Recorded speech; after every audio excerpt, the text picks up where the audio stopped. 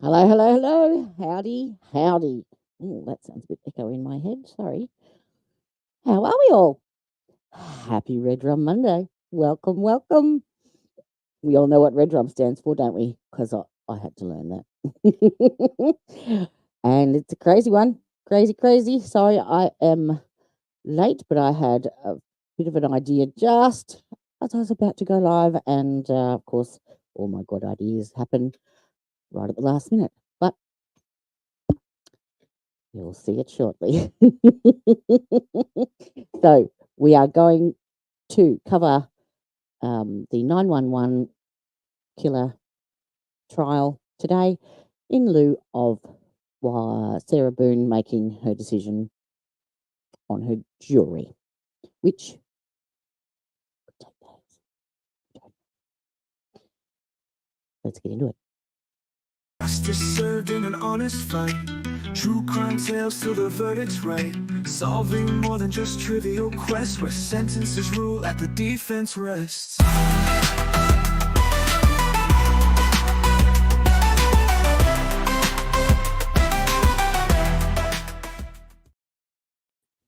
Welcome back. Welcome back. All right. Let me see. Here's my little background that I made, especially for this. Especially. There we go. There we are. So I'll just be flashing that every so often. Morning, afternoon, evening, day, wherever it is you're coming from, as long as you're safe and well, I'm glad to have you here. Thank you for joining us. Good morning, Teresia. Mwah. I hope your weekend was amazing. Please tell me you're not anywhere near Milton. I know Udahef's down that way. And I did send him a message, but I haven't heard back. I haven't checked, to be honest. I've been busy. I don't know where. The time between, because I start live normally at 10 p.m. my time. The time between 8 p.m. and 10 p.m., as Elizabeth would say, disappears. It just goes. Oh, so you're safe. That's good. You haven't got any family or anyone down there? Hopefully, yeah. My heart goes out to you all. It's terrible, especially hitting the same place twice, or very similar place, isn't it? I would not like to be in Monroe County Jail in Key West. Let's just give you the tip. That would be nasty. But I don't know if anyone caught Steve's. Let me see if I've got. Steve had a live on this morning, and Ty has actually had a bit of a win. He has sent the application to, I think it's the Circuit Court for Appeals, and they have received it and accepted it. So hopefully they grant him the ability to review that, and that way he can have the judge recused and have a fresh set of eyes on the case. And hopefully it is a step in the right direction. But apparently he's not been in very good health, which you can imagine where he is. I'm doubting he's getting any vitamin D at all. Yeah. Right. So I will put up just as a process as a link so that you can head over there and hear the full. There you go. Hear the full update on his documents and stuff. He read through a few things that Ty had requested, and the response, I think, from the court. So yeah, check it out. Do the YouTube love thing and like and sub thing. All right. Now, today, given that Miss Boone will be doing jury selection, one can only assume that this process could be very time-consuming, to be politically correct. So we could be here for days. So I've decided we're going to start a new trial. It's called the 911. Well, I've called it the 911 killer trial. There you go. I said the K word on YouTube. I'll say the N word later. And I pretty much don't know a great deal about it because I didn't really have that much time. I was humming and hawing what one to do, and I think I looked at 4 before I made a decision and went with this one. Now, this is only a fairly recent one. I think it aired within the last couple of weeks, so it's fairly recent. I do know that it was husband and wife, and they had called 911 previously throughout the day. They'd been having arguments all day. Now, he was a Marine and she was a, what's it called? Hang on, I'll have to check my actual, I'll have to check my screen description box. So she was Chief Petty Officer in the US Navy. So they must have been arguing nonstop throughout the day, multiple 911 calls. And then I think around the 8th of September 2021, she locks him in the garage. Hey, speaking of US Navy, this one might make you mad. I don't know, but good morning, Mr. Bry Bear. How are we? Yes, it's a US Navy, what is she, a Chief Petty Officer who has allegedly shot and killed her husband, Collin? Yes, Collin Turner, who was a Marine. And I actually listened to the 911 call. I'm like, oh, got the 911 call, okay. And yeah.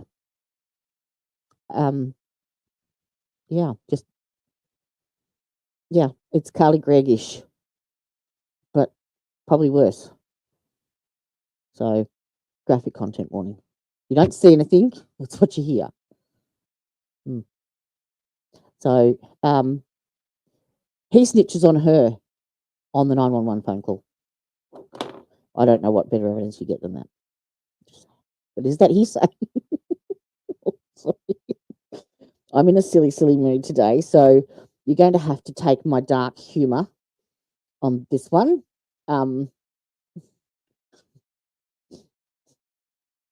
Because I have a little bit of pre-trial entertainment for you all, and it is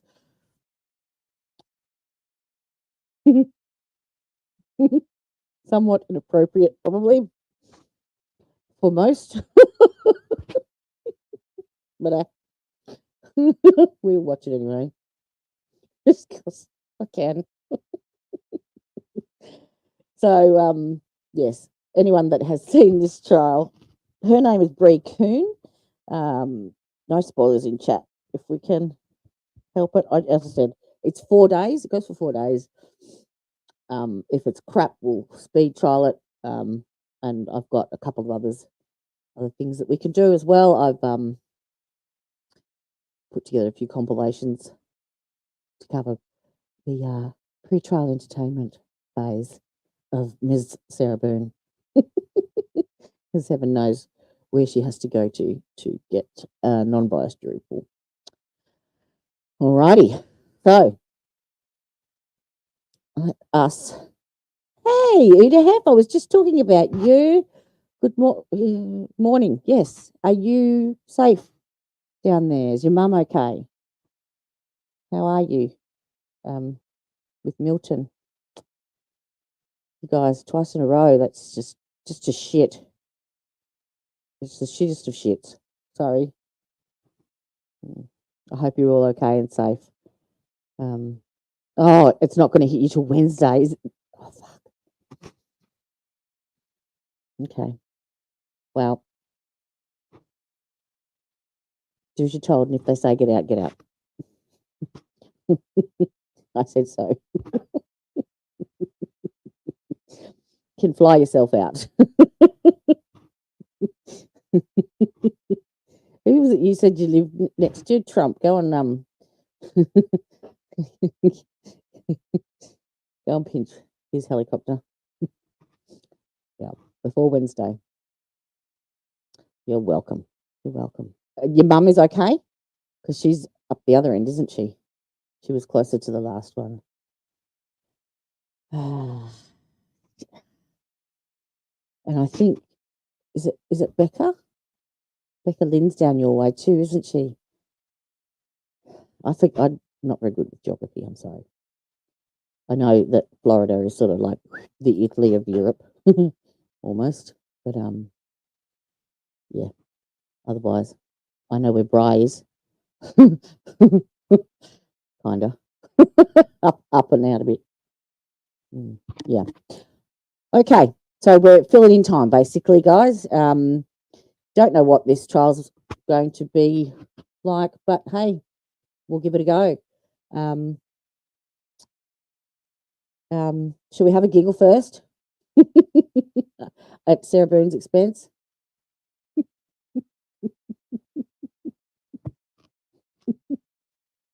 It's very inappropriate. I'm terribly sorry, but you'll either like it or hate me. Okay. Let's go.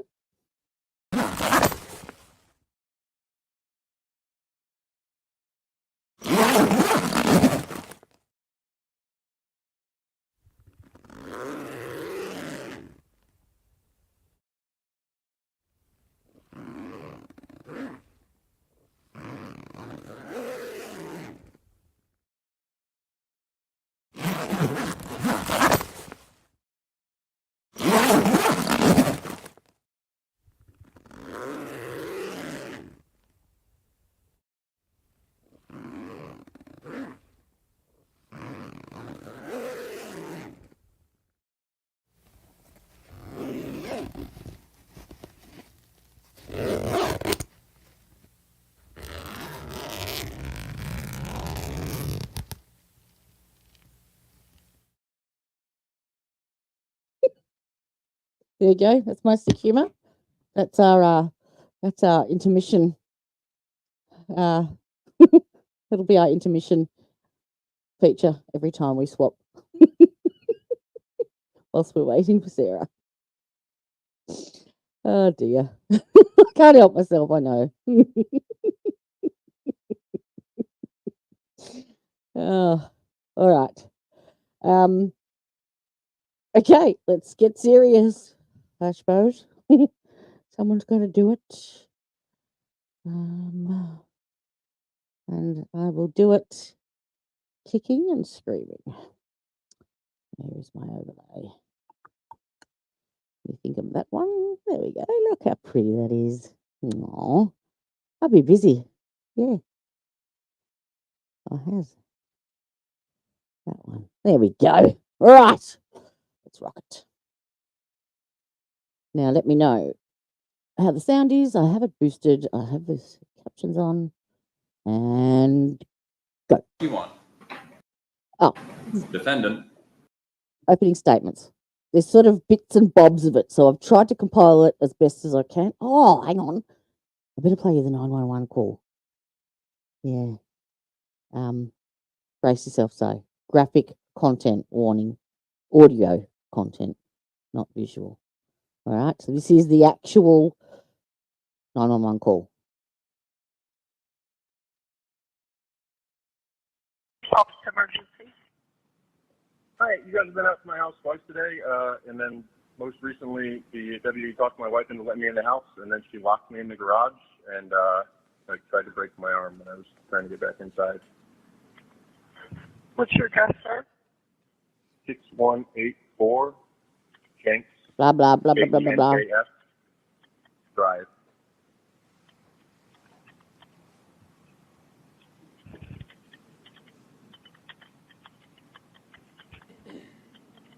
she's currently got me locked in the garage because earlier she broke both of the big doors, and then when I came out here to fix it after getting in the house earlier, she locked the door behind me. And then when I tried to come,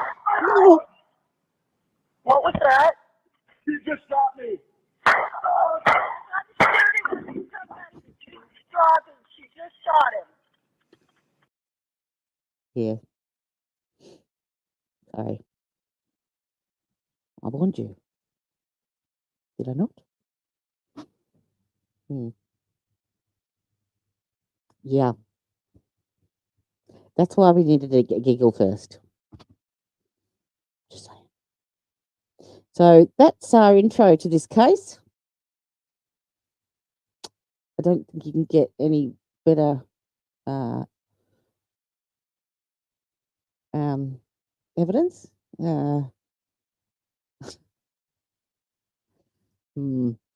Although she termed it she, so you didn't really name her. Anyway, I digress. Let's get on with it. So, opening statements. And go. Bree Kuhn locked her husband, Collin Turner, in the garage of their home. Collin then called 911 for help. As he's on a recorded phone call with 911, the defendant opens the door to their garage and shoots him 4 times in the back while he's on the phone. Now, anticipate this week you'll hear a lot. How pretty is that overlay? Oh, look at that. I even put the navy colours and everything.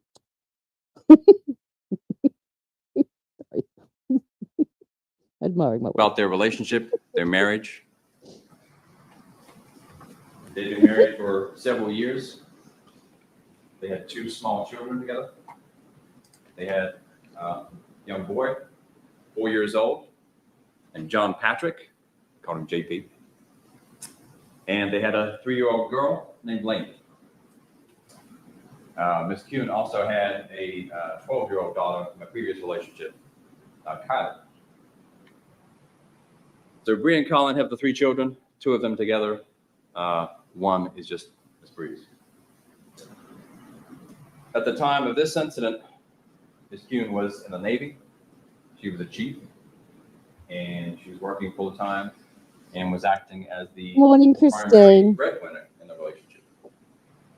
Collin How are was you, a sweetheart? retired Marine Hope you recovered. who was in school at the time. I believe he was studying engineering. And he primarily was a stay-at-home dad with the 2 small ones, the 3-year-old and the 4-year-old. That was the dynamic of their relationship.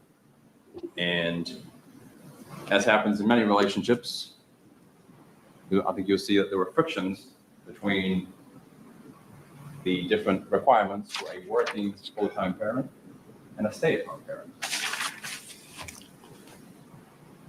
And the relationship worsened. On the day of the incident, September 8th, 2021, you're going to hear that law enforcement went out multiple times to their residence that day. You'll see and hear both the defendant and Collin speaking with law enforcement about what is happening. Eventually, you'll see both of their perspectives. So around 1 o'clock, or 12:54 to be precise, the defendant calls 911. She says that her husband has thrown her down. The sheriff's office sends out 2 units, deputies Stephen Quick and Wes Hartberger. As they arrive, Collin is sitting outside, and you'll see all this on the podcast. So Collin is sitting outside on the edge of the driveway in a little sort of fishing chair or lawn chair, and the defendant is inside. And so the 2 deputies go and speak with them separately. So Collin tells the deputies, the deputies asking, why are we here? Why is she calling 911?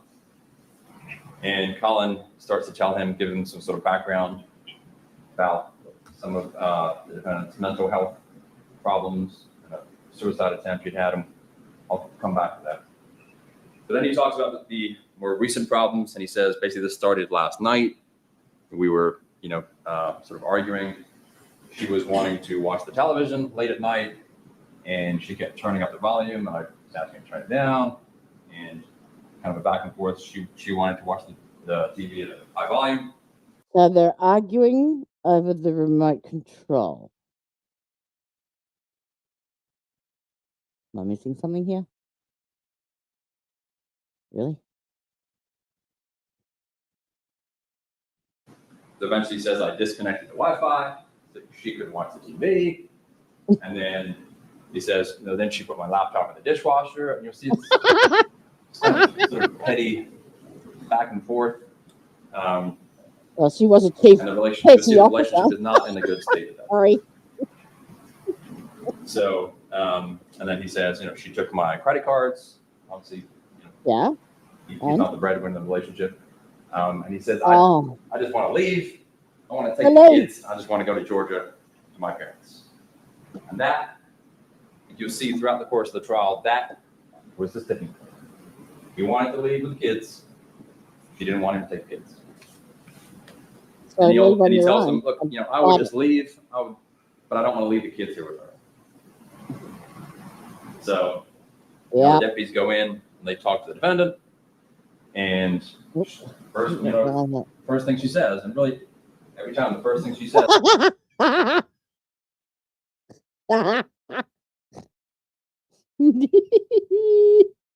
Yeah, and did you like this is pretty petty because she was a chief petty officer. Oh, I know. The defense didn't get any rest.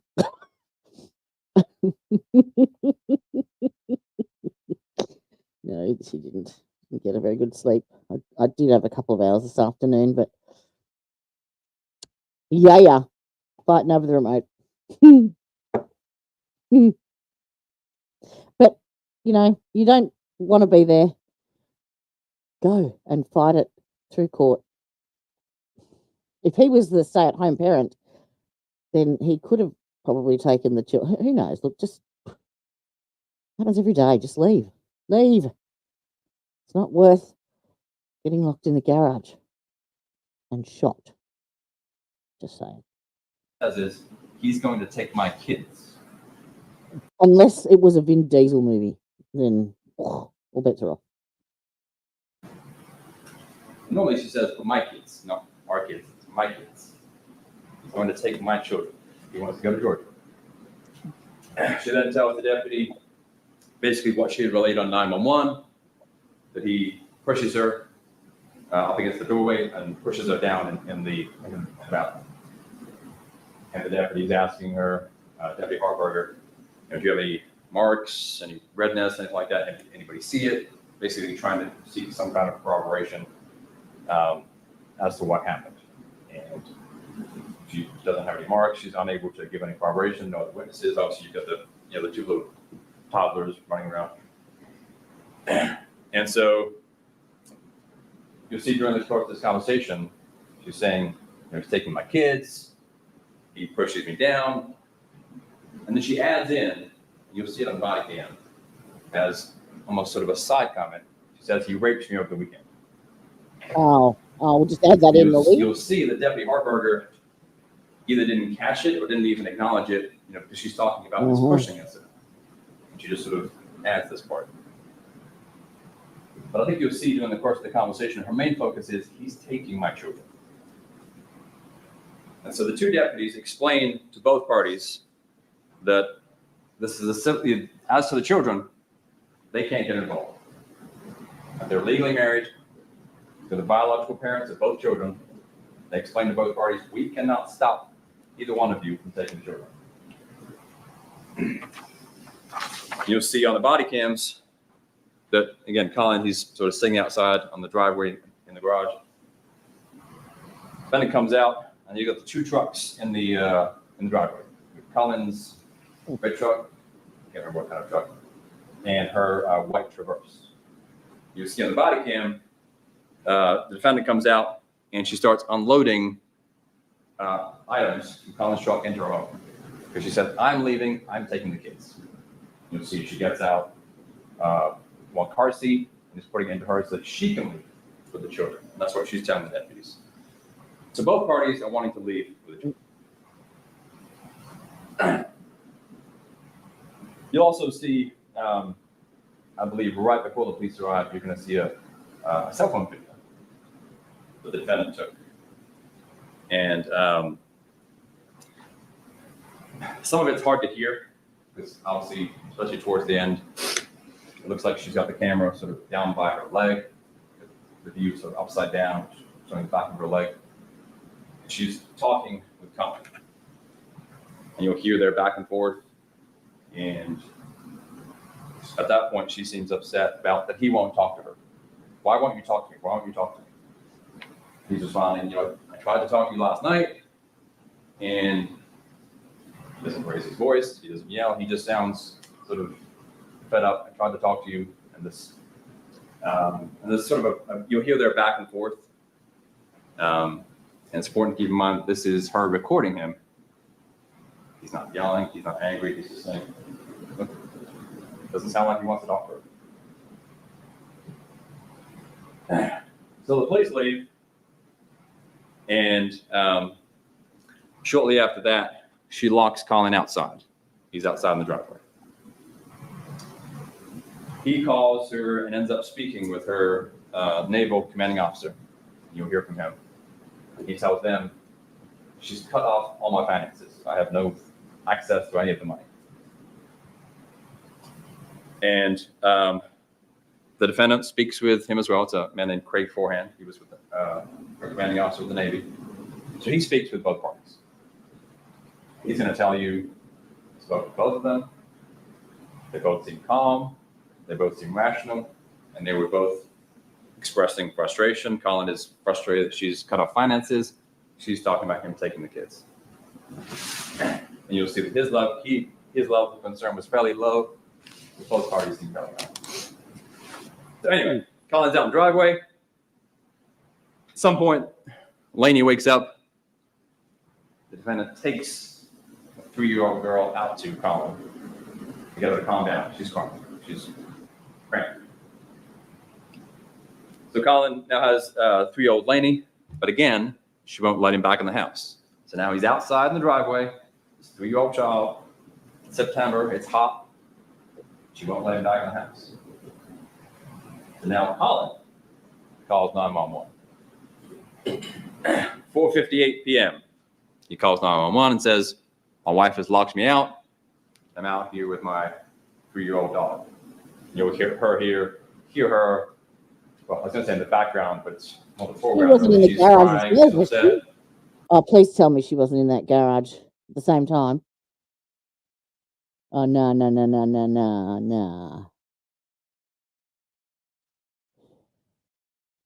No. And he's trying to calm her down. No. So police respond again. Deputy Jameson Lynn responds. And again, he has conversation with both parties. More lucky. You'll see he sort of bounces back and forth between them. And eventually, you'll see his interaction with both of them. Collin relates to him what I've just told you. This is a continuation from earlier. I'm locked out. She won't let me in my own house. And he explains to Collin, it's your house. And however you need to get in, you can. Yeah. You can break into your own home. Yep. You can't be locked out of your own home. Then he speaks to the Yeah, defendant. man, Collin. And again, the first thing she says is, he's taking my kids. She then relates the incident that she had talked about earlier, with him pushing her down. Uh-huh. You can tell she's frustrated. Because multiple times she says, he told me not to talk to her. He told me not to talk to her. And the deputy is explaining to her, you can't lock him out. He lives here. He has a right to get into the house. Similar with the children. Both of them have a right to the children. Both of them have a right to the house. He's trying to, again, you'll see their interaction. What I think you'll see is she's frustrated. The police aren't helping. Again, they can't keep somebody out of the house. And she's frustrated because he won't talk, Collin won't talk to her.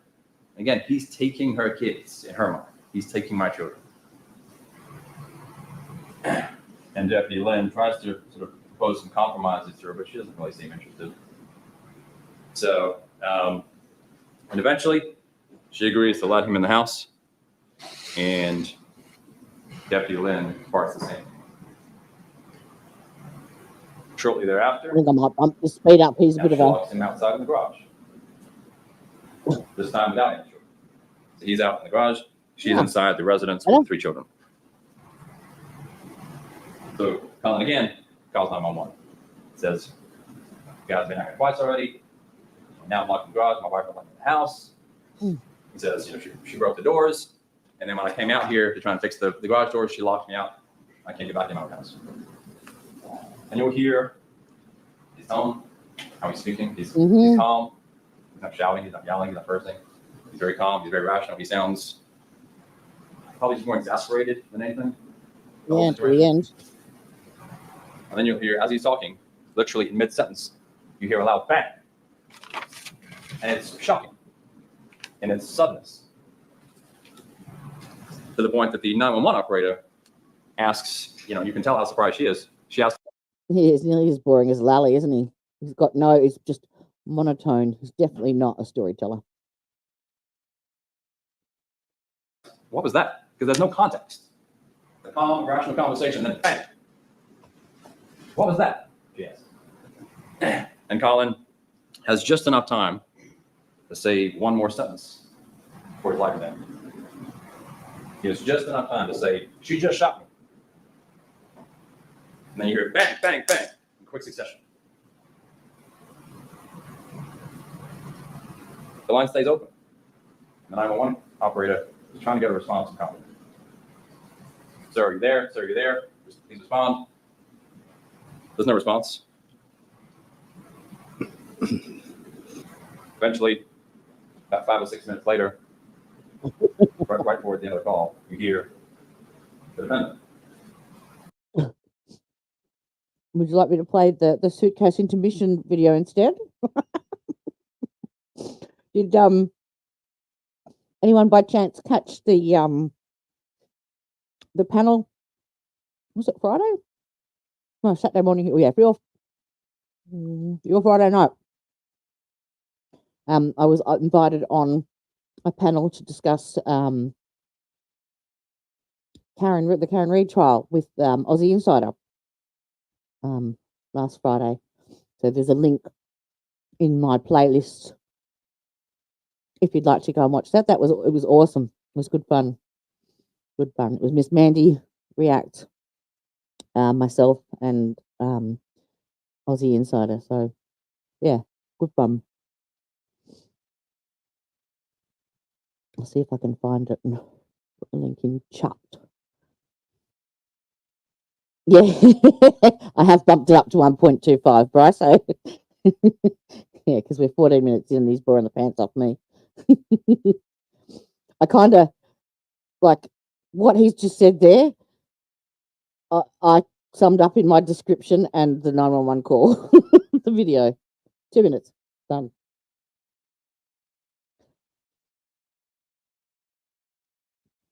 She leaves after shooting her husband, but a few minutes later comes back. She says to try and render aid. Collin was well beyond help at that point. She made sure when she shot him. You'll see his injuries. You'll hear the descriptions of his injuries. The physical evidence is going to show you that Collin is sitting in the garage on this little Yeti cooler, probably about 8 or 10 feet from the door. You'll see the pictures. Sitting there on this little Yeti cooler with his back to the door on the phone with 911. Very easy target. You'll see where she shoots him. One shot hits him in the upper back, comes out his neck, comes up his wrist. 2 more right in the back, exit through his chest. Another one right in the back, is recovered from his chest. She hit both the lungs. Hello. Hello.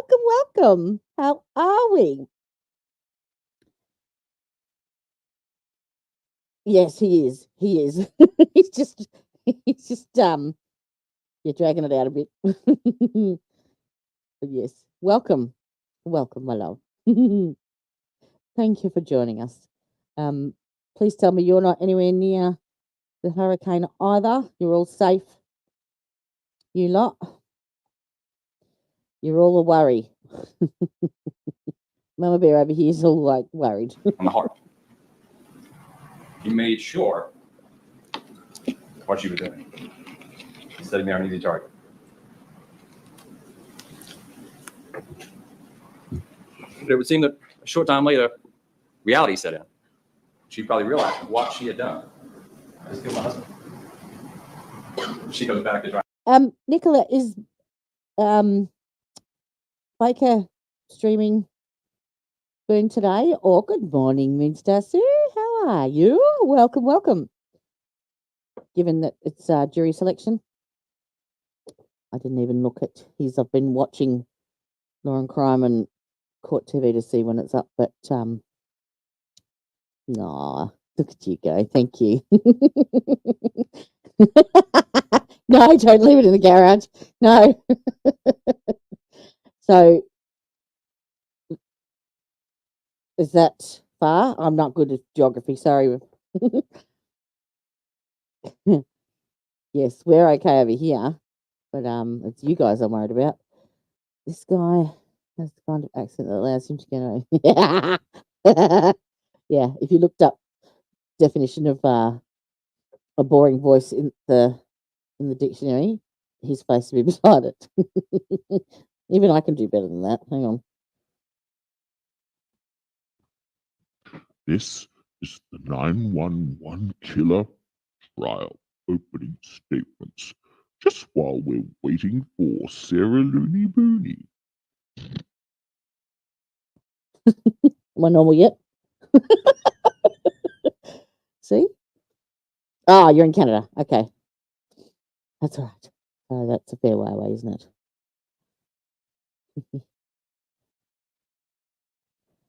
So how far is Toronto from Edmonton? Edmonton? Yeah. Adopt your mail. Chats. What's the thing? Well, we don't. I haven't followed this before. I just grabbed it to fill in the time whilst we're waiting for jury selection. So I don't really know a great deal about it, apart from the fact that he was on the phone to 911 when she shot him, and he pretty much told them who did it. So I don't know how much more open and shut you can get, unless you're talking about a suitcase. And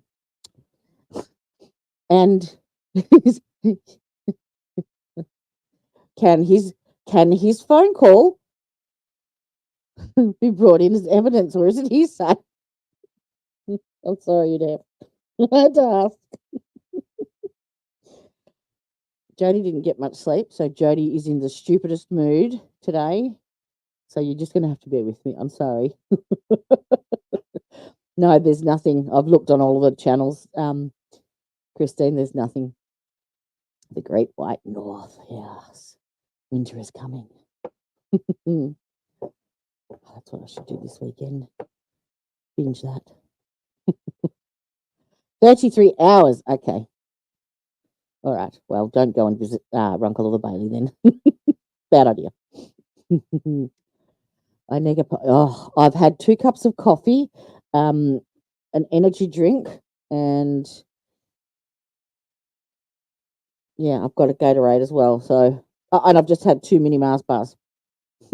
So, yeah. A tired Jody and a sugar rush Jody. Oh, you're in for a treat. Thing is, I get my I go for my ADHD testing next week. Sorry. Try and help him. He was I'll very. leave now. She goes to the neighbors, takes her children to the neighbors, and you'll hear about her interactions there. And obviously, deputies swarmed to the scene. Obviously, they know exactly what happened. Collin was on top. I'll So have a you've got read a of the deputy start showing up, moment. and you hear the defendant is making statements. I shot my husband. She makes a statement of, he was going to take my kids. I shot my husband. That was her reasoning. Yeah, he was taking my kids. Right. You'll see on the body cams, you'll see, right after she looks, she looks like it. She's in shock. She's kind of standing weird. And reality has set in as to what she just did. She just killed her husband for no reason while he's sitting there talking. So she is taken to the major crimes unit where she is interviewed. Thank you. That's awesome, Nicola. Thank you very much. Thank you. That is lovely. Done. Wait for it. Incoming. Thank you. Mwah. Oh, yourself in the eye. Oh. Righto. By Detective Rao and Detective Kelly. And you'll see recorded interviews. I will say that it was cold in there. They had the AC blast in those offices. And so they bring in a little space heater for her. Unfortunately, the space heater is very, very loud. And so for the first, I would say 12 or 13 minutes, she's a little hard to hear. She's kind of soft-spoken. And the space heater is blasting. Eventually, they turn it off. But you can't hear everything. But I will say, the first time you listen to it, you may not pick up everything she says. But I do want to advise you that all evidence that is admitted, body cams, pictures, 911 calls, physical exhibits, everything that is admitted, you will get to take back with you into the jury room when you do it. So please don't be concerned if you didn't catch something or if you didn't hear something. Like I said, especially that first portion, you may need to listen again to be able to hear it. You can't hear it. So she starts out with them, basically running through, the sequence of the day. Police came out. He pushed me to the ground. She says, I locked him out so he wouldn't take my children. And she says, police came out again. I let him back inside. And I locked him out in the garage. And then they're asking her about, what happened to Collin. Her version at that point is that I went to the door. He tried to force his way in. He was kicking me. They have this physical altercation. She says he was going to kill me. So I shot him as he's coming out. Now, detectives, they've heard the 911 call. They know exactly the circumstances of how Collin was killed. And it certainly was. All right.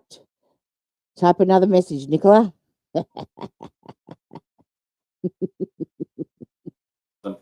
During a physical altercation while he's kicking her and coming at her. That's what she tells them.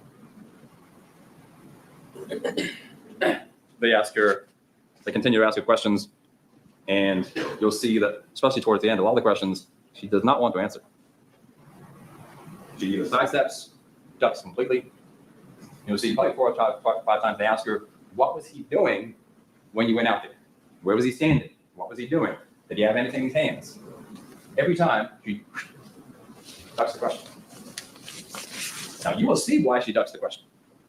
Because Collin was sitting there with his back to the door. She can't tell the police that. So she keeps just dodging the question. Because in her version, he's attacking her. Detective Rowell asks her, why did you go out there with the gun? And obviously, she had the gun when she went to the door. She says, I just wanted to go. He was locked out. She's inside with the children. She did not have a good reason for going to the door. But we know the reason. She went to the door to kill Collin. So I'll ask you to contrast her versions, her testimony, her statements with some of the physical evidence in the case. You'll see there is a huge chasm between what the evidence shows and the version that she wants to claim. Now that is the bulk of the state's case. And the state will show that she killed her husband with premeditation. Now once that happens, I will rest. And at that point, the defense can present evidence if they so choose. And if they don't have to, like we talked about yesterday. And typically I don't comment because I don't like to talk about things that I don't control. However, in this case, I feel very confident the defense will call at least one witness. So as we talked about yesterday, I expect the defense will call Dr. Julie Harper, psychologist. And she met with the defendant probably half a dozen times over the course of several months. And the defendant gave her many detailed stories about a great variety of topics. And Dr. Harper is then going to relate to you some of these things that the defendant told her. And they're going to be quite shocking to hear, because the things that the defendant is saying about her husband are terrible. They're hard to hear.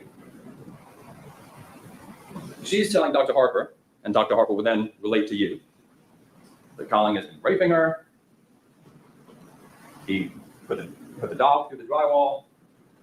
He's threatening to drown all the children. That he wants to kill his wife so that he can murder all these children.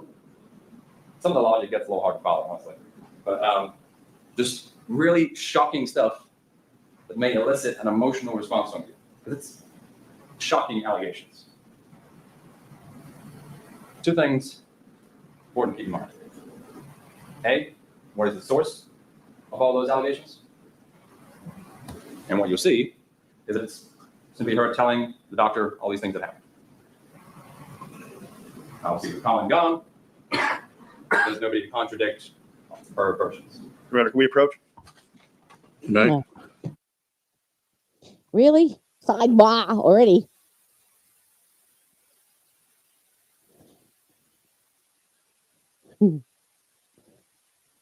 Sidebar. Oh, I can L. L. L. L.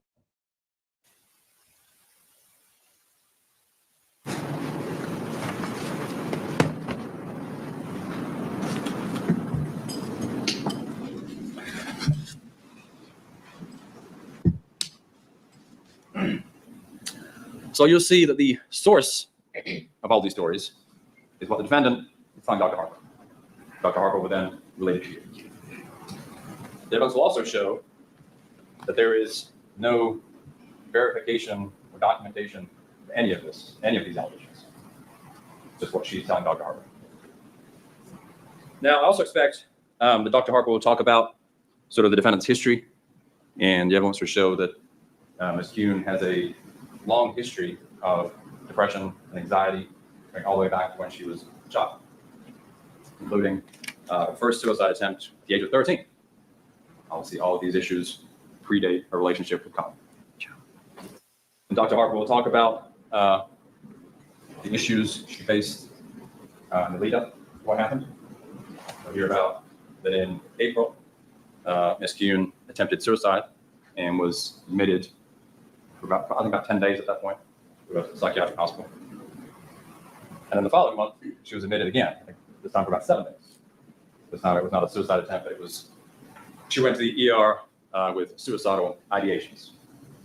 And you'll see that at these times she's reporting sort of the stressors that she has in her life, which primarily seem to do with work. She's had a lot of issues at work, and she also blames Collin for interfering at work, sort of causing trouble for her at work.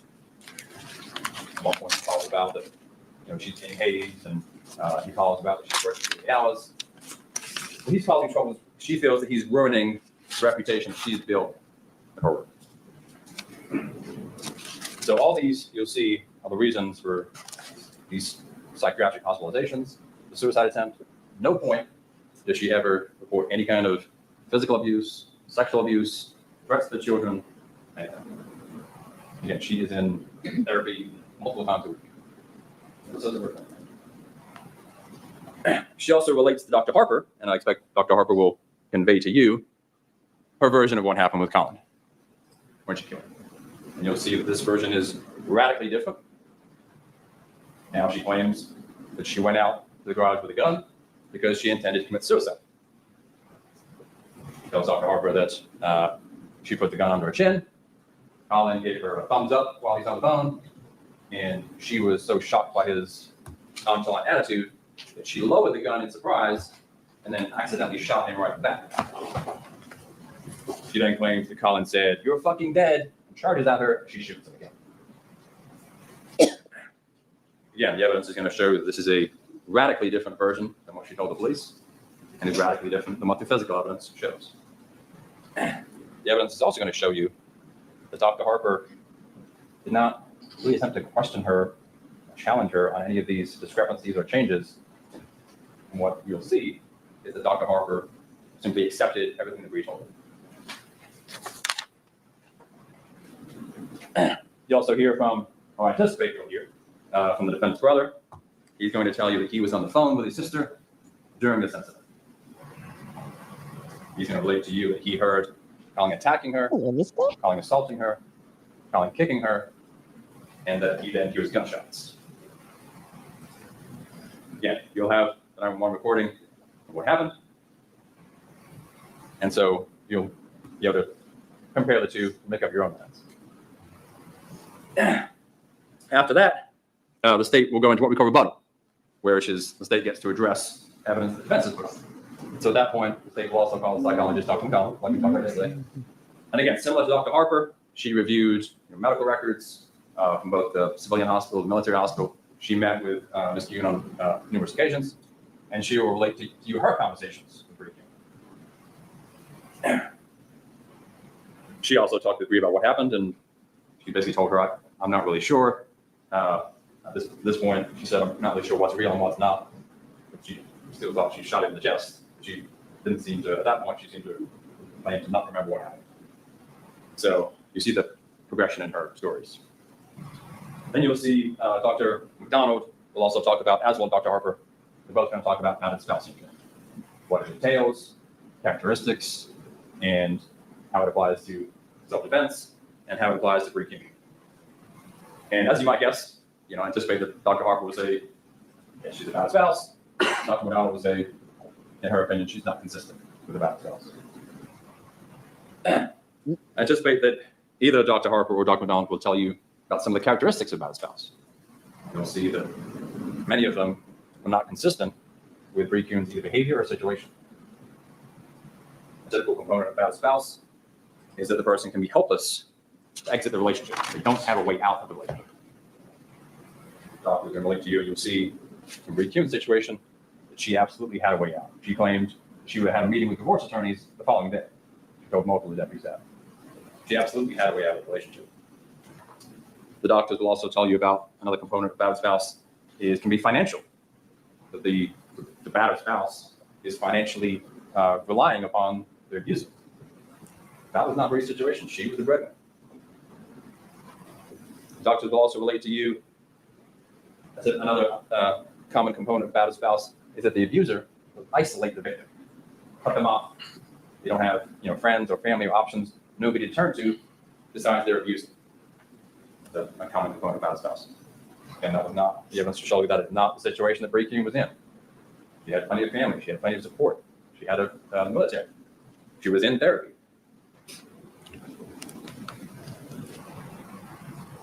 All these things you can look at in terms of what consists of battered spouse.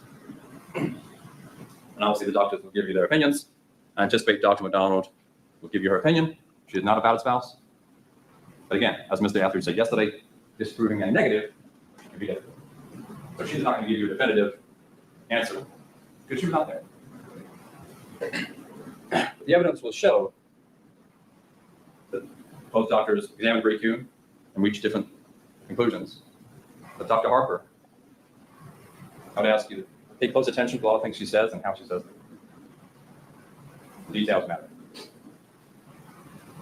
The state will also call likely several other witnesses that will, mostly law enforcement, that talk to Collin that day, and you'll see the body cams of their interactions with Collin. I anticipate that will take most through Thursday. We'll see how Yay! these things. But that's what. Good morning, Regina. Good morning. Good morning. Edith says hello. Bryce says hello, and so does Tricia. And I don't know where Miss Nicola's gone, but I probably scared her off.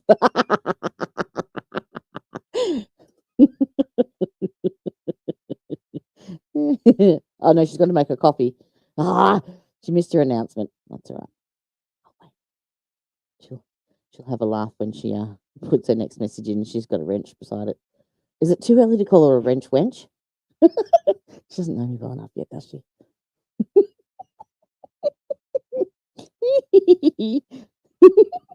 Sorry. What I anticipate. Ms. Kuhn is charged with 1 count, first-degree premeditated murder, as the judge explained to you. Come on, On is it Thursday really or done? Friday, we will go through Oh, elements yes, of it that is. charge. I think the state has to prove. Yeah, we know she's. As it relates. We know what she's been Um, charged with. All right, and shut up. Let's go to. Some people listen to me for There a we go. while and they say, I'm not coming back to listen to that anymore. I want to thank Whoa. all of you for being here today, like we talked about yesterday, other than military Now- services. That's a shiny suit there. Did you polish that suit, sir? Did you? Oh, Lordy. The highest civic duty you can do. And this is democracy in I bet you could put your makeup on with his boots, too. action, okay? This is what makes our country so great. I appreciate it. My partner, Jim Barnes, appreciate it. And most importantly, this young lady right here appreciates it because you're giving her what she asked for, her days in court, okay? And no matter what your decision is at the end of I this, think he's, do you reckon ex-military? Yeah? Some kind of ex-serviceman, I reckon. Just the haircut, I don't know. Hello, Miss Kelly. Good morning to you. Are you safe? Are you okay?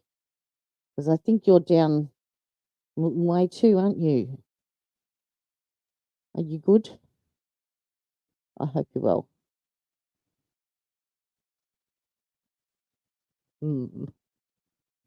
Welcome, welcome. So we're you haven't missed anything. We've just started. We're killing time basically. Whilst we're waiting for 10.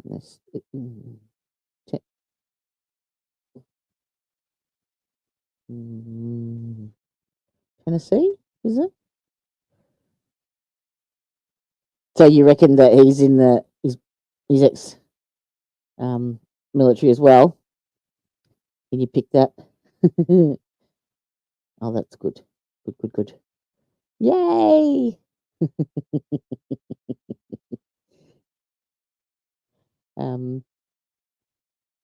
Yeah, I just get that feel off him. I think he's ex something, ex services of some sort, for sure. Ah, okay. Is that like? Oh, so you don't know for sure. You're just saying that's what you reckon he is. Funny how you can pick up something like that just by someone's appearance. Florida's running low on the threes. Oh, shoot. Oh, beer. Well, get out now, EFF. Far out. Get out. Get out. Go. Take your dog and run. Can't go without beer.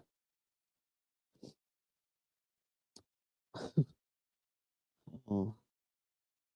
Is anyone bringing you out any supplies? Like, has the UN got involved or anything yet, or any government services or anything?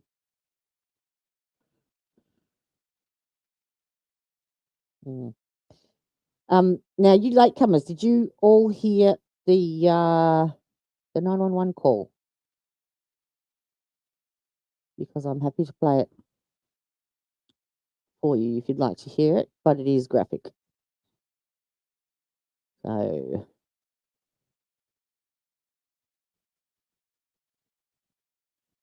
FEMA.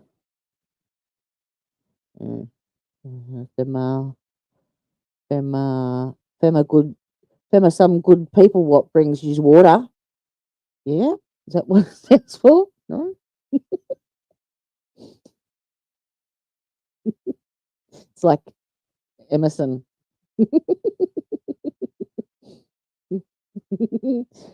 Okay. Bri made a comment last night. This chick had Emerson's disease. Emerson big boobies.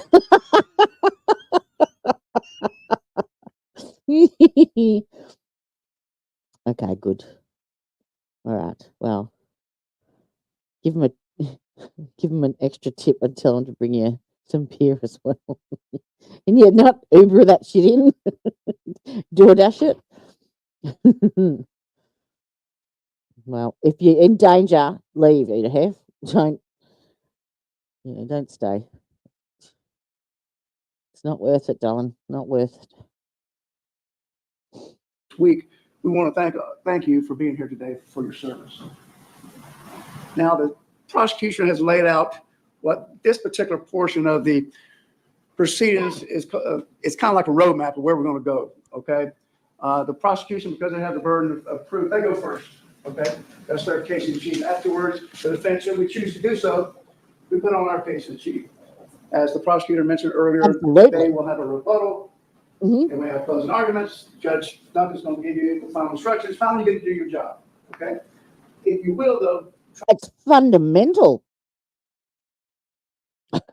Because it's also it's used as currency. There is nothing you cannot do with that. Have to listen as we go through this. A lot of the information that we're going to be deriving comes from cross-examination by me and direct examination by Mr. Barnes, who's going to handle the bulk of our case in chief. Please remember, as we go through this, as you listen to these witnesses, the presumption of innocence, which remains with Bree throughout the entire proceedings until and unless, after everything's done, you've heard everything from both sides, jury instructions, arguments, until you're convinced beyond exclusion of every reason doubt that she did what this prosecutor claims she did. Is that too fast for you? Because he is speaking a lot faster than the other guy. Tell me if it's too fast and I'll bump it down. So please try to keep open mind. Another thing the judge is going to tell you, don't leave your common sense outside the door when you walk in here today, when you're going through this. Now, I know this prosecutor well enough to know he's not going to intentionally mislead you. I'm sure not going to do that, and neither is Jim Barnes. But this is an adversarial process, okay? They've got their version of the facts. We've got our version of the facts, okay? And I want you to listen. If you're drunk, you don't care if you have water, and you sleep a lot more, so you eat way less, so their job's easier. They may as well just bring beer. Listen carefully as we go through this, and listen to the questions I'm asking, the responses we're getting, the questions that Jim's going to pose to our witnesses probably late tomorrow, and the answers they give as well as these experts. And remember, the burden of proof remains with the prosecution. That can come from what we're going to hear today, tomorrow, the evidence, by way of exhibits, testimony, a lack of evidence, what you're not going to hear, and a conflict in evidence. Prosecutors already told you we've got conflicts in the evidence already from the get-go. Remember, all you got to do is find one reasonable doubt, and you're going to have to vote not guilty if you follow the law that Judge Duncan's going to give you. Okay? Mm-hmm. Remember what my client is charged with. First degree, premeditated murder. As we go through this testimony, think to yourself, what kind of person calls the police out to their house if they're going to commit a premeditated murder? Yeah, but you're going to hear that police, law enforcement. What's the definition of premeditated, though? How premeditated does premeditated have to be? I thought it could be like even under a minute. Anyone know?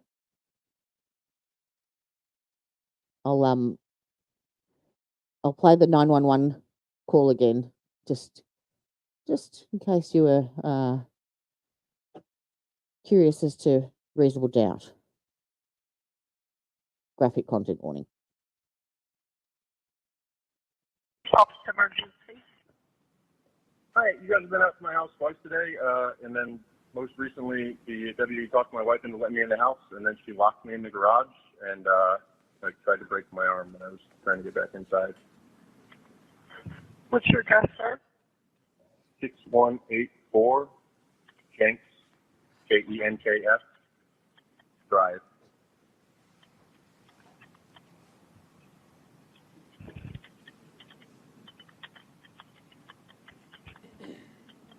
She's currently got me locked in the garage because earlier she broke both of the big doors, and then when I came out here to fix it after getting in the house earlier, she locked the door behind me. And then when I tried to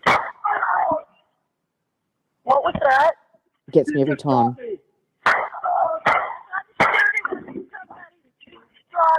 just shot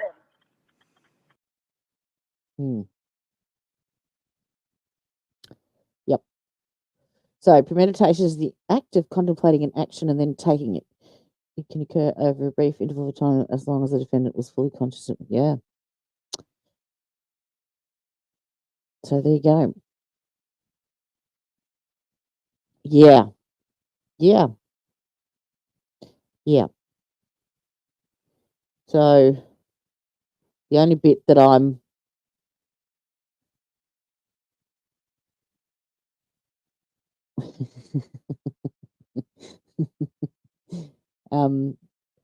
the only thing is the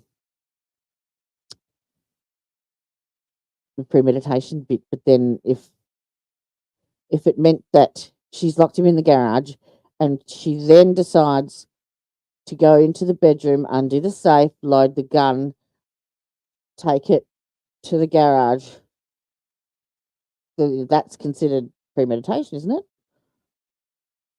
Legally, definition wise. Those poor people. Oh yes, I know. They're not getting any.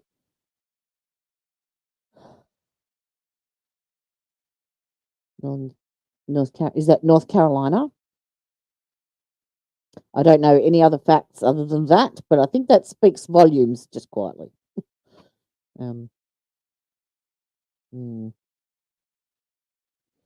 North Carolina. I think that's where Grandma is, and she's sent me some shocking photos of the roads are just washed away, and she's actually had to close down her stream because she's out helping, trying to get the roads back so that they can actually get supplies out to people.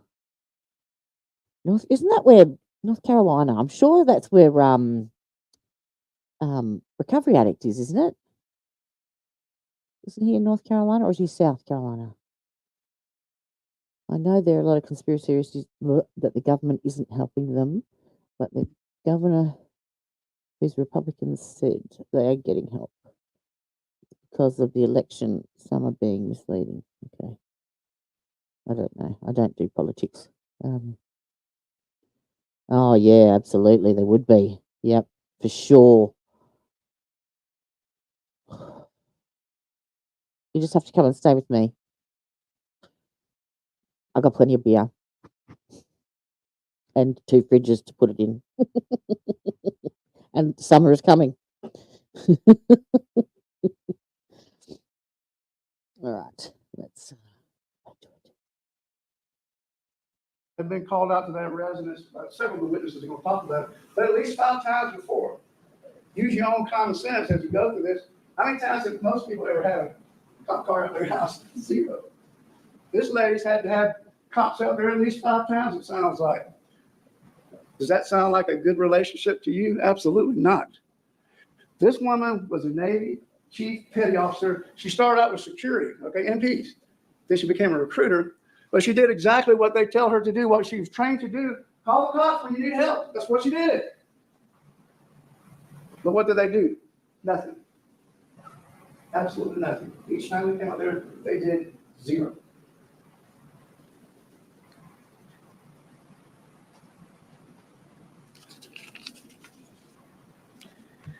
I anticipate you're going to hear testimony from Bree that she closed this garage door because she was afraid of what Collin was going to do. You're going to hear testimony from her about what this man did to her.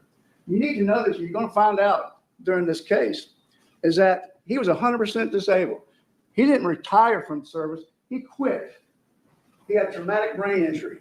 He had issues with his brain. You're going to hear Bree say, you're unstable. You're a danger to the kids. This is on tape. She's saying this.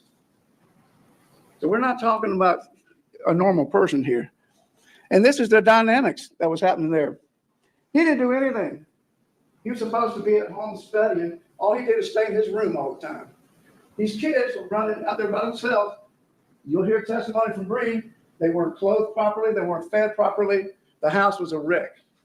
This guy was in his room, in his own little world the entire time. This woman was out. You're going to hear testimony. She would work from like 7. Yeah, I was surprised with that too, Brian, because yeah, I thought that once a hurricane hit landfall, its momentum, declined. But apparently it's the rainfall that is overflowing all the rivers and causing all the flooding inlands. Yeah, because they weren't expecting any of that. Wow. And yeah, they're going to cop it again. Is it coming straight at you, Udahef, like where you are? It's like Tampa is going to get it. Actually, I had Tampa Bay. Where is it? Shall I do a news update? Tampa Bay news update. Here we go. Fox 13. Look at me go. Live.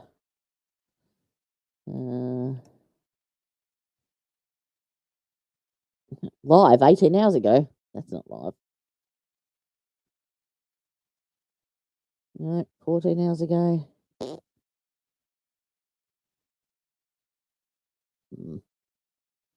That's not very good.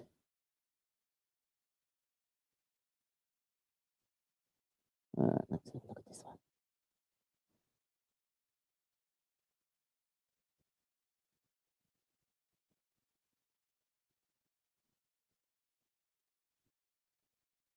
Oh, it's just a satellite image. I think. Yeah.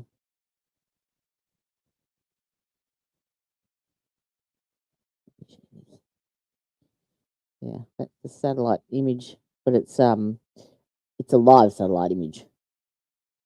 But it doesn't show me whereabouts that is. What's the best news channel? Because Tampa Bay's got nothing.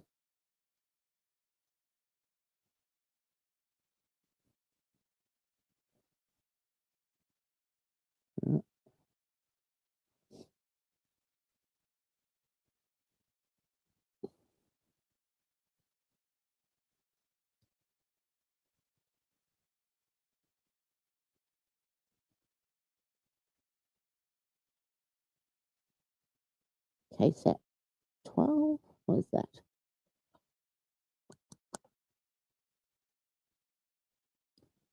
Yeah.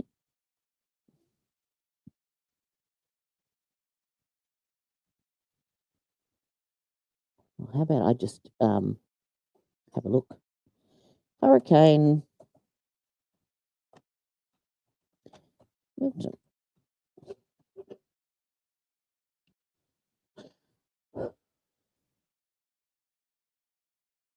What's that?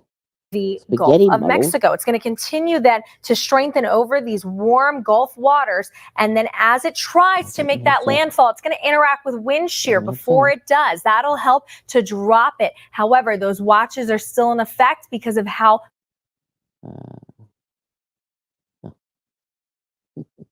big this system is. So here's the key piece of good news. Take a look at the system. That circle right there, interacting with all that dark blue. That's the wind shear. That's going to help to debilitate the system a little bit. The Euro and the GFS still not in great agreement. Wow. The GFS takes it farther north while the Euro keeps it farther south. Far So out. the farther south.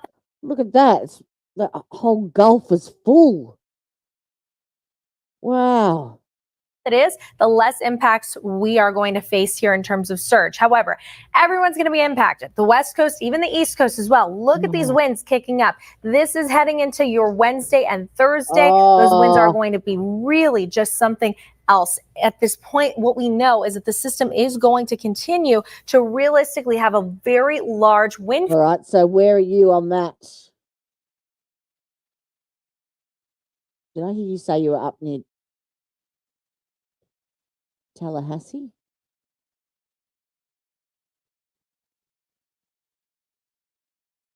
No, you were further down than that, weren't you? Oh, you sent me a map? Okay, hang on. All right, let me go back up, Mr. View. Yeah, it's heading directly for Tampa. Look at that line. Friggin' hell.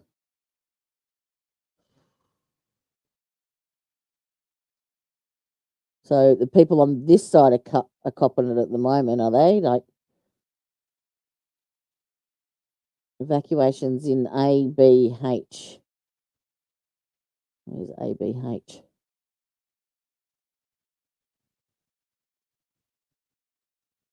L. Wow. And Key West right down the bottom.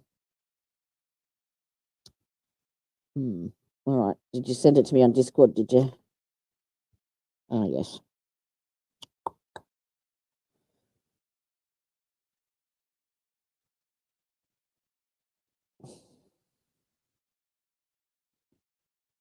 Yeah, so that's the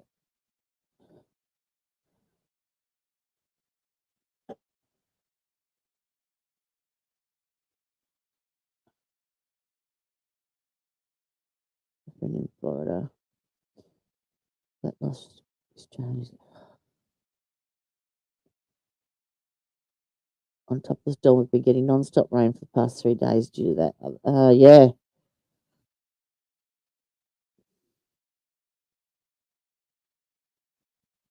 All right, so it's going to hit a little north of you. So whereabouts on this map are you? So you're below Cape Coral. Are you? Oh, you're in West Palm Beach. Is that you? Pennsylvania. That's not on this map. Is that on? I should have studied geography. Oh, good morning, Elizabeth. Hello. We've gone off on a little tangent. Sorry. Got distracted a little bit. Look. Everyone's saying welcome. Do you feel the love? Welcome. That little bit, yes. Okay, I got it. West Palm Beach. So 50%. You're in the yellow band. And where's your mum?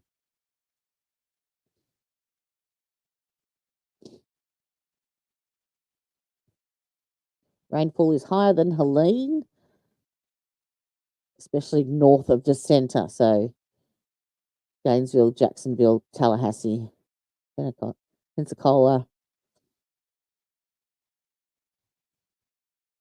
Milton. All right. With that in I wanna mind, see the let's talk a little bit more spaghetti things, though. specific. Here's meteorologist Collin Campbell. Thanks, Bobby. All right, Where so is we it? have a weather impact alert, and this is what you need to do when, again, we're Yeah. for Manatee County. That includes Zone A and B and all mobile homes for all these areas. Also, mandatory evacuation for Pinellas and Pasco. Of course, we have these areas on our website, and we will continue to update you as we get more information. Chief Meteorologist Bobby Deskins has been keeping a close eye on Hurricane Milton all day. He joins us now with the latest track and what we can expect to see, Bobby. So we're going to be looking at a major hurricane, I think, making landfall here in the Wednesday afternoon, Wednesday evening time frame. There will probably not be school on Thursday, but we'll get to that when we get to that. Let's talk about those numbers. 90-mile-per-hour winds, as I showed you at the top of the show. So it's constantly been getting stronger throughout the day. And this latest forecast, I mean, the one at 5 o'clock gave us. Well, Elizabeth, this is coming back the same route as Helene, basically, isn't it? Oh, so you're up at Tallahassee. Oh, Liz, get out, love. Go stay somewhere safe.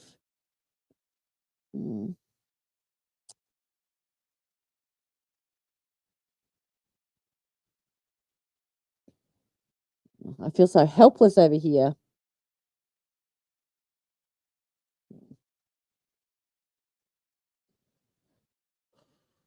Yeah, because Tallahassee's the north side, and they said that's going to be the worse. 145-mile-per-hour winds.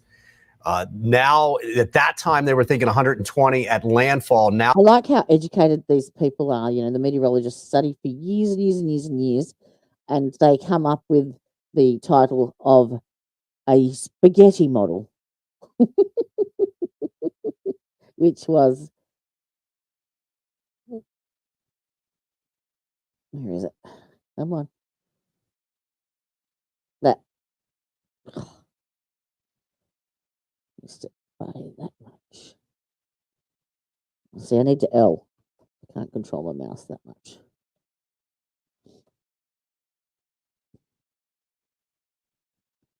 There we go. That's a spaghetti model.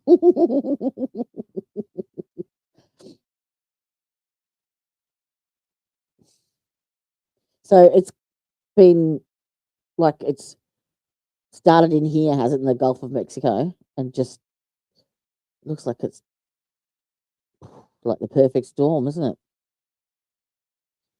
Far out. 10 foot, more than Helene. But the difference is we won't have it all the way up and down the coast. What you're looking at right here is essentially, if it takes that track right there, we'll have our highest surge down here. We would have less surge the further north you go. So it's where it makes landfall and points to the south that make the difference. Now, look, there's quite a bit of words here, but really what I want you to know is that Helene paralleled our coast. We could get 10 foot of surge in a small area. Some will get less than that. But that, we don't know where that is yet. They evacuated level A in Helene. They are likely doing A and B for Milton. So that should tell you something right there. The wind, we didn't get that much wind damage from Helene. We will get wind damage and a lot of power outages from Milton. All right, with that in mind, let's talk a little bit more specific. Here's meteorologist Colleen Campbell. Thanks, Bobby. All right, so we have a weather impact alert, and this is what you need to do when, again, we're expecting those impacts to begin Tuesday, late night, and then landfall. 2 a.m. Wednesday morning it's going to hit. So what's that? It's 4 p.m. Wednesday for me, I think.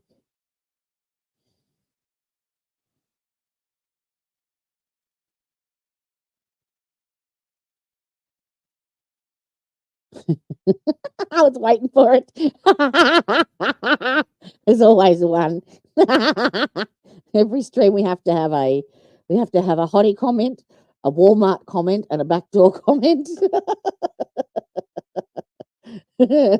Likely on Wednesday. The impact would be tropical storm and hurricane force winds. And then we also have some surge, especially south of the center. What you can do now is stock up on those hurricane supplies. In fact, I have an entire list of things you can do now. Gas up. We had lines set up at the gas station. I had to get gas myself for the generators and for your cars. You also want to make sure you check that emergency kit. Make sure you have all those medications ready. Have a stock of money with you. Again, we talked about gas. Get that water. Get a good generator is all I can say. Spend the money. Just don't get it flown in via Miami. No? Not funny? Out in the western portion of the Gulf as a category 2. Now heading into Tuesday, that's when we start to see those winds picking up to 130 miles per hour. Now 145 mile per hour winds by it'll be a category 3 when it hits landfall, and then it will drop to a cat 1. Is that right? Is that what I'm interpreting? the time we hit overnight hours on Wednesday. Now, could it briefly become a Cat 5? Sure, out there in the Gulf. However, here's the key piece of good news we want to focus in on, is that we could see it drop to a Cat 3. Thanks to wind shear, that's going to help to disorganize this storm and weaken it a little bit before it makes the landfall. And you could see as it's pushing over the state, by the time it reaches Orlando, central portions of the state, it will be downgraded and weakened potentially into a Category 1. So that's going to be the main key takeaways is number 1, it is now a Category 2. Number 2, the track has not shifted very much. Our impacts are looking the same. And number 3, we do have watches and warnings now. Hurricane watch in effect, meaning we have hurricane conditions expected in the next 48 hours, and also tropical storm watches and a storm surge watch up and down our coast. So more of it still the same. Here are those watches. No warnings quite yet, but we want to make sure that you're informed, prepared, and connected. So make sure you are getting out there today. You have plenty of time still to get those preps underway. Now, we do know that this system is going to be a Wednesday thing. That's the deal. And here's that storm surge watch for you so you can see. It's up and down our coast, even all the way up into Citrus County, down into Southwest Florida, even including portions of South. Well, if we haven't got a jury seating by Wednesday, I might do a hurricane watch.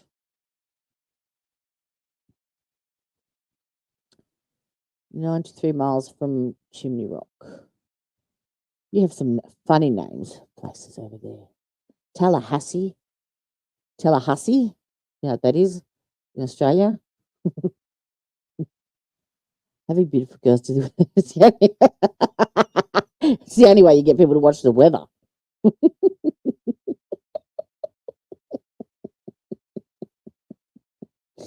Oh dear. You think we'd get it? It would get it like that either. It's the worst. It's Hurricane Hugo. Don't remember that. I was there in the 80s, but not in America, but how old was I in 80? 8. That's probably why I don't remember. Oh, so I'm older than you, Elizabeth. I was 8. I was 8 back then. Dear me. Getting old. All right. Is someone keeping an eye on Booney? On Law and Crime and Court TV for me? I haven't seen anything yet. Not even a thumbnail. Austin Trap Hill. I'm out in the east of Melbourne, which is more rural, country-ish, farmlands and stuff. If you go a little bit further, there's part of the Dandenong Ranges is just absolutely beautiful here, and the drive up, it's windy road up the top, but the views from the top are just awesome. And I was driving up there one day, and they have all those, beautiful. It's sort of like a pub, a chick pub, like where you could go and sit in an outdoor area in the sunshine for a beer on a Sunday and listen to a band type of place, and lots of cafes and stuff up there. And driving along, and I looked at this road, and I just started to wet myself laughing. And my girlfriend was sitting beside me. Said to me, "What are you laughing at?" And I said, "Did you see the name of that road?" And she said, "No." And I said, "It was called Upalong Road." I'm like, "Where do you live?" "Upalong Road." "Where do you live? What's your address?" "Upalong Road." Sorry, that was funny. "Where do you live?" "Trap Hill." No Looney Booney yet. You can watch my suitcase compilation. I did a suitcase compilation for just for our entertainment whilst waiting. Okay. So you get all the mountain runoff as well. Just stay safe, please.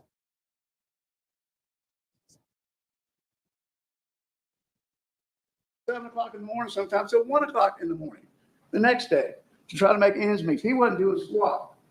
She was the breadwinner, and all she got from him was abuse, mental abuse, physical abuse. She got raped repeatedly. They were stationed in North Carolina. She was raped up there when she was up there, and when they got back here to Florida, she got raped again. And how do you prove that?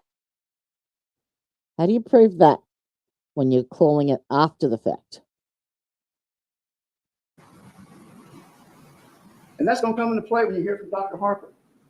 What people do after repeated abuse over and over and over again. And when she tried to call law enforcement to help, they didn't do anything.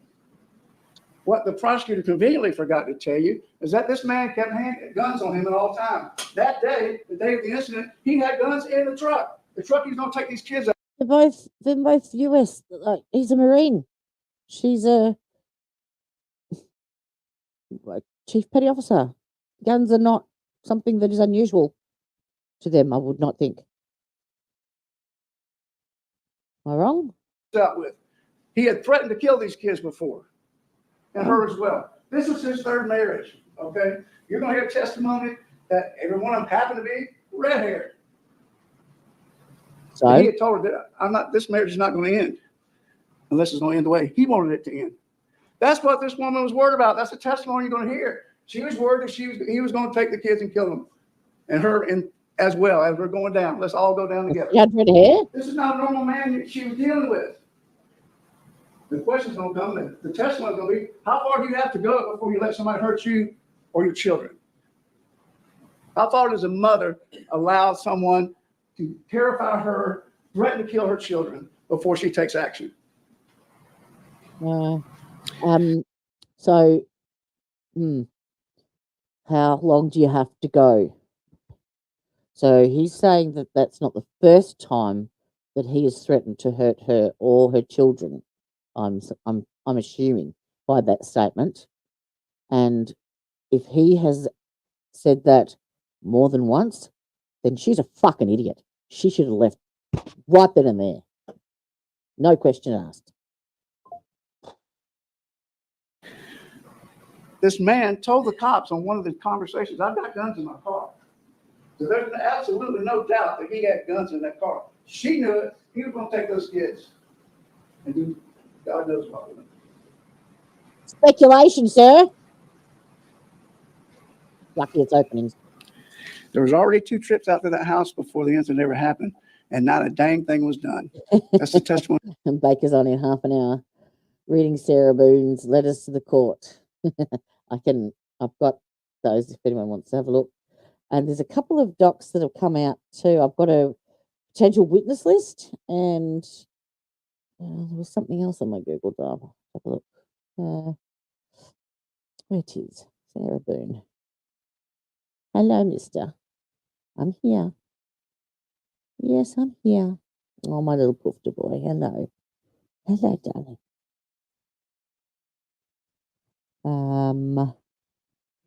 Inmate behaviour notes. Defendant's motion in limine, which was filed, I think, Friday. I think. I cannot remember.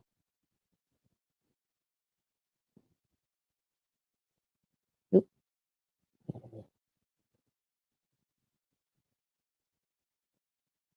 Well, you're going to hear not a dang thing was done. Now, just because the testimony is going to be that she got pushed to the floor, she got slammed into the wall, well, there was no marks. The testimony is going to be, you don't have to have marks to get hurt, okay? You don't have to get marks to be threatened. You don't have to get marks to take your kids and kill your kids.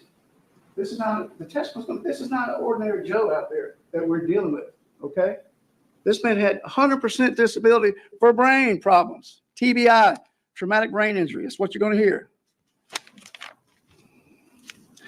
You're also going to hear in this call that this man claimed that she was trying to break his arm. Well, you're not going to hear any testimony whatsoever from this medical examiner there was anything wrong with this man's arm. This is another one of the lies that this guy's perpetrating throughout the entire. Gun up, maybe approach. No.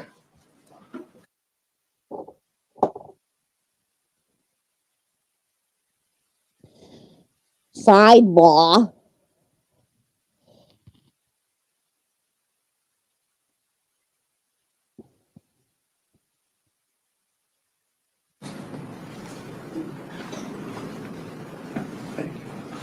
You'll make the final decision, okay, as to who's telling the truth.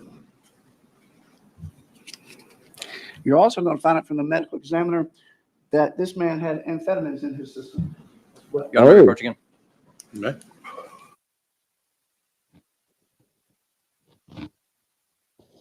I'm tipping that was probably a stipulation that wasn't supposed to be mentioned. Pre-trial.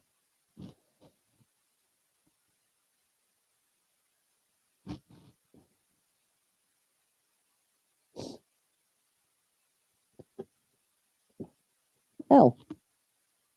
Come on. You have the power, Jody. Elle. Elle the shit out of that shit. Elle.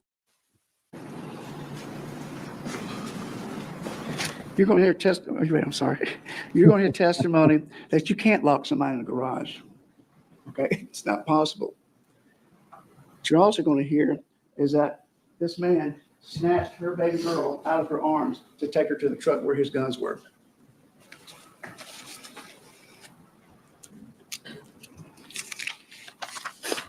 Every single witness you're going to hear that were there at the day, both neighbors that are going to testify to you, as well as law enforcement, are going to tell you this woman was in shock.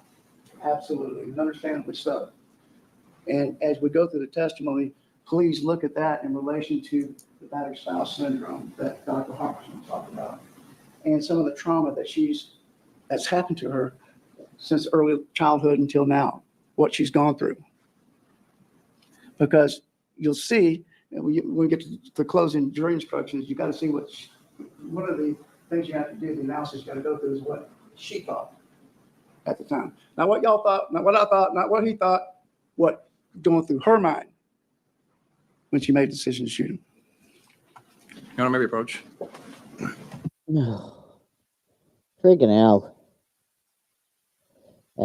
Friggin' L. Friggin' L. Bree was in shock that day. You're going to hear that Bree asked Deputy Metzler and Major Brinkman as well, is he alive? They even had EMS check on her because she was in shock. You're going to hear she made the statement, hopefully I just shot him, he's not dead.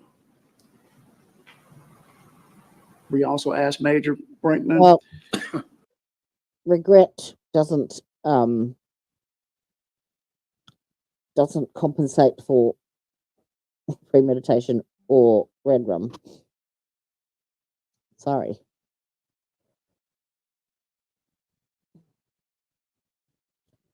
It is too possible to lock someone. Yes. I remember being locked in my bedroom as a kid all the time.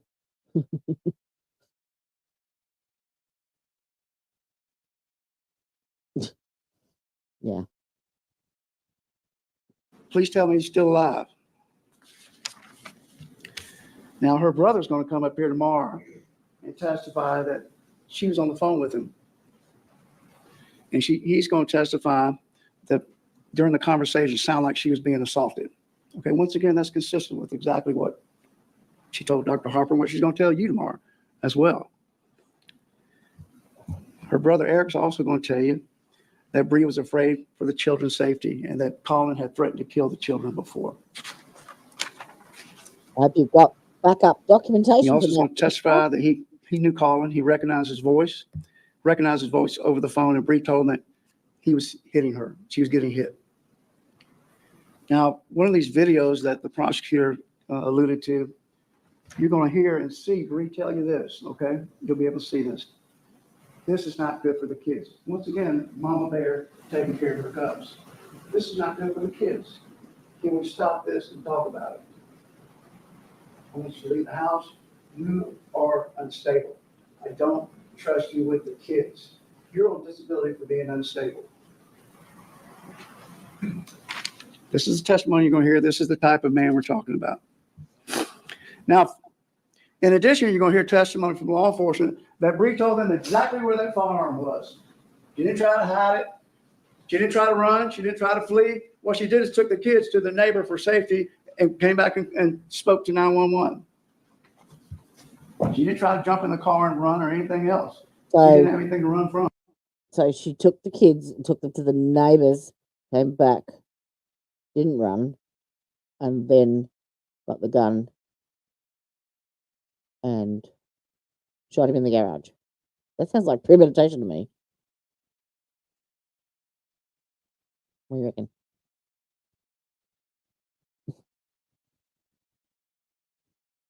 Like textbook almost. That's what her testimony was going to be. She did what she thought she had to do to protect herself and protect her children. Yeah, I wasn't physically locked in there, but yes, yeah, that was punishment. But that was fine by me because I still love being by myself. I don't mind my own company. I'm always right. No one argues with me. It's great.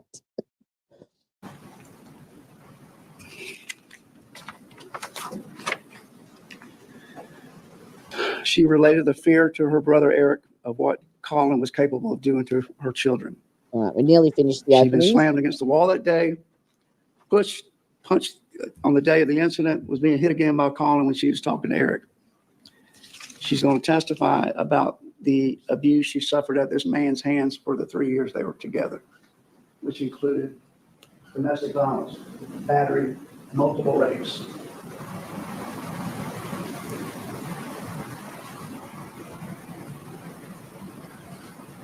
I want you to remember the things that we spoke about yesterday about the burden of proof, which remains with the prosecution. After you've had the opportunity to hear our witnesses, to hear our side of the story, and that's what we're asking you, do keep your mind open, please, until we get to the end. Okay? Have you heard Mr. Barnes go through direct testimony? Listen to the prosecution's rebuttal. Let's go to the next one, shall we? Should go straight on. Well, hold on, real quick. We're searching, okay? Just hold on to your hand real fast, okay?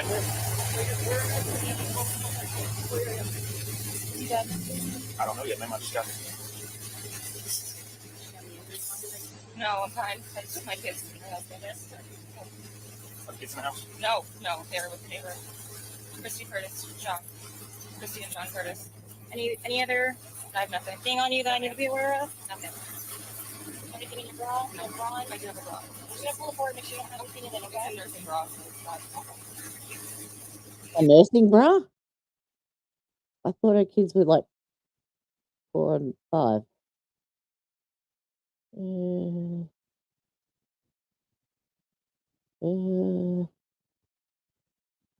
Okay.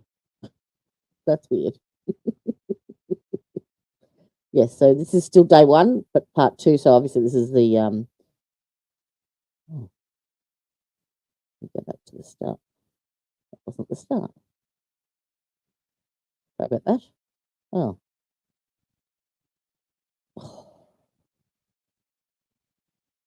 No, Stepchild?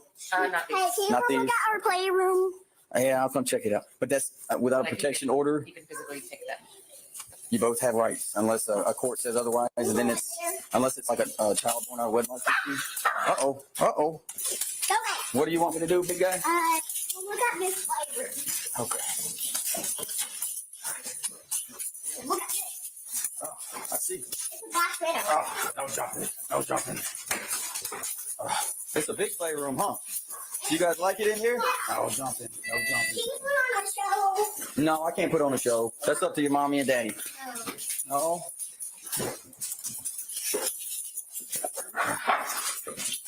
What are you doing? You're getting the little one roused up.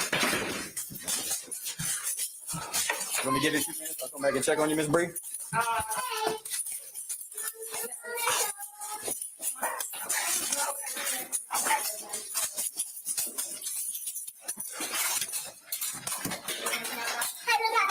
Yeah, The fire truck. I got it. Why do you got a badge? Because that's what I got. Here, hang out in here, big guy. No, come with me. No, you can't come with me. No. Yes. No. You gotta hang out. Can I see your car?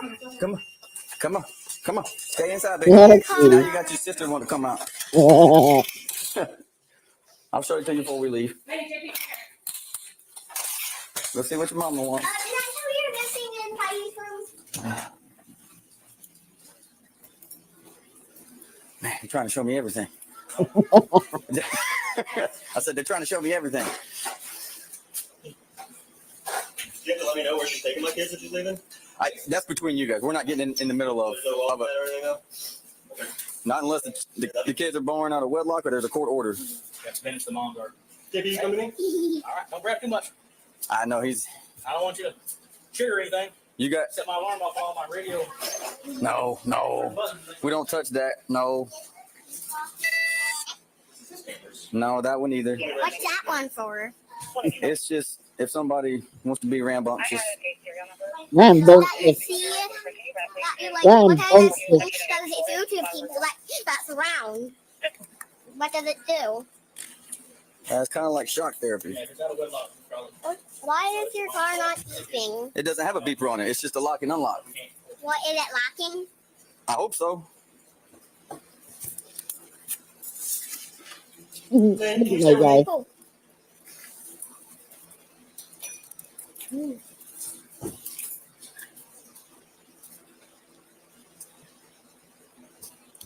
Wonderful.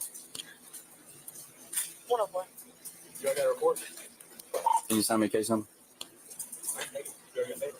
Nah, I got it. 4. It's 8028 8028. 10-4, thank you.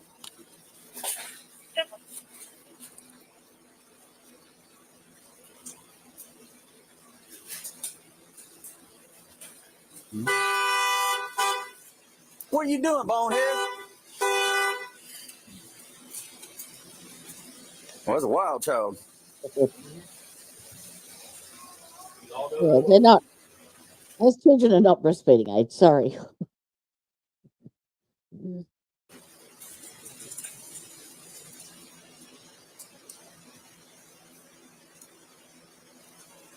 104.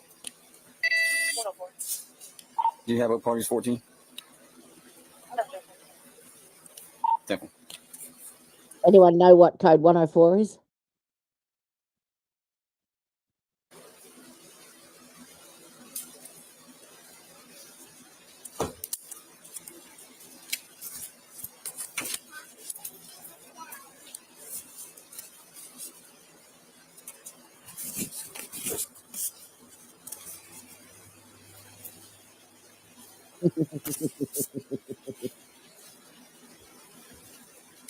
Yeah.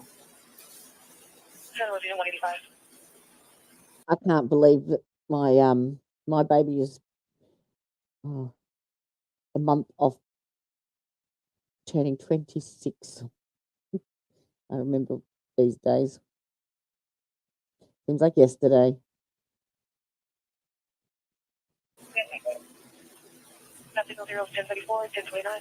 That makes her exactly half my age. Okay.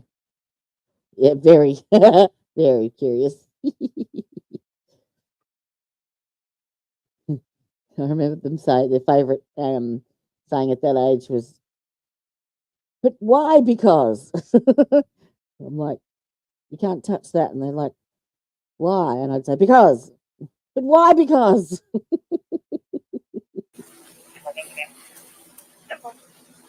104.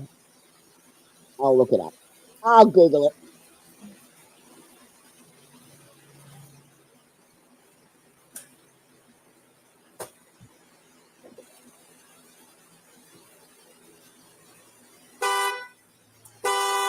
Oh, get off the horn.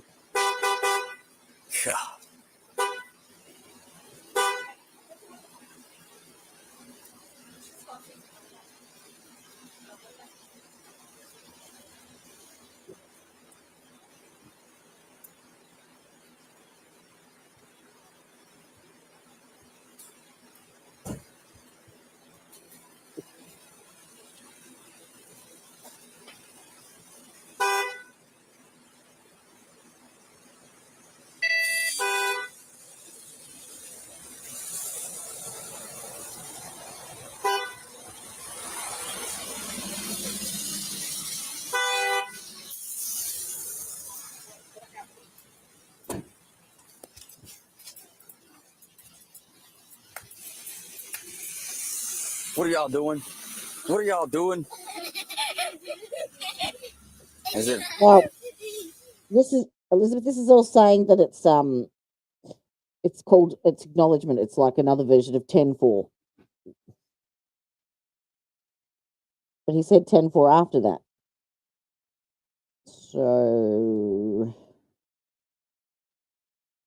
it's like it's slang for okay, yes, or I understand. Apparently.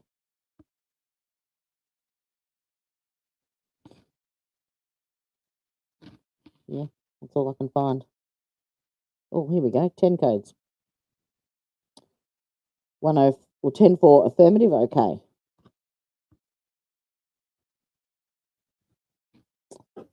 What? Yeah, but why? Why? Why? Because.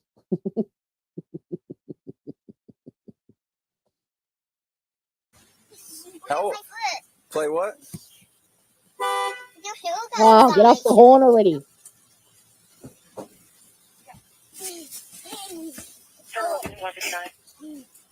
Uh-oh. How old are you guys? 4? Don't you fall out of there now. in the area of Bergen. I'll stay up here. Police Parkway, Bergen Road, Oak Police Parkway. Reference to subject white male, white female, or possibly signal 21, walking against traffic. White male, last seen wearing class shorts. White female, last seen wearing black jeans. Hey. Hey, Dad, can you touch me? Can you touch me in the car? Can I what? Touch me in the car. And then I will get my face all healed. All You right, I've got want a to sit list. down in the car? I've got a list of all the codes, the 10 codes, the 11 codes, code signals. So if we hear any, type them in chat and I'll look them up. Yeah, 10-4, Elizabeth, 10-4.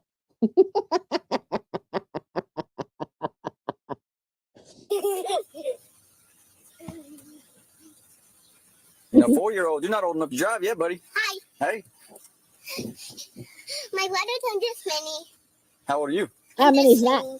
That's 3? 4. Oh, yeah. Another birthday Yeah. in a minute. Yeah. In a minute.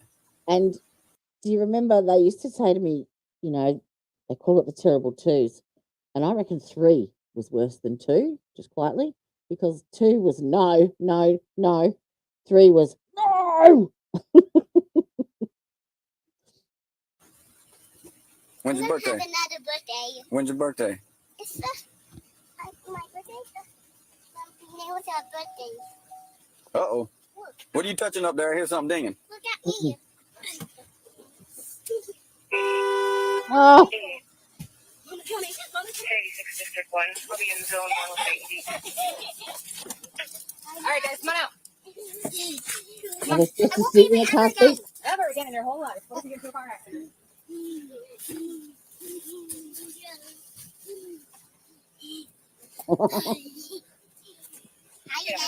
Yeah? 185.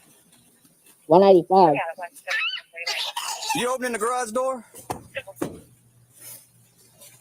What are you doing?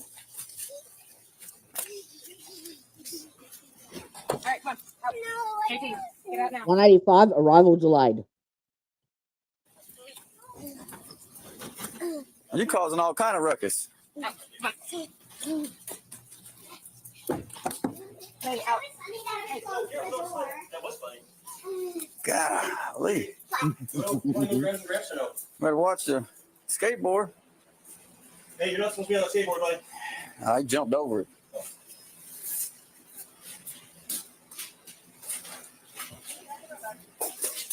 All right, you want to read this and make sure you got everything in there?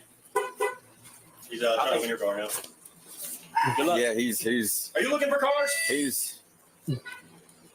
Those things won't go unless they got our fingers under the door to trigger them and got biosensors and Let's keep trying to keep boundaries. then you can't put it in drive. Nice. Open's won't unlock. Nice. Can't get to the computer. So it's not like back in the day when you could pop the window down, open the door, and get out. When things are locked up like Fort Knox. You raise your right hand for me, Mr. Collin? You swear in the firm everything you told me is true for the best of your knowledge? Yes. You just sign it on both sides at the bottom where it says affiant or fiant. I'm not sure how you say that. And then we'll get out of y'all's hair in just a minute. You guys going to be okay, you think, after we leave? Yeah. You call the command, see if they can help me. We we can't dictate who takes the kids or where they go. Just you guys try to be civil about it, man. How long have you guys been married?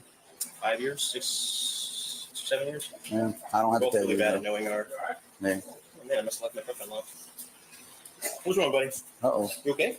You just hit his head when I was gone. You gotta look where you're going, buddy. Uh-oh. Miss Bree, Yes. I'm gonna give you both a business card. Here's one for you, Collin. If you guys need anything, call us, okay? It's all part of the report. You'd have to get it from records with the sheriff's office, okay? All right. 185.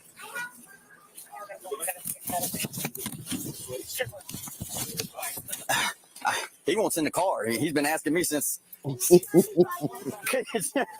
you can't drive my car.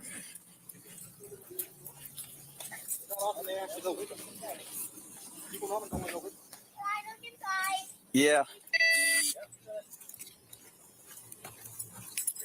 Oh, yeah. Just look at.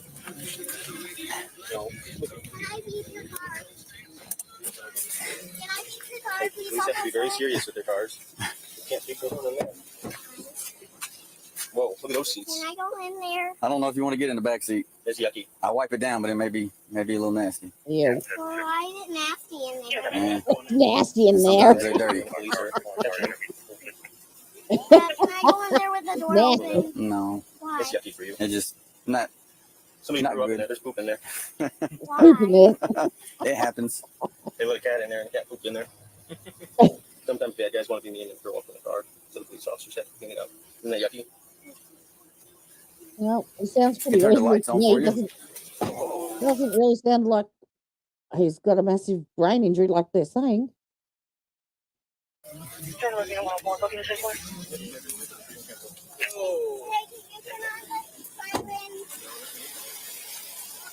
Nobody in the house is walking. You're outside with noise. They would be scared. Because they would think that somebody was going to get hurt. They didn't take all these signs when it's an emergency. That's not an emergency right now. You good, big man? Or you want to drive it? I can't let you drive it. maybe one day. I heard you was beeping that horn. What a great actor.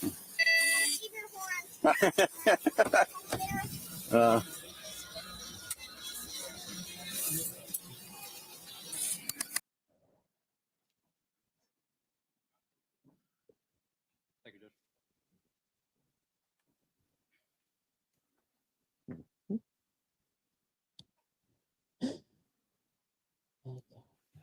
Detective Harbarger, in watching that early on in that recording, when Ms. Kuhn is relaying to you what has happened, she made the statement of he put his hands on me, he raped me over the weekend. Did you hear that? Yes. Do you remember her making that statement at the time? I completely missed the first one. I believe after reviewing body camera, she said it twice.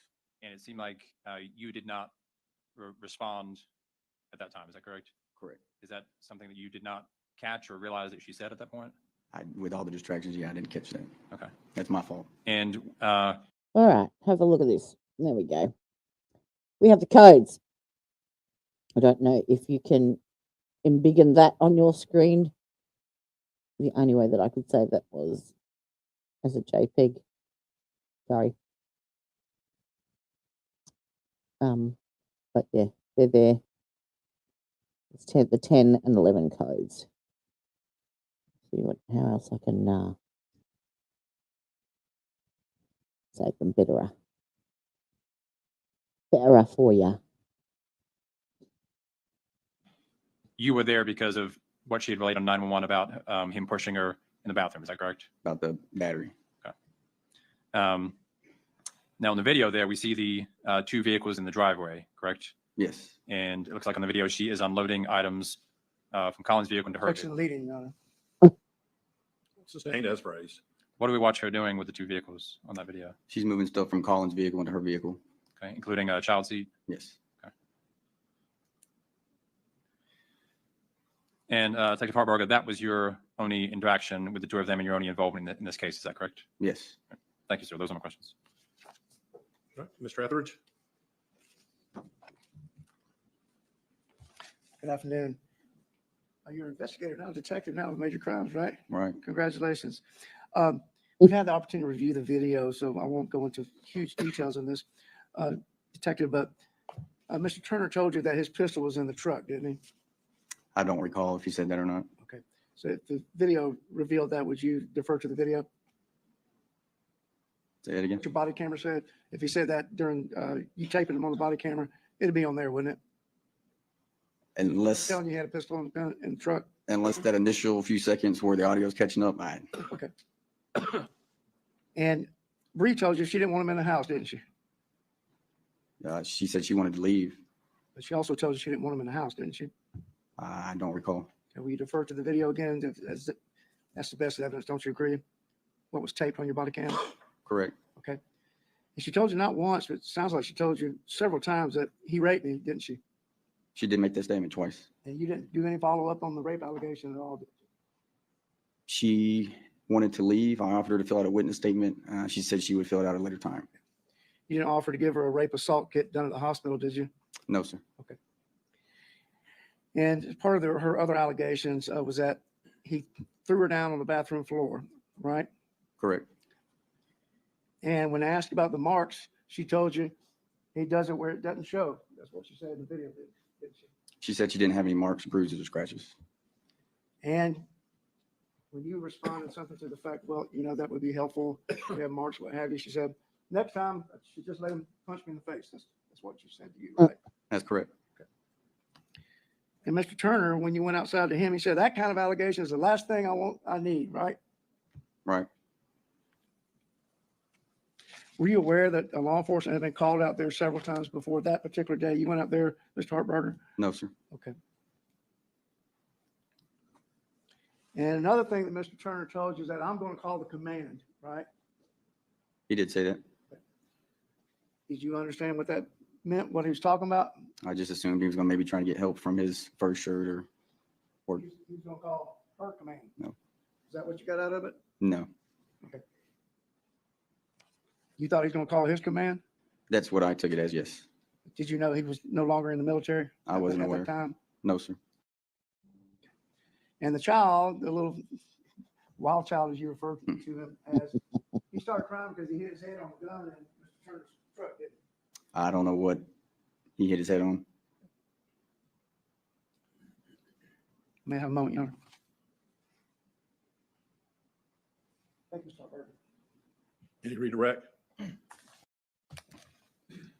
Deputy Hartberger, you had a good deal of interaction with all parties as we saw in the video. Is that correct? Yes. Did you have any concern of in observing Collin's interaction with these children? No. Thanks, sir. All right. Can this witness be excused or does he need to remain? Or it's just subject to recall? I think at this point he can be excused. My initial plan was to recall him, but at this point I think he can be excused. I have no objection to him leaving whenever the prosecutor's done with him, Your Honor. Okay. All right, sir. You may step down. You're now excused.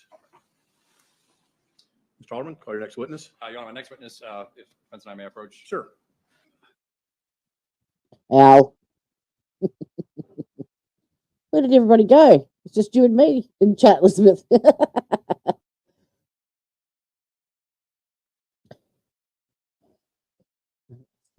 Doesn't, yeah, absolutely. Yeah.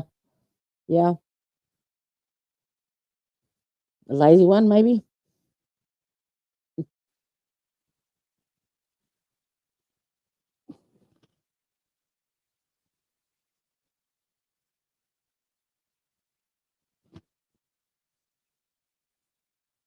No, L.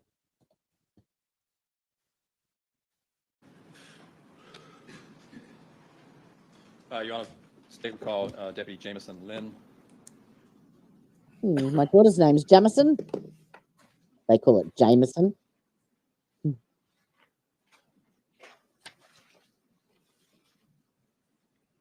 might actually go and put the kettle on. I'll be back.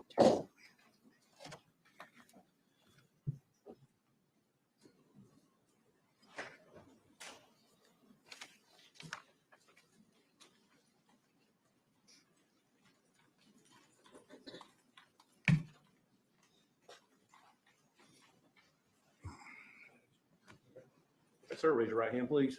Do you swear or affirm the testimony you're about to give shall be the truth, the whole truth, and nothing but the truth to help you God? All right, sir. Have a seat in the chair. Pull the chair as close to the microphone as you can. Speak into the microphone loud enough so that everybody can hear you. Yes, sir. All right, Mr. Alderman. Thanks, sir. Sir, please state your name for the record.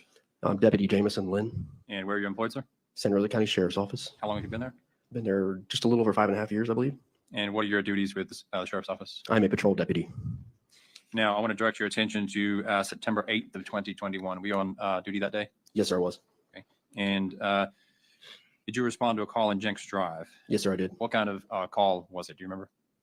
I believe it came out as a police assist, ultimately turned into a disturbance, I believe. Okay. And what is a police assist? A police assist is kind of just a generic name for citizens needing assistance in some fashion, shape, or form. And how many deputies generally respond to a police assist? Typically one. Okay. What about a disturbance? Two or more. And so on this call out, this assist, how many deputies responded at that time? To the police assist, just one, myself, sir. And do you remember about what time you arrived there on Jenks Drive? Take a look at my notes. And do you have some notes there with you? Yes, sir, the CAD notes in the incident report. And with looking at that, help refresh your memory as to exactly what time you arrived on scene? Yes, sir. I've got 1657, I believe. Okay. So to us civilians, that's 4:57, is that correct? Yes, sir. And were you wearing a body cam at that time? Yes, sir, I was. And was it activated? Yes, sir. And have you viewed the footage from that day? Yes, sir, I have. And you deem that to be a fair and accurate recording of your interactions that day? Yes, sir. Now, you had contact, being as you're by yourself, you had contact with both Collin and Bree, is that correct? Yes. Now, outside of your body cam, did you have any, at that time, did you have any contact with either Bree or Collin outside of what's on the body camera? No, sir, not to my recollection. Your Honor, this time I'd move State's Exhibit 114 into evidence. All right. Any objection? No objection, Your Honor. All right. State's Exhibit 114 will be admitted into evidence. And I would move to publish. Okay. No objection, Your Honor.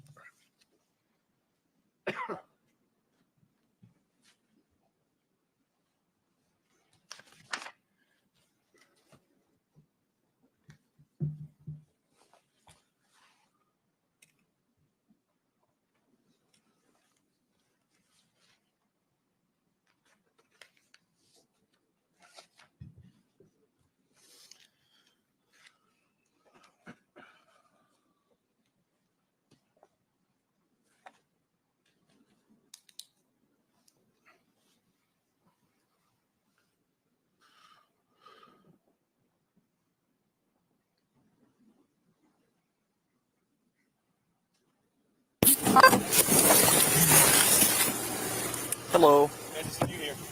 Yes, sir. Indeed. What can I do for you? I'm Deputy Glenn with Harris County Sheriff's Office.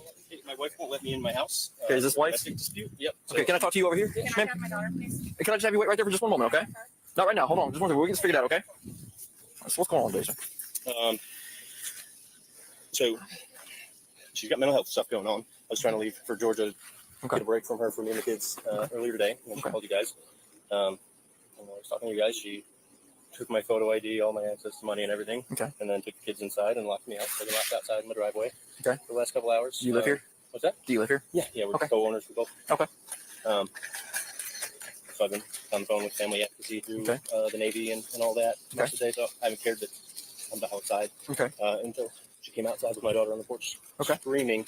So I came over and she gave my daughter to me. She Okay. make her stop screaming. And what's the argument over? They put in a note something about kids going to Georgia. Yeah, that was the most closest alligator to the boat. Okay. But she was mad that I turned off the Wi-Fi last night, so she Okay. washed my laptop in the dishwasher. Okay. And that's kind of like the last straw. You So guys, is are it you legal? guys, are you guys still married? I mean, for now, yeah. It's still legal. It's stolen property. Yep. What's yours is hers and hers is yours, unfortunately. Yeah, so she's Common not property. allowed to stop me from entering my house. If it's your house and you still live here, by all means, you got into your home. However, you got to enter your home. Makes sense. Yeah, so she's allowed to change the locks, and I'm allowed to break a window. Is that what you're saying? I'm not telling you to break a window. If you want to tear, I mean, it's your property. However, you got to get into your house. You got to get into your house. If it's your home and you live here and you've got your items in there, if you got to get in, however you got to get in. You can't like escort me in, no, and let me in. Well, I'm gonna talk to her in just a second. We'll figure out what's going on. But yeah, so then it was back to the more recent. I'm sorry. Okay. She wanted to take Lainey back inside. Okay. Lainey, Okay. Lainey started screaming that she doesn't want to go inside without daddy. Okay. And then she wants Lainey to go inside without daddy. Okay. So here we are. So here we are. Okay. At any point with this argument, was it physical? Was it anybody hit, scratch, kick, bite, push, anything like that? Poke, anything even? Nope. Okay. So that's just basically just a verbal argument of the kids going to Georgia then. Is it a continuation from what happened earlier then? Is that fair to say? That's continuation years, but yeah. Okay. Right, but I mean, because I know we were out here earlier over the kid issues. Oh yeah, this happened directly after you Okay. guys were here earlier. She left me Okay. out. About what time were we here earlier? What, like 2? 2 sound good? Okay, that's fine. Okay. All right, just give me 1 second, okay? Let me talk to her and see what's going on. Hey, do you mind if I step over? Talk to you? Okay. Hey, so if you want to talk over here, I don't, want arguing back and forth. No, so. it's fine. He's still doing it. Okay, so I'm Deputy Lynn with the County Sheriff's Office, as I said earlier. So what's going on today? Well, you guys were out here earlier. Federal I was trying to take my kids. I'm 10-4, thank you. I was trying to take my kids to Georgia. Okay. I Are they your kids or are they yours and his? these two. Well, the small Okay. ones are mine and his. Okay.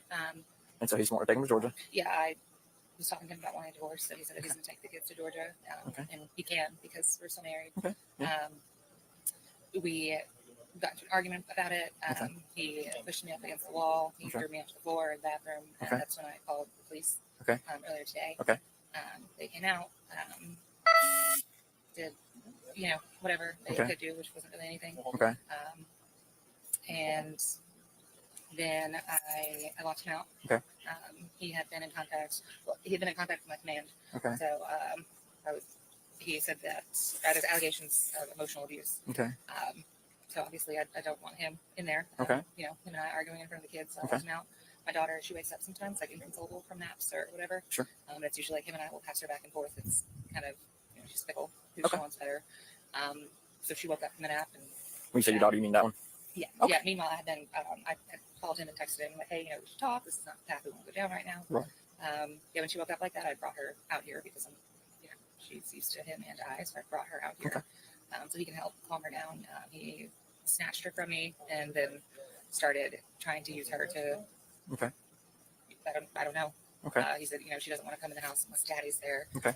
Just being manipulative. Okay. It's not a So, good environment. I don't know if you ever would have told him. It's his house too, right? He lives here too.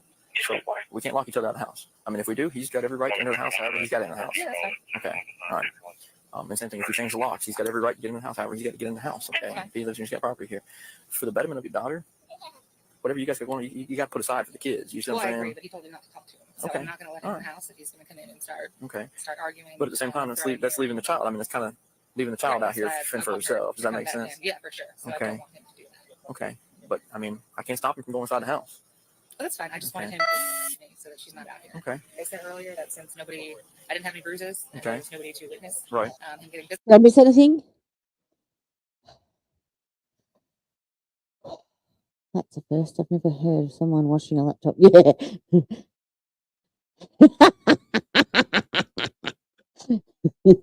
Is that what you did? That's better. All right. I have coffee.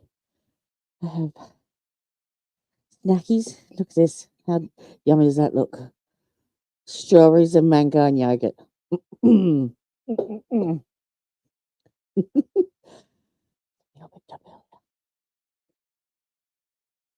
All right.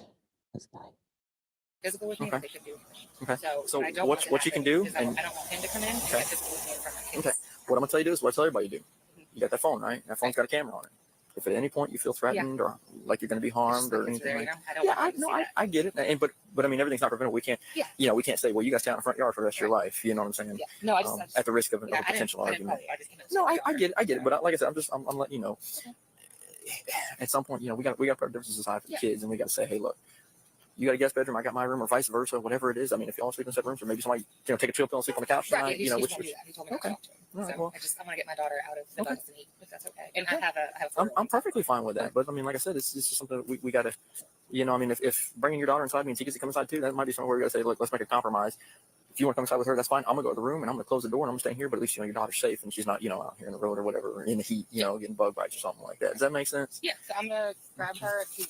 Okay. Let me just get some information from you real quick. What's the kid's names?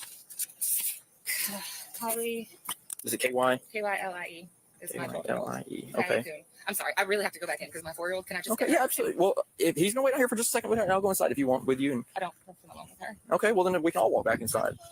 Okay. All I right. don't want that either. Okay. Well, I mean that's what I'm saying. But we need to check on the 4-year-old. We want to make sure the 4-year-old. No, it's fine. The 4-year-old's in there. Okay. All right. So what's Kylie's last name? Kuhn, K-U-H-N. K-U-H-N. What's the middle name? Shouldn't have one. You should have one. Okay. What's her date of birth? May 22nd. Okay. Yeah, he called you, so can you get the information from him? Yeah, that's fine. I mean, are you not wanting? I'm just trying to get the names of the kids. Yeah, no, I gave them to the people earlier. Okay. All right. Well, I mean, She's I'm not answering. okay. Yeah, go check them by all means. All right. So I've got Kylie's name. What's the other child's name? Is this Kylie? No, this is Lainey. Okay. Kylie's 12. Oh, okay. All right. So what's her name? Lainey? Lainey. Spell it for me. L-A-N-E-Y. Okay.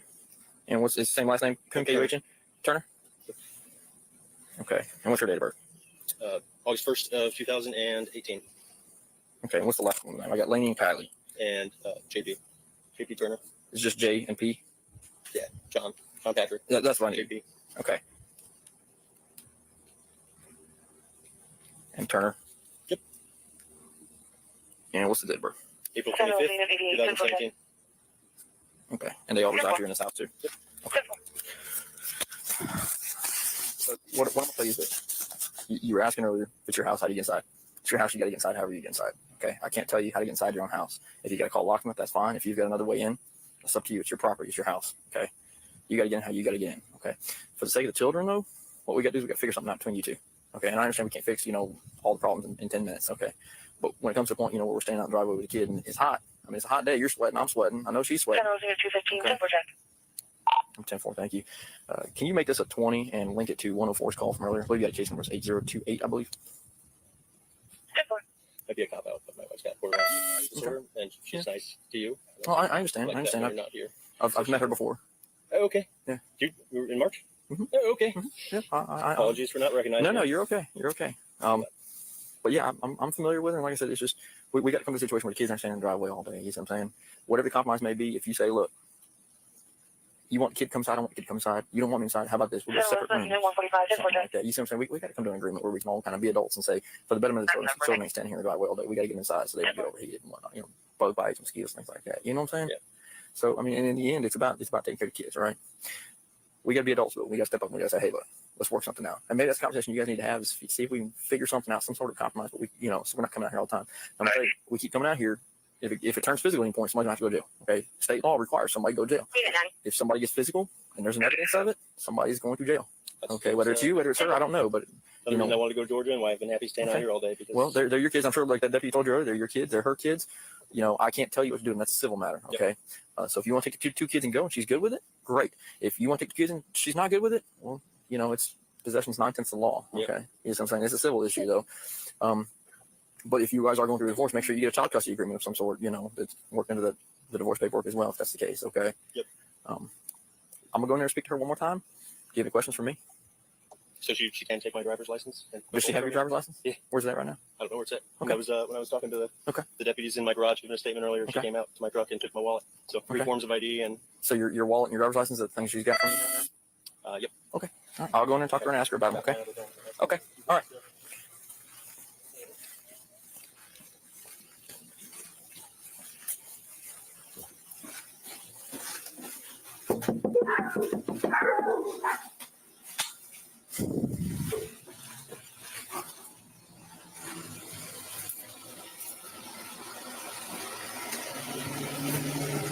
Hello. I didn't want to let your doggies out. So he says you've got his wallet and driver's license. Do you know what those items are? Did you remove them from his truck earlier? No, I took Okay, took my American Express. Because those are personal items, okay? So Right, being as those are personal items, not common shared items, okay? If we take them from them, that's a theft, okay? Okay. Does that make sense? So if we've got those items need to be returned. I'm just gonna tell you that, okay? That's a fair warning, okay? As far as tonight, we've got to figure out something where you guys can, maybe one of y'all can get a hotel, maybe one of y'all can agree to sleep in another room or something like that or whatever. But what we got to do is we get something figured out that way we're not out here 10 more times tonight. You know what I'm saying? Okay. So he's gonna bring the kid inside the house, okay? And this is his house too. We're not gonna bring He has a him inside the house. 9. Okay.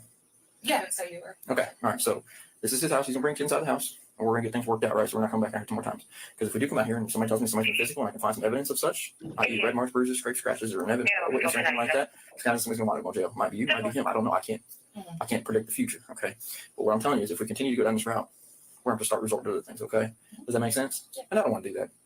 Okay. I mean, I want everybody to get along and enjoy their night. Okay. For the children's sake, if nothing else, I mean, we can hate each other, but Good luck with that. in front of the kids, we not to, be some say, yeah. And again, I mean, I can't make you do something if that's not how you want to be. That's not how you want to be. But it's just probably for the best. Okay. Does that make sense? Mm-hmm. Okay. All right. So can we agree to let him in so he can bring the kid inside and she can get cooled down? Yes. So he's not going to harass the kids. No, he's not gonna bother anybody. And if he does, you can give us a call. We'll come back out here. Okay. Okay. All right. Any questions for me this afternoon? Okay. I appreciate you being cooperative with me. Thank you. Okay, sir. You're good to go. She's gonna let you back inside with the kid. Cool. All right. We just, like I said, let's just try not to nitpick at each other. Okay. I mean, I'm not saying you are, but we got to come to a resolution on it. Yeah. Okay. Yeah, all right. All right. I appreciate you, sir. Thank you. Yes, sir. And if you get anything and you need us, just let me know. Appreciate it. Yes, sir.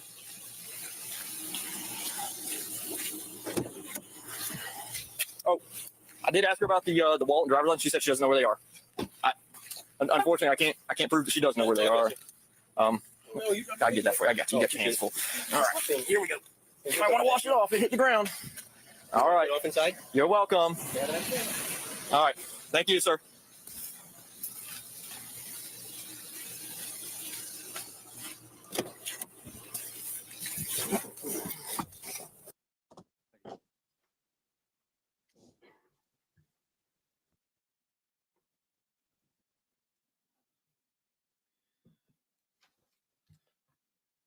Deputy Lynn, after that recording we just watched, At any point, did you respond back to that same location?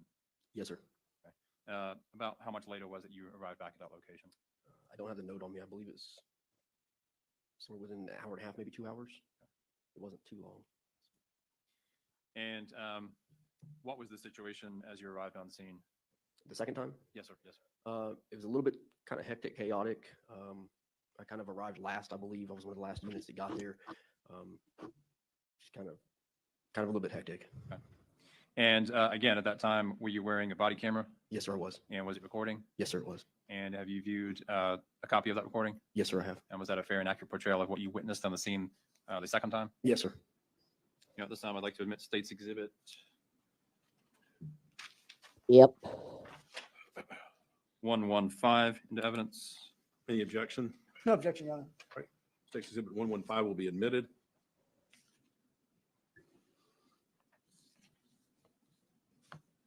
Move to publish. Okay. No objection, publication, Your Honor.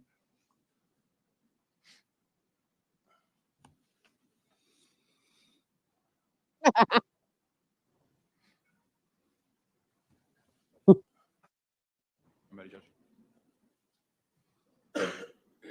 I agree. State clear.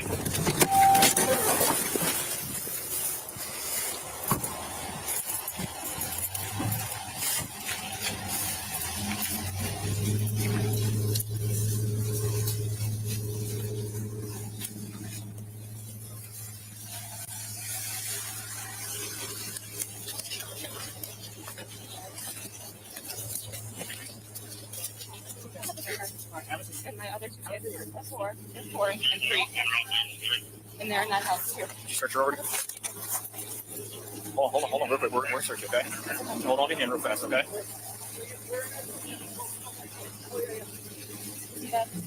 I don't know yet, man. I just got No, I'm fine. It's my kids and my husband. Are the kids in the house? No, they're with the neighbor. Christy Curtis, John. Christy and John Curtis. Any other? I have nothing on you that I need to take care of. I say that all the time, Teresa. All the time. Didn't we see this already? Oh, that's right. Well, let's not talk about It's that right not now, too okay? late. My kids don't have a dad or a mom. No. And it's my call. Is right? So right now, we're just gonna do this for right now, okay? For your safety for ours, okay? I'm the murderer. Listen, you're not listening to me. You're not under arrest right now. You're being detained, okay? We'll investigate. No, you should arrest me. I killed my husband. Hopefully, I just shot him. Maybe he's not dead. He should not be dead. I'm tipping that you have been taught some form of pew manipulation and training. I'm guessing in the Navy there would be surely some sort of way or handling or and I'm pretty sure they would have done basic first aid and establishing, signs of life as well. So I think you might know. Don't lock her up. How come they're not going to get him? The ambulance. I think they need to talk to you too. So will the ambulance go get him?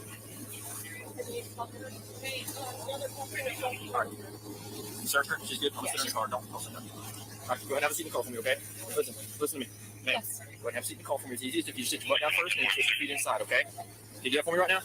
I appreciate you. We'll get this figured out, okay? I'm going to let you know as soon as I know something, okay? He's dead. Listen to me. I'm going to let you know as soon as I know something, okay? Yeah. All right. He's playing dumb now. Okay? Now listen, I'm going to crack this window for Why won't the ambos go in there? Because there's nothing they can do. No. Mm-mm. Me either. Don't play the dumb victim now. before you so you can get some airflow, okay? Do you feel like you need EMS to check you out? Are you breathing okay? Okay, look at me. Okay, take some nice deep breaths, okay? I can see you holding your breath right now, okay? Okay? Can I let these gentlemen look at you from EMS? Can I let them look at you at least? Okay. Can y'all look at her? I think she's in shock. Hey, do you want to kick your feet out and sit on the edge of the chair here so they can talk to you? Okay, she's in shock. What's your name again, ma'am? Rebecca, right? What's your name? Like the Bree. I'm CC. sorry, Bree. Bree. Did you see the Freudian slip on the CCs then? Watch them. They're trying to say that she's in shock. And we'll just watch CCs. Hey, do you want to kick your feet up, sit on the edge of the chair here so they can talk to you? Okay. She's What's her name? Shock. What's your name again, ma'am? Rebecca, right? She's in shock. Right. What's your name? Bree. I'm sorry, Bree. Bree. He doesn't want us to confirm or anything? I don't think so. Unfortunately, regret is not a defense. Let me ask them real fast. Hey, keep an eye on him. Hey, they want to know, do they need to confirm or is he obvious? No. Okay. I want to know. Okay. They taught her where to aim it as well. I'm sure they did. Hey, they don't.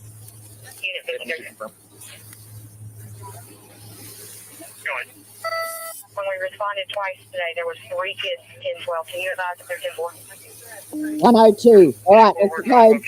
Where's the codes? Where's the codes? 102.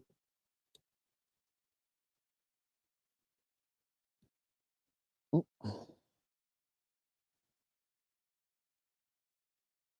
And of course, it's location. What's the other one say? 11, I think. Yeah. Hang on. Where else did I save it? 102. Oh, I can't even see that.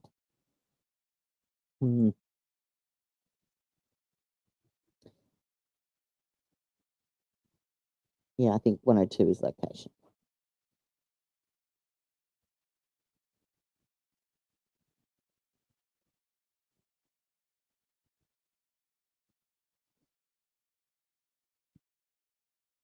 John and Christy Curtis. John and 2:15 or was it 10:15?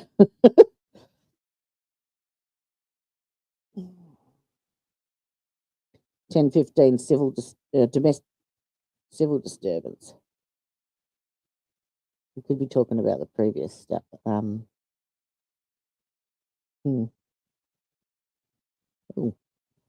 life got overlay and everything. It's better. What house number? It's like 4 up. 4 up on the north side of the road? On the north side of the road? On the right. South side of the road? 215. She's advising her John and Christy Curtis.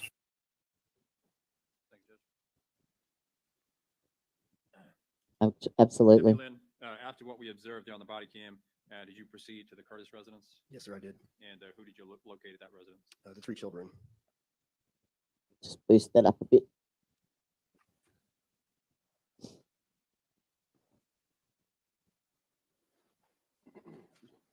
Let me know if you can hear it okay. Mr. Etheridge, cross-examination. Thank you, Anna. Good afternoon, sir. Good afternoon. You had been out to that 6184 Jenks Avenue several months before September the 8th. Still sounds quiet. Prior to September, yes, sir. And the call was for this young lady being suicidal, correct? Yes, sir, I believe so. And according to your information, she called her brother in regards to suicidal idealization, and that's when you guys got called out, right? Yes, sir. And at the time, she met the criteria for Baker Act and was admitted to a medical facility, wasn't she? Yes, sir. And basically, you correct me if I'm wrong, but basically a Baker Act commitment occurs when a person poses a potential threat to themselves or others, right? More or less, yes, sir. You were aware that she was a chief petty officer of the Navy as a security officer at one time, right? Yes, sir. In the first video we saw today, you were aware that one of your fellow officers, now detective, he was a patrol deputy back then, Hartbarger, had been out there already that morning, right, or earlier that day. Yes, sir, correct. And you weren't sure whether Bree called that time or whether Mr. Turner called, were you?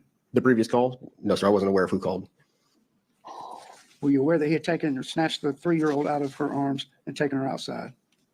I wasn't aware very much of the information from the previous call. But you were aware that he was threatening to take the rest of the children with him to Georgia, right? Yes, sir. Were you aware, or was it made known to you that he had guns out there in the same truck that he was going to take the children to Georgia? I don't recall hearing anything about firearms. And Bree told you that she had been pushed or hit by him, didn't she? She told me that she had spoke with the deputies previously about a physical altercation. Yes, sir. And when you got out there, the first video was about, what time was it? 4 something in the afternoon, correct? Yes, sir. Looking at my CAD notes, we received the call at 16:57, we 4:57. I was dispatched at 5 o'clock even, and I responded, was on scene by 5:22. Thank you. And on the video, I wrote this down, but she told you she called the police because he threw her down the bathroom floor and pushed her in a wall, but nothing was done. That's what she said in this video, wasn't it? Correct, sir. And I'll just ask you, so I'm not going to ask you again. But she said clearly and plainly in this video, I don't want to leave him alone, her alone with him. That's what she told you on the video, didn't she? Talking about Mr. Turner and Laney, the little girl. Yes, sir. And she told you she took the American Express card, but that belonged to her, right? I don't recall the conversation of the American Express. Okay. But she denied taking any driver's license or identification from Mr. Turner, didn't she? She told me she had not. You didn't charge her with that with the ID, did you? No, sir, I did not.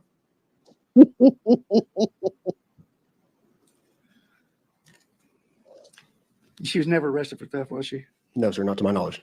And what she was most concerned with, it appeared to me from watching the video, and you agree with me, the video speaks for itself, right? Yes, sir. Okay.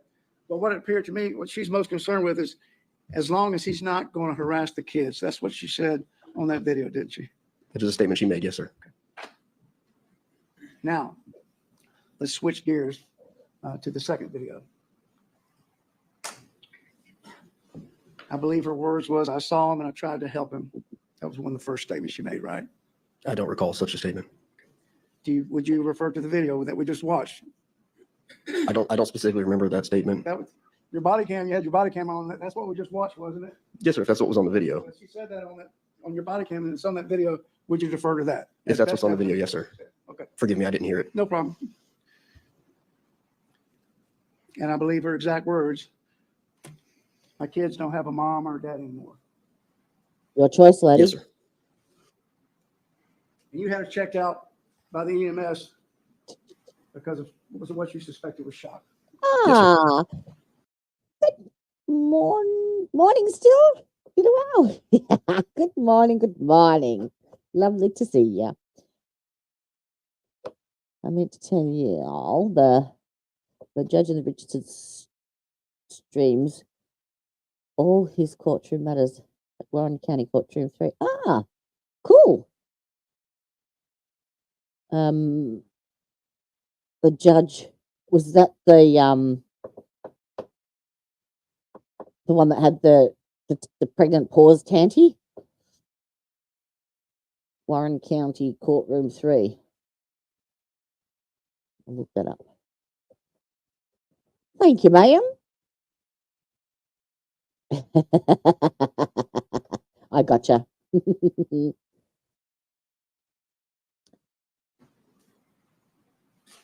To your knowledge, she never tried to run or hide from law enforcement, did she? No, sir, not to my knowledge. She didn't try to leave in that Traverse, that white Traverse that was parked out there, did she? No, sir, not to my knowledge. Were you aware, or did you become aware, that she told law enforcement exactly where the firearm was that was used? I was not aware of that at the time. And on the video again, she asked you, how come you're not calling the ambulance, didn't she? Yes, sir. Yeah, a moment, Your Honor. Thank you, sir. Thank you. Any redirect? Just briefly, Judge. Deputy Lynn, Mr. Etheridge. Well, is it the Warren County Common Pleas Courtroom 3 or is there a different one?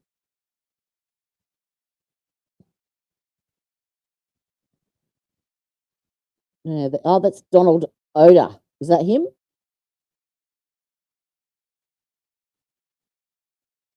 I think that was his name. Okay, cool. Subbed. I asked you about her making the statement about she didn't want to leave him alone with the child, correct? Correct, sir. Thank and you. That's the same child that she intentionally brought out and handed to Collin because the child was upset. Is that correct? To my knowledge, yes, sir. And that's what she told you. Yes, sir. I brought this child out, handed her to Collin so that he could calm her down, correct? Yes, sir. Okay. And in terms of her rendering aid, if she has shot her husband to death, is rendering aid going to do any good? I couldn't speak to that. I wouldn't assume so. Okay. Thanks, sir. Okay. Could this witness be excused or does he need to remain? I would ask that he remain, Judge. I mean, he's free to go, but I may Remain on standby? Yes, so I'll have him on standby for Thursday, and I will. All right. Any objection to that? Not at all, Your All right, sir, you're now excused, but please remain on standby. All right, Mr. Alderman, call your next witness. State call Deputy Bonner. Been a while. All right. Let me approach briefly. Okay. That is the link to that judge's YouTube channel in chat. That is the link. Ohio felony courts called okay. Radio. Yeah, that's the link if you want it. For Judge Oda in the Skylar Richardson case. That's his courtroom. Have you guys all checked out? Tell me you all know about Judge Fleischer, yeah? He's my favourite, I have to say. Okay. L. All right, members of the jury, we're going to take a brief 10-minute recess at this time. Please leave your notepads and pens underneath the chairs. Please not discuss the case among yourselves, and we'll be back with you momentarily. You will, but we won't. Look at that. Magic. Making it happen. Technology.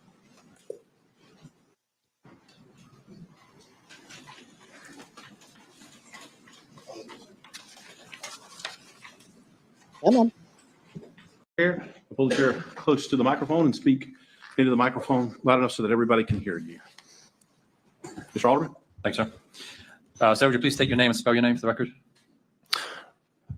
Deputy Kyler Bonner, Kylerbohner.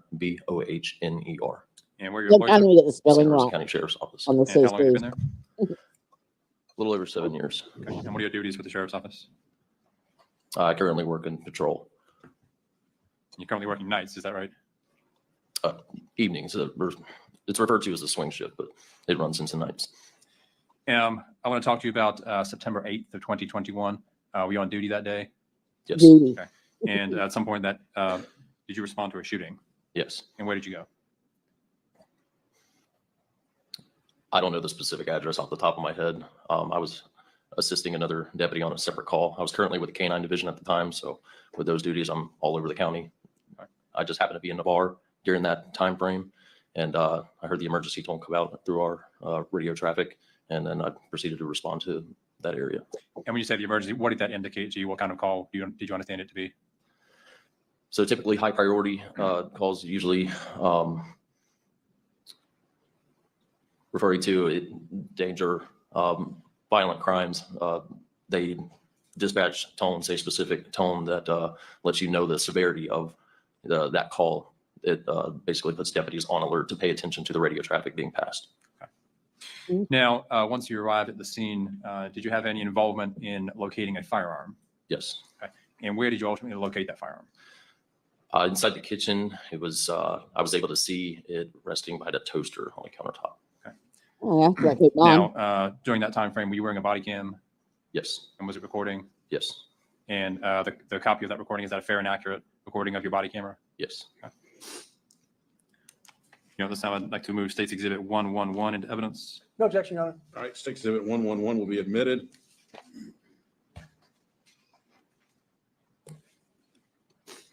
Yep. Judge, I'll move to publish. You may. No objection, Your Honor. I didn't mean to call you off that. I mean, you were closer to. No, you're good. You're good. Who did she shoot?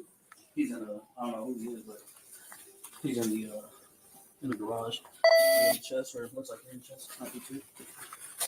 Deputy Pinto. I don't know what we're going to show, so just beware. The other deputy with me there is Deputy Pinto. Pinto. Thanks, sir. They said they heard 4 gunshots though. Oh, Lord have mercy. I don't see a signal 0 anyway. You got an extra glove?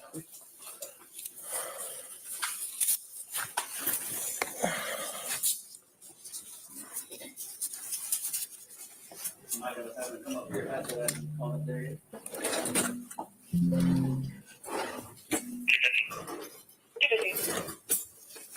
428, alcohol car talk, please.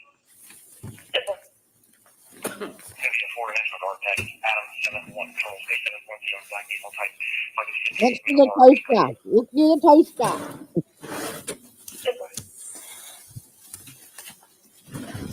Warmer.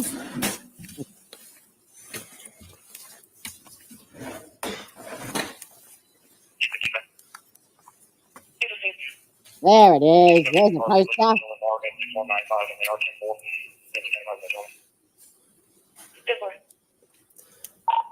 158 to 61. 158. What do we got?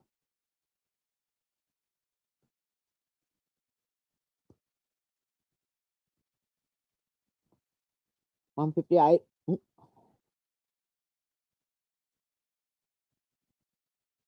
Ah, I got it off this small. Ah, hang on.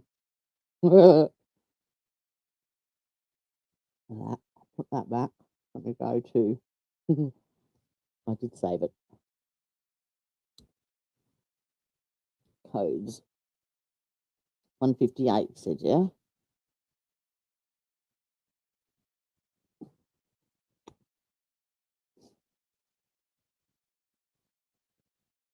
Whoa. Direct traffic.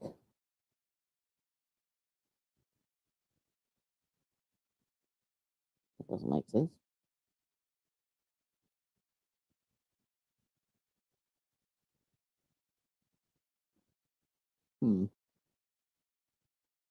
Okay. Direct traffic it is. Get out of there.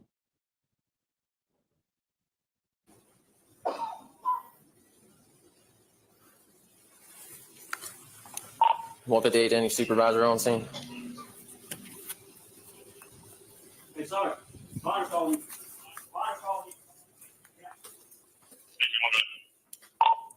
Hey, I got eyes on the signal 0 here in the kitchen. It's behind the toaster. 26.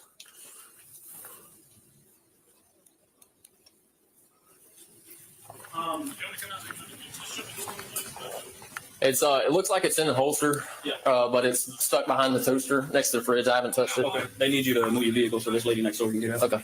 I appreciate you.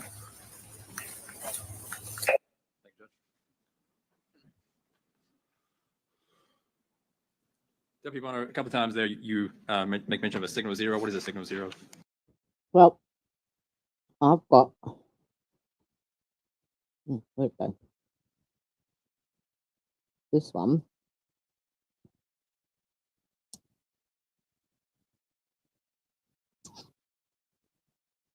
Share screen.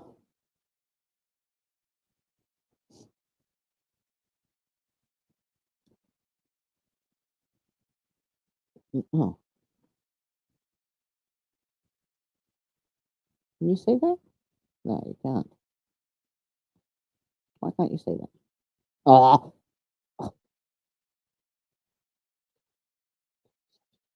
Got it added to the stage.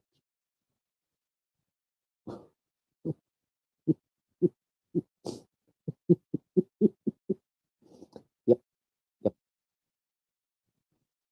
Okay, so now I've lost the actual.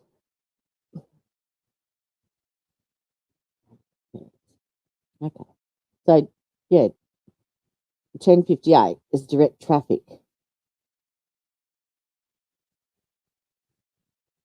I just read 158 means counterfeit money. I don't know. That's there is no real 158 on here. There's a 0 in between each of them. So I don't know. Where are the 11 codes? Let's see.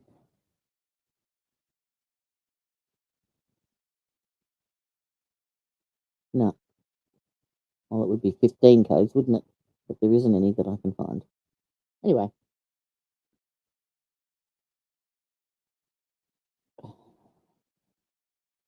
Back to the screen. Oh.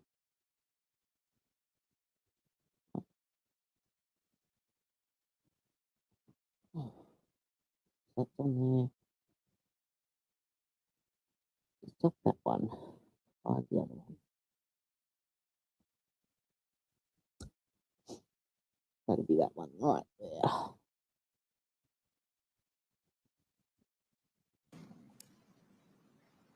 So we have signals and 10 codes with the agency that mean certain things. Signal 0 in that instance refers to a weapon. And after locating the firearm there in the kitchen, as we saw, did you have any further involvement in the investigation of the case? No. Well, I suppose they could go hand in hand. That one and that one. Yeah, same, but different.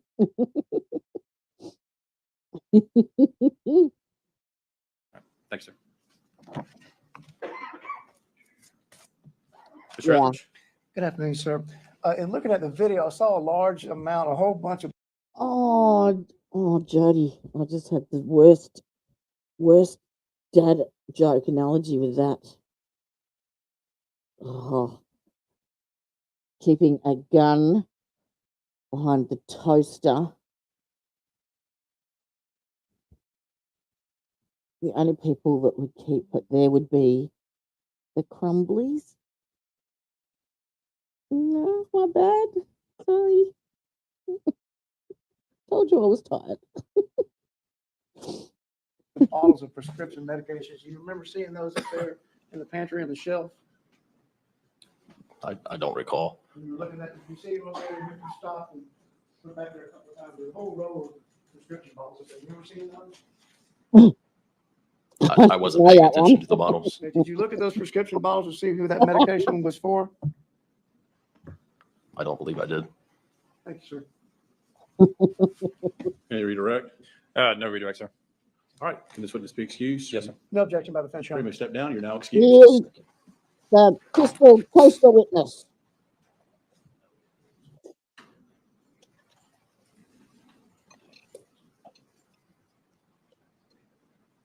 But then you may not have heard of anyone keeping their gun behind a toaster. I've never heard of anyone wearing a nursing bow in the brow when the kids are 4 and 5. All right, Mr. Alderman, call your next witness.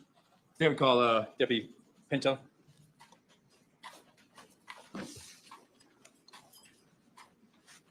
Now the first responder, you think? Come on, deputy. Pull your finger out. Pull the chair as close to the microphone as you can. Speak into the microphone loud enough so that everybody can hear you, okay? Huh? Yes, sir. Sir, would you please state your name for the record? Felipe Pinto, And where you're employed, sir? Santa Rosa County Sheriff's Office. And how long have you been with the Sheriff's Office? Going on 5 years. And what are your duties there at the Sheriff's Office? Right now, I'm a field training officer, but I'm a road deputy as well. Now, were you on duty on September 8th of 2021? Yes, sir. I'm a real boy. And did you respond to a call that evening? Yes, sir. Where did you go? To 6148 Shanks Drive. Okay. Do you remember roughly what time you arrived at that location? Yeah, think? Yeah.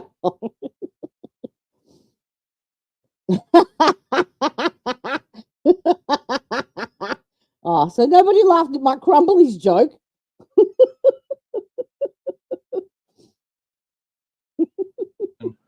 It's around 6:30ish. Okay. And did you proceed inside that residence? Yes, sir. Where did you initially go inside that residence? The garage. Okay. And what did you observe inside the garage?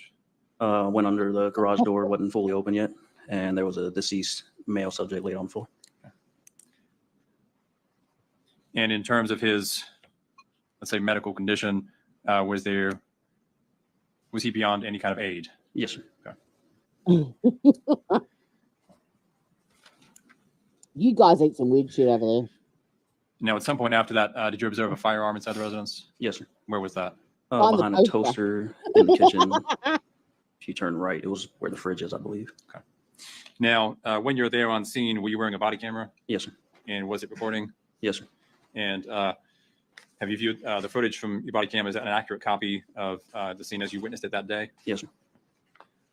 This time I'd like to move State's Exhibit 110 in evidence. All right.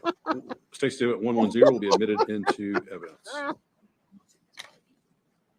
Yeah, that's fine. It reminds me of Game of Thrones. You know, the Lady of the Vale. Mm-hmm. You guys, Elizabeth Udahef, did you not see my pre-trial infomercial on the Sarah Byrne case? No, I thought we might need something to get us through the ad breaks and stuff and fill the monotony. So I did this.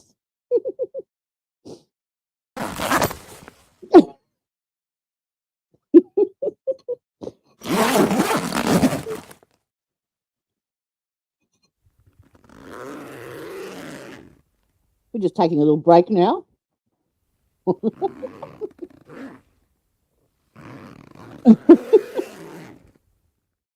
That's how you pack a suitcase, right there.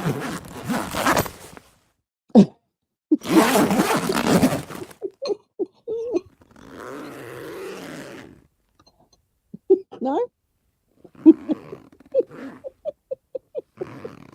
Oh, I've got them, don't you worry.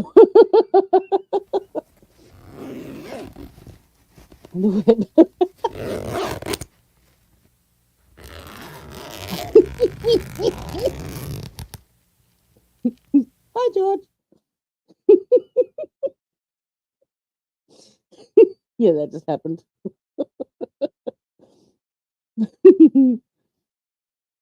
Glock pockets.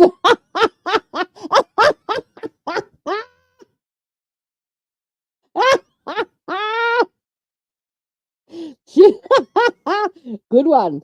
All right, we're gonna have to come up with some names now for the toaster gun.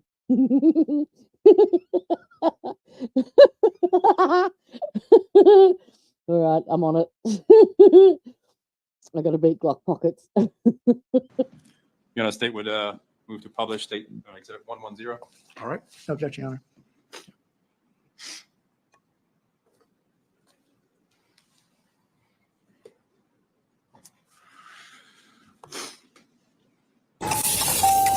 Oh.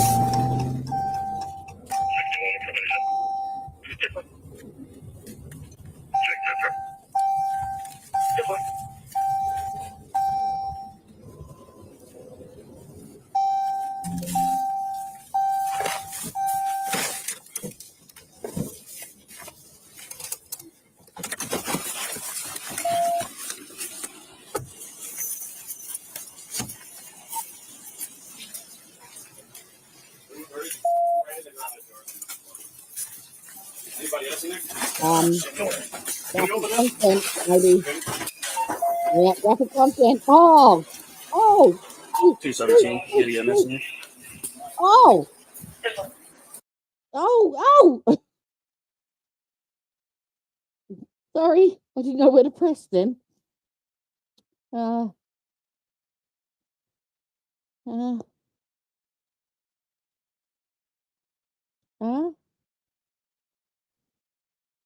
Sorry.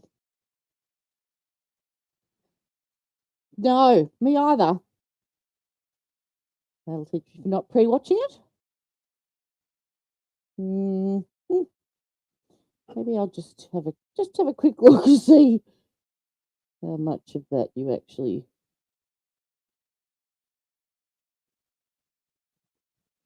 Oh, I think that's it. I think we're past it. Whew. Sorry. My apologies. But I think we're past it. 217 baggy signal 7. No. Who's the one that shot him? Okay. Yep. Okay. Ooh. That was nasty.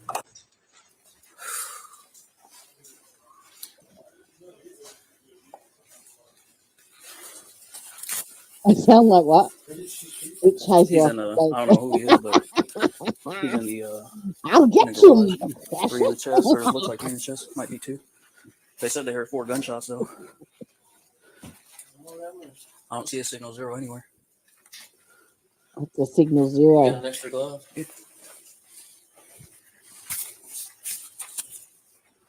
Right, this is the reverse body cam footage. So I might these end up guy having to that come up here if Half Hill hadn't gone up there yet. goes up the hallway while the other one finds the Glock pocket.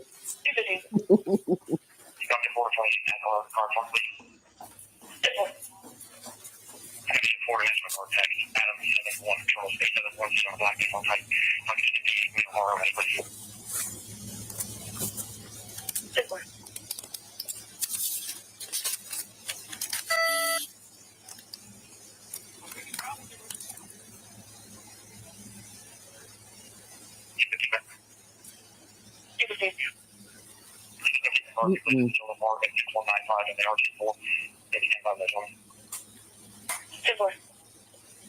Can't beat a fresh mango and yogurt. Mm-mm.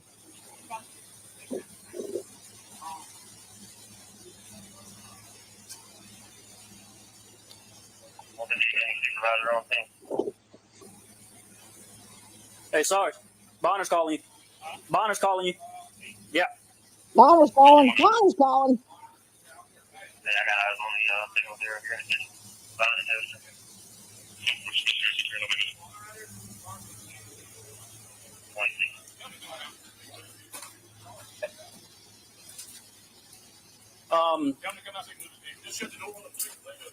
It's it looks like it's in the holster. Yeah. But it's stuck behind the toaster next to Fred's Abbott toaster. Okay. They need you to move your vehicle so this lady next door can get out. Okay. I appreciate it. Yeah, I didn't move it behind the toaster. Yes, sir. Go ahead. 1039 to 38, you can get her shit back as possible. 10-4, thank you. Set behind a toaster. Toaster. Camera. Signal 0. Not touched.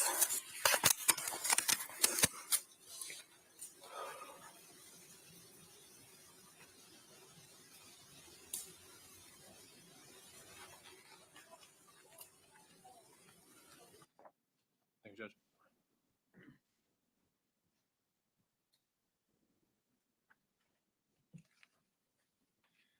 Deputy Pinto, did you have any involvement in the investigation of the case?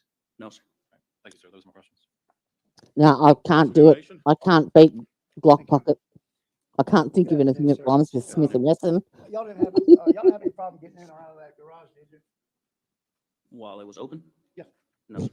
And the garage door opener worked, didn't it? I think it was Major Brigman, looked like to me. Hit the garage door open and it came up, didn't it? That was Sergeant Clemens. Yes, sir. Okay, Sergeant. One of you guys. But it worked, right? Yes, sir. Okay. You never spoke to Bree, did you? No, sir. Were you aware that she told Major Brinkman where that firearm was? No, sir. You ever ask him? Nope. What Did you have difference does any it make? contact with Bree whatsoever No, sir. that day? And I believe that was your voice in this body camera, which said 3 in the chest, right? Yes, sir.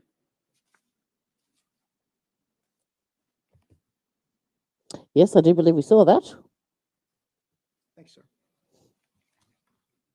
Can you redirect? They should put really put Collin some warnings up. holes in his chest when you saw him, is that correct? Yes, sir. Did you ever roll him over to count how many holes he had in his back? No. I mean, it doesn't worry me. All right, can this witness be excused? I just didn't want to All right, sir, you may step down. You're now excused. Thank you. expose that to everyone that doesn't like that sort of shit. State would call. Not that I like it.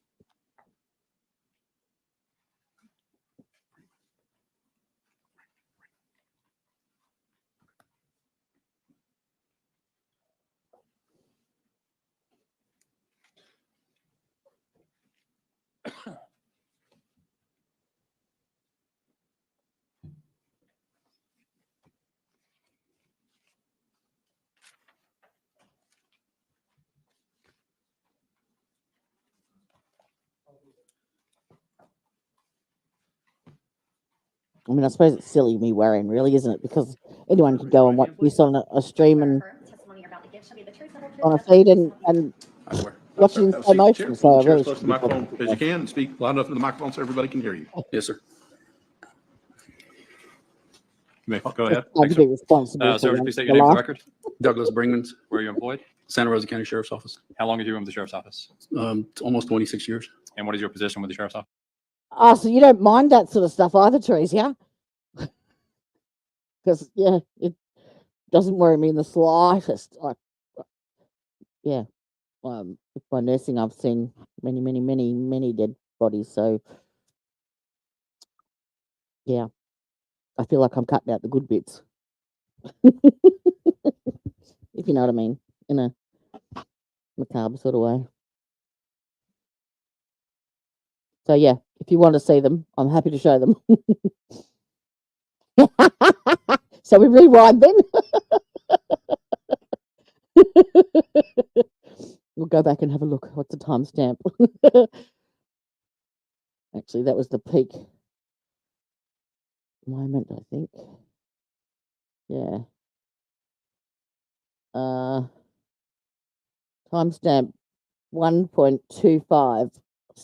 Oh my God, I wish they could hear me or I could reach through the phone. Speak in the mics, people. I've got it boosted. Can you not? Are you having trouble hearing it? Do you want me to go back? It was gory. You saw him. There's only 5 of us in here, so I'm happy to go back if you want to. Are you right with that, Edhef? Elizabeth, Teresa, Edhef. Who else is in?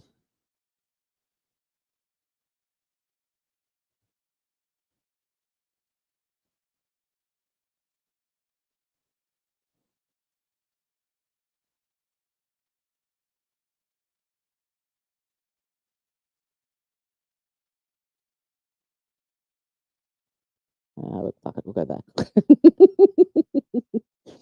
All right, brace yourselves.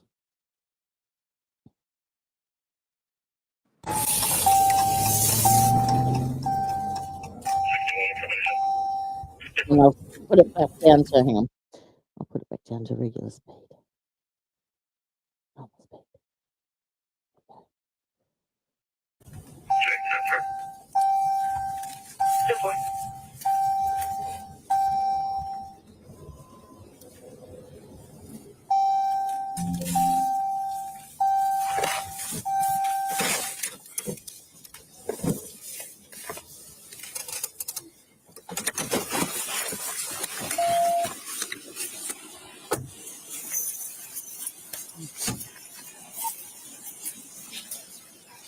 Yep, just run straight into the garage.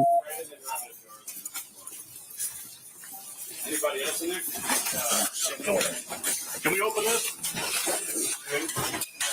There he is. 217. Get EMS in here.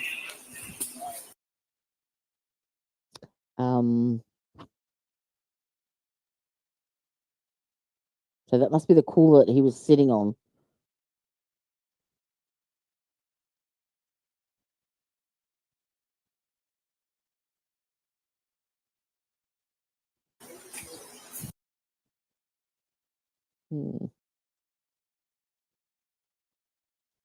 How can they tell from that he had 3 in the chest?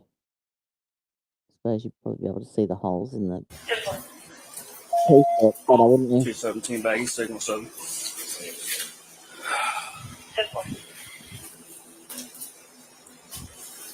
Who's the one that shot him? Shit everywhere. Okay. Yep. All the way up. Okay.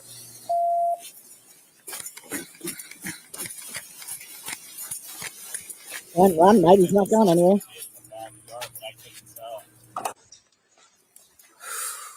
All right. So we come back from the break.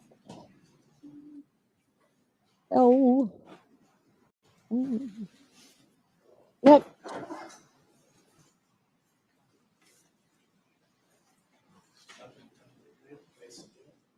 Go ahead and raise your right hand. Too late. Did it? Affirm the testimony you're about to give shall be the truth, the whole truth, and nothing but the truth to help you God. Yes, ma'am. All right, ma'am, have a seat in the chair.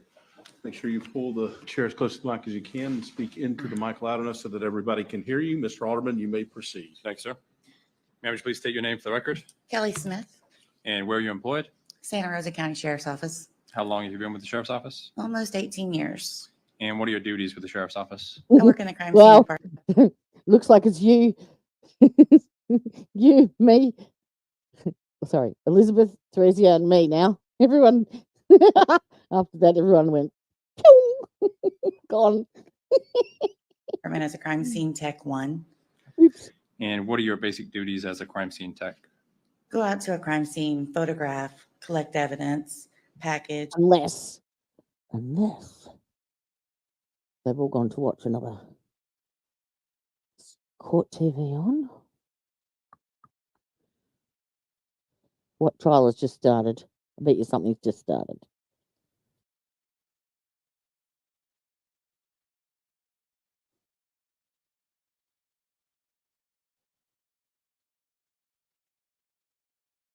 Nope, nothing there. What about law and crime?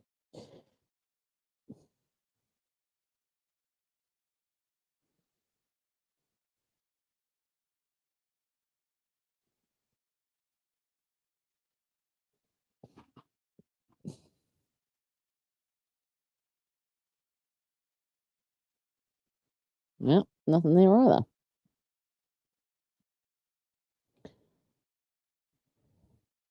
What was my last notification?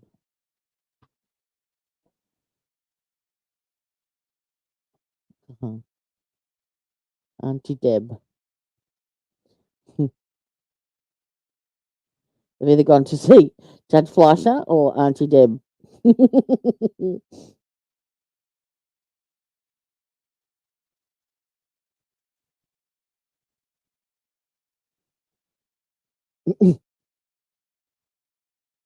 What was that? Hey, I'm in for.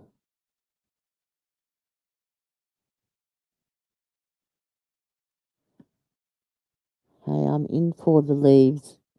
What's NG? Oh, Jody. Oh, I'm in for the long haul. Ah, okay. Fingers are drunk. If this is a boring trial, I'm happy to switch it to something else. I've got some canine takedowns and yeah, I've got heaps of stuff to fill the if it's not what you wanted to, it's not tickling your fancy. Let me know and we can switch it up. Do fingerprinting and then turn evidence into the evidence department. Now, I want to direct your attention to September 8th of 2021. Were you on duty that evening? Yes, sir. And where did you respond to? I believe it was 6184 Jinx Drive. Now, when you arrive at a crime scene, what is your standard procedure when you arrive at a crime scene? When we first arrive at a crime scene, we make contact with, in this case, it was my direct supervisor, Keith Johnson, and then take direction from there from the detective that you make contact with. And do you typically take any photographs when you arrive on a scene? We do. We generally take photographs of outside and inside. Okay. And at what point in the process do you typically do that? At the beginning, middle, and end. Okay. So you document the scene before anything is touched or moved. Is that correct? Yes. Okay. Now, in this particular situation, there on Jenks Drive, did you take any photographs? I did. Okay.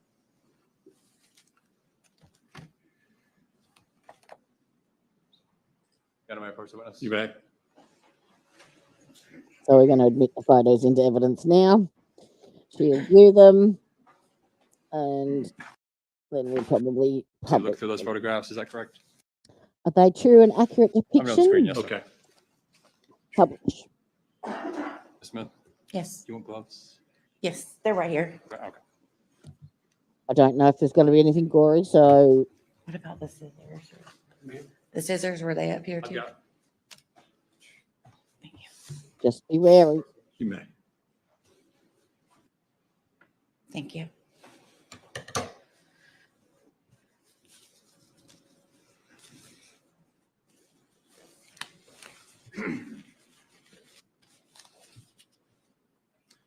Ms. Smith, State's Exhibit 2 here.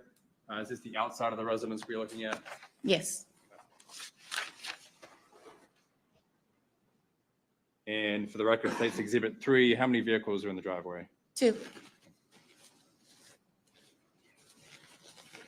Ah, look, he's even got lovely transitions. Look at that. And State's Exhibit 5, what is your vantage point in this photograph? I was standing on the edge of the driveway next to the white SUV, looking in the front door in the garage. So he was a Marine, and she was a chief petty officer in the Navy. But they showed the full body cam footage of them going in there and finding him there, sprawled out, blood all over him. They showed the whole lot. Yeah.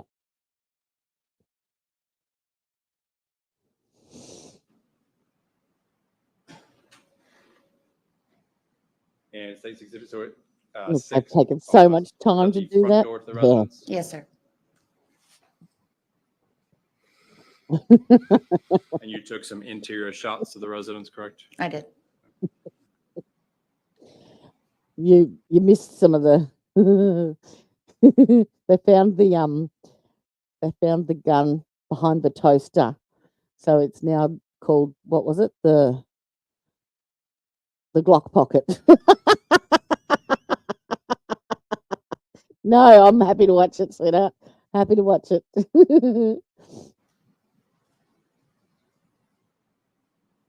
Yeah, State's Exhibit 9, where are you standing in the residence here? I was sitting in the corner of the living room. Kitchen was going to be on my left and dining room on my right, where the clothes baskets are. Yeah, so they may have some pictures of the garage. Just be wary.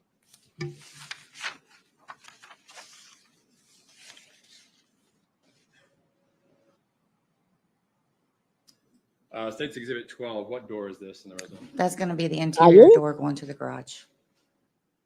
Both you and your husband are in the Navy. So what is a chief petty officer? Is that like a high-ranking officer, or?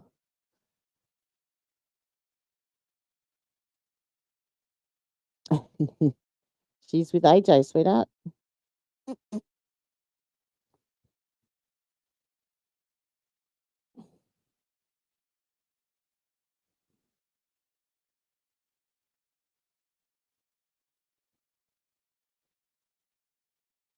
Mm.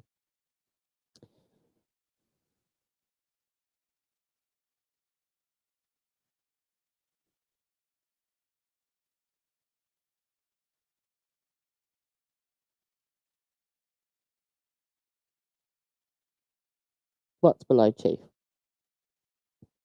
Oh, so is it chief officer and then chief petty officer?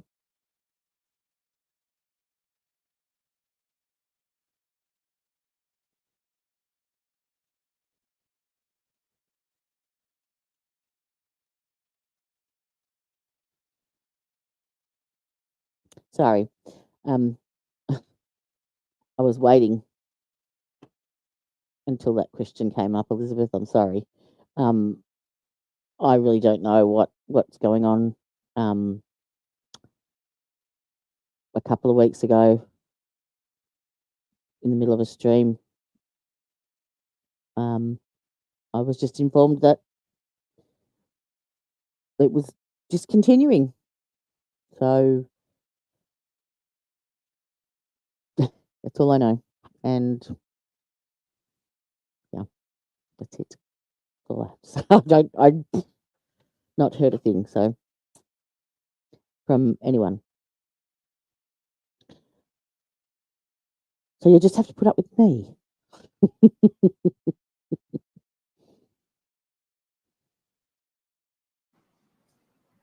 Now, is it fair to say that where there is something of interest, that when taking photographs, you do sort of, I call it the 360 and taking photographs in a circle?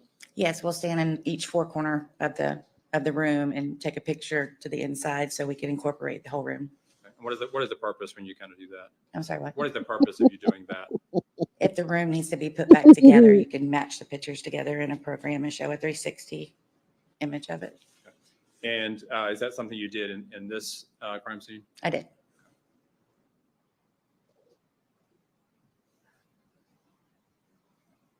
Now this would be, where is that door that we just Oh, looked at? Where so is that door in this? that is the garage. So if you see that white, do you see my cursor? That white bit there, they've put his feet are up this end. They've put a blanket over him.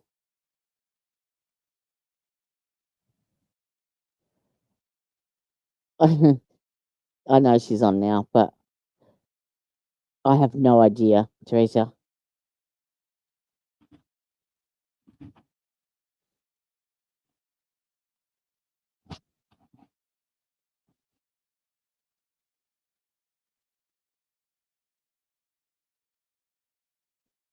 Sorry.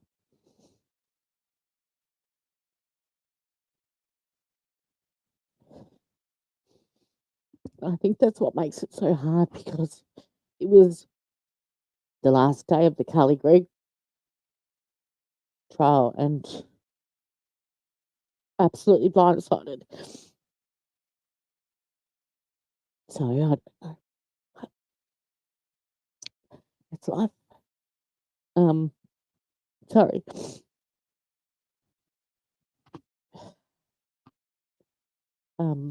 Yeah, so but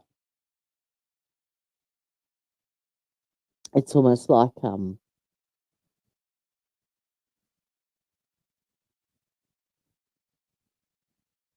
I never existed. Completely wiped.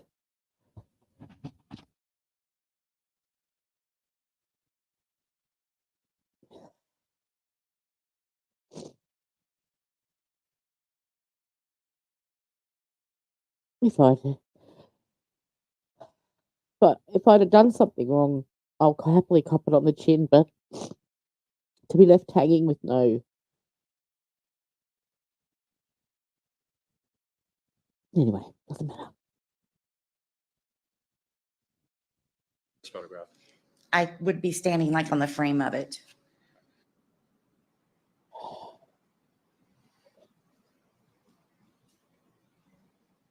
And I'm sorry, for the record, that was State's Exhibit 13.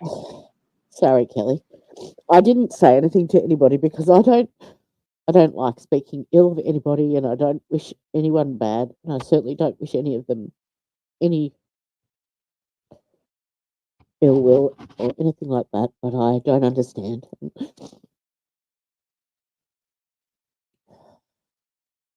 Never mind. Yeah, well, if you go back and watch the stream, you actually watch I had no idea. None. And I don't want anybody to feel like they have to make a choice or take sides or anything like that. There's plenty of room for everybody, and yeah, I don't have any issues. I'm disappointed. That's all. But never mind. All right. I think I need something stronger than a coffee now. And thank you. Your support means a great deal. Thank you. State's Exhibit 15, where are you facing in this photograph?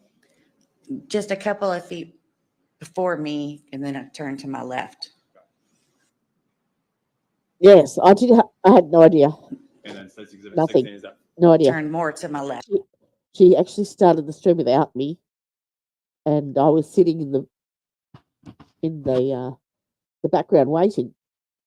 And I thought, oh, she started early. So I thought I'll just wait and go boo and surprise her and jump on screen. And I just sat there going,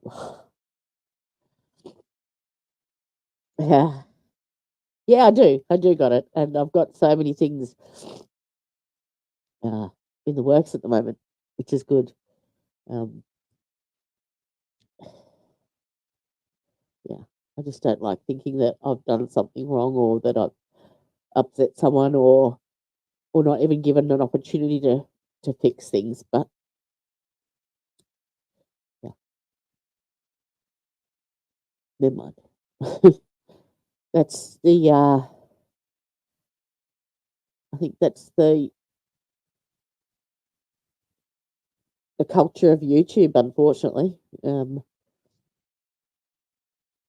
don't know why, because it shouldn't be. Anyway, thank you. You don't. No, no, I don't believe I did. And I'll admit it if I did. I'd be the first one. All right. Left. Nicotine. Oh, there's his feet. There's his hand. Sorry, Kelly. It's worse And what is your better than it was vantage point in before. Exhibit 19? That's the interior door going into the residence from the garage where when I started taking pictures, I was standing there looking out. So this is directly across from it. Would it be fair to say there was a good deal of clutter Yes. in the garage? Okay.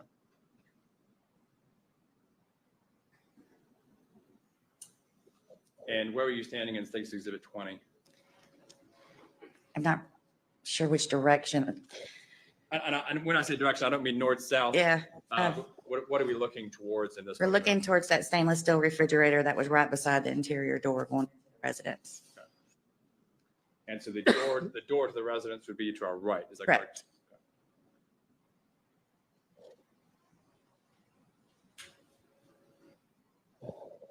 Now, State's Exhibit 21, that refrigerator is to the left of the door, correct? If you're looking at the door, yes. Okay. And was there anything of note that you observed close to the refrigerator? There was some casings on the floor. I said 4 shots fired, I think, but 3 hit. I'm not sure.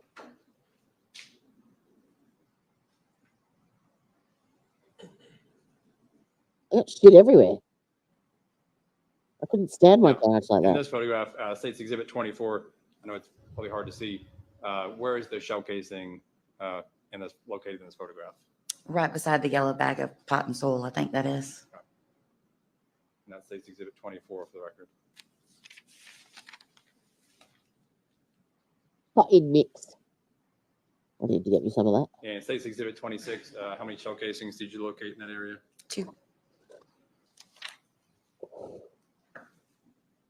State's Exhibit 27, did you move any items? Yes, all the items that were down there. Okay. And are those 2 shell casings you're looking at? Yes. I'm way too OCD for that. Way too OCD.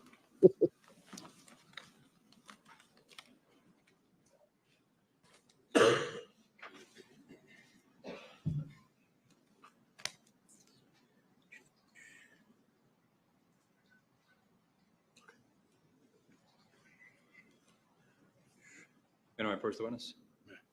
No, you cannot. I would love someone to say that one day. Ms. Smith, I've handed you Western Marks State's Exhibits 119 and 121 for Can I identification say something purposes. funny? This is how much. This is how much I knew about this trial.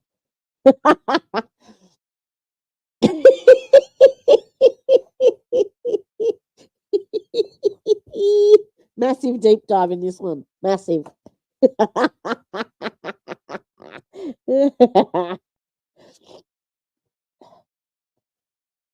Love you all.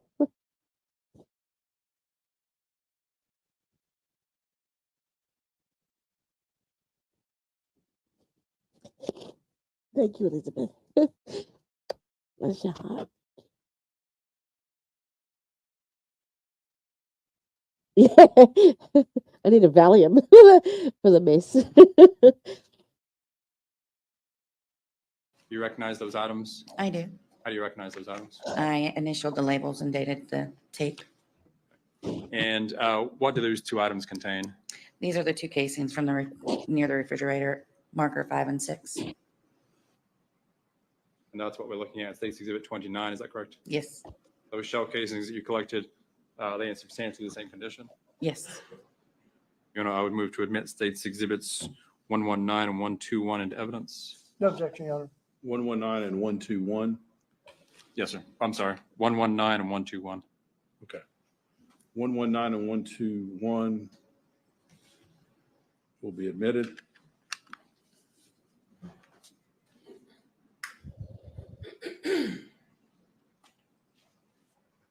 States exhibit 30. Where are we standing in this photograph? What are we looking at? That is the door from the interior going into the garage. The refrigerator would be behind me, so that would be the other corner. So if you're looking at the door to the right. And I see a photo marker in the. I'm like, and I'm thinking to myself, the stupid lady's breathing heavily into the microphone, and then I went, oh, well, it wasn't me. I guess it was. Senator, there. What is that marking? I believe that's going to be another casing. Yes. And states exhibit 32. What is that for the record? That's going to be a casing. My first witness. May.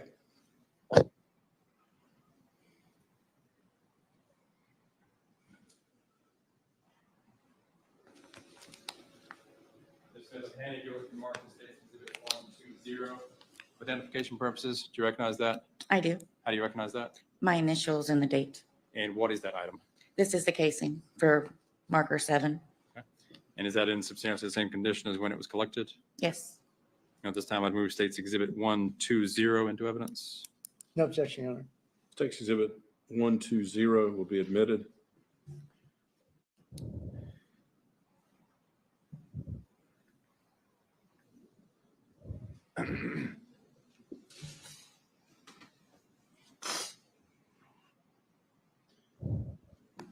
Ms. Smith, states exhibit 34. What is your vantage point in this photograph? The driveway's behind me, and there's the interior door.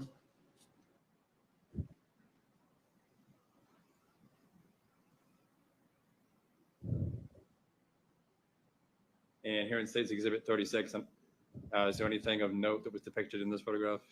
Yes, there is a fragment on the floor right there by that wood.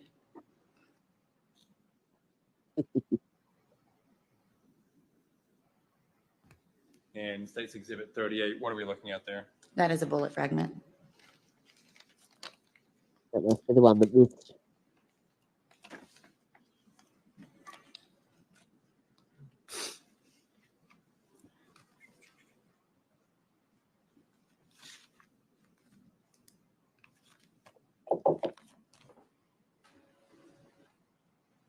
Can I my first witness? You may.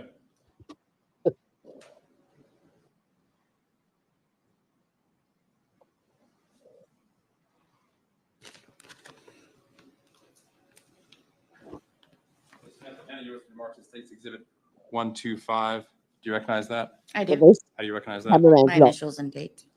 Handing And back what does to that the item board. contain? This is a projectile bullet fragment. And is that in substantially the same condition as when it was collected? Yes. At this time, I'd move states exhibit 125 into evidence. No objection, Your Honor. States exhibit 125 will be admitted.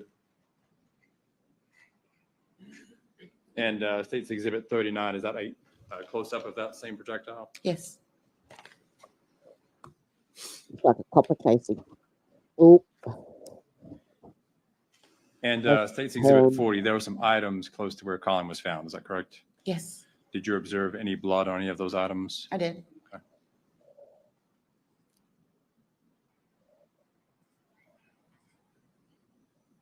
it's like the bullet hit the chair there. Ooh.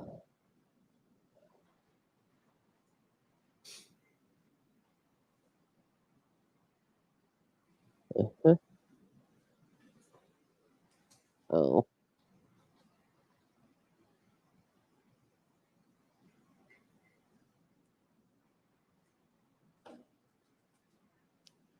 And for the record, states exhibit 47, close to the sheet there, what is the item on the top of the photograph? A cooler? Yeah, I think he was supposed to be sitting on that. Oh, And God. What is depicted in State's Exhibit 48? Appears to be a bullet fragment. Graphic content.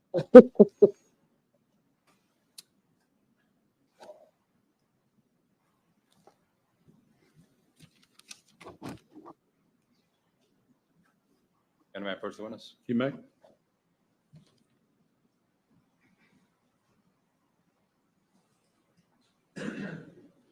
No one's seen any news about Uni starting up yet? What's been marked as State's Exhibit 124 for identification purposes. Do you recognize that?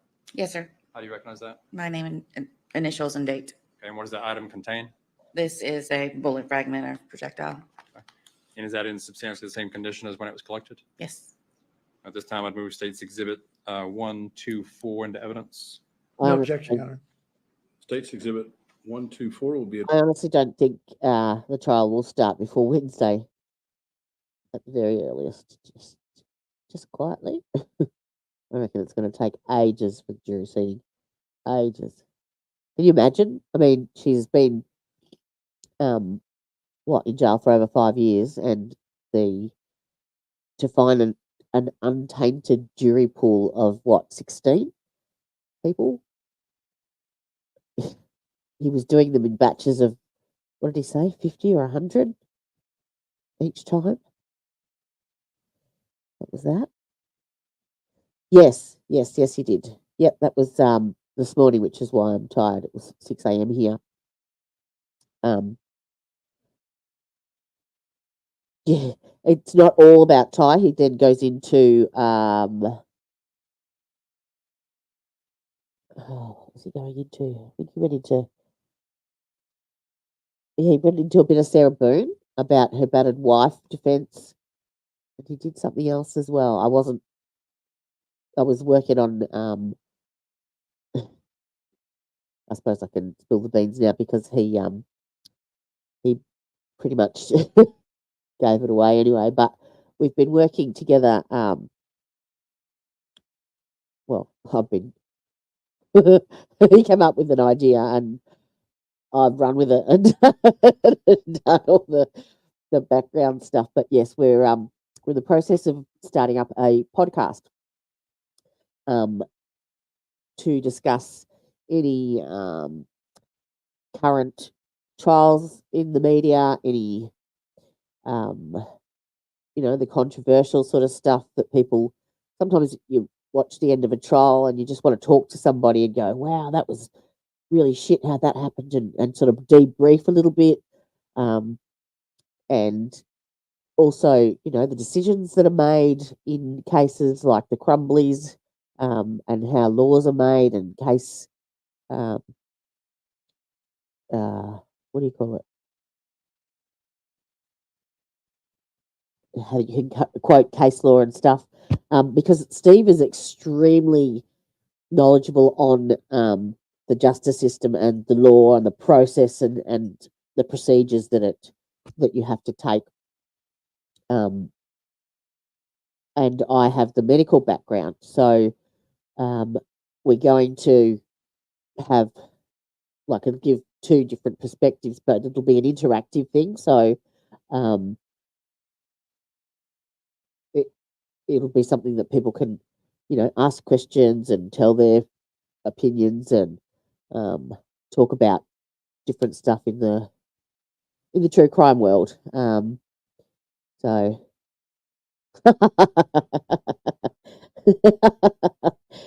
thank you, sweetheart. Bless your heart.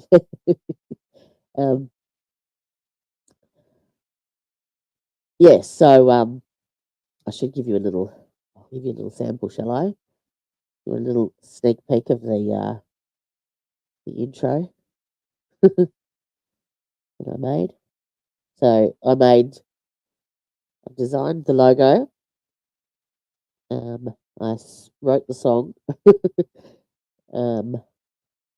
I've done all the graphics, all the editing, all the uploading. I named it. All right, let me play you the. I'm very proud of it, actually. I've been working really, really hard behind the scenes. So hopefully, well, I'm hoping to get it launched by the start of November, and we would like to have like regular guest speakers and stuff on as well. So I've spoken to Broken Baker already. He's happy to come on as a guest speaker, and I'm in the process of inviting a couple of others as well. Where is it? Where is it? Oh, idiot. Okay, so this is the. What did I say? The intro. There we go. I have to open that with media player. Right. And then share this screen.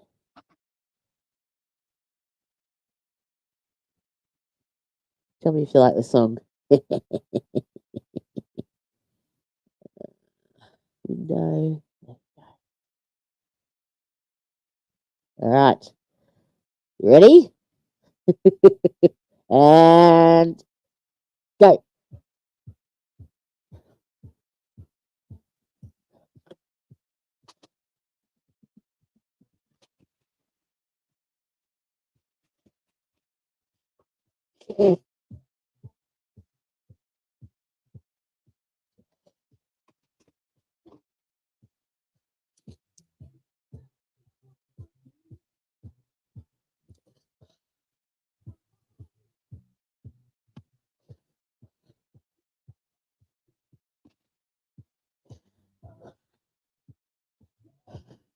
Listen in and have your say.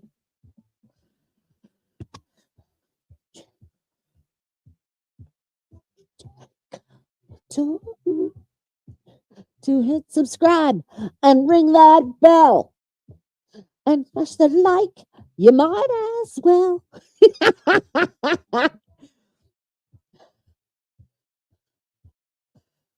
That make your head spin.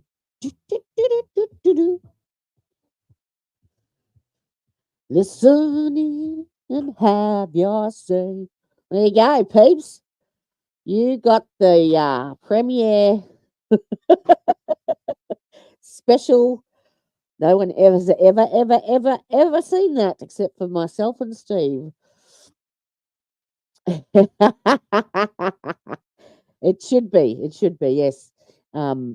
I'm because I was on with I met an Aussie Insider on Friday, like virtually, not physically. So I've made a few connections there as well. So I'll be inviting a few of those crew, and yeah, I think it'll be something that'll be really interesting because each person has their own life experiences and their own perceptions and opinions and stuff, and yeah. And if nothing else, it's a cool place to hang out and have a chat. So I'm just in the process now. All the graphics and stuff are done. Yeah, sorting out the marketing stuff and branding, and where I've got to be able to set up all the IT stuff so that it's fit simultaneously streams on Spotify and Apple Music, and as well as audio and visual on YouTube and Twitter and possibly Discord. So it's the technical shit I'm working out now. You're welcome, Steve. All right, let's get back to it. Now I want to share the screen again.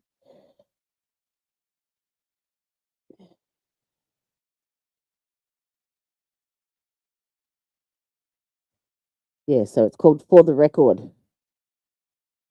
which I think is pretty cool.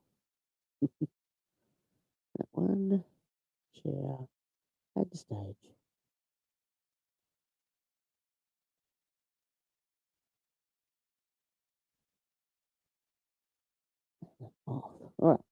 Admitted. And that item, that's what is depicted here in State's Exhibit 50. Is that correct? Yes.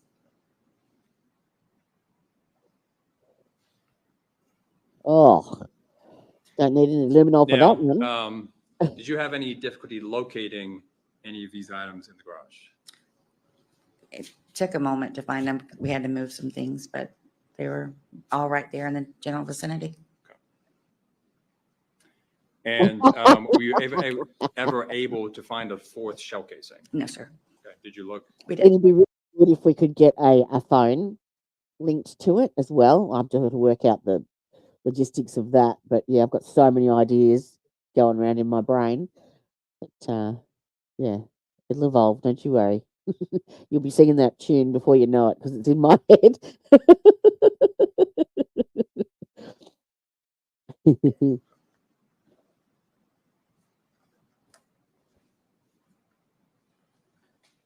Now, in this photograph, we see that same cooler to the left. What is photo marker 4 marking? The number 4? Yes. His cell phone? Oh. And on the back side of the cooler, what are we looking at in this photograph? That what we believe was blood. And that's Well, State's okay, Exhibit right. 53 for the record. Oh, sorry. And Sorry. Ugh. Who's in the?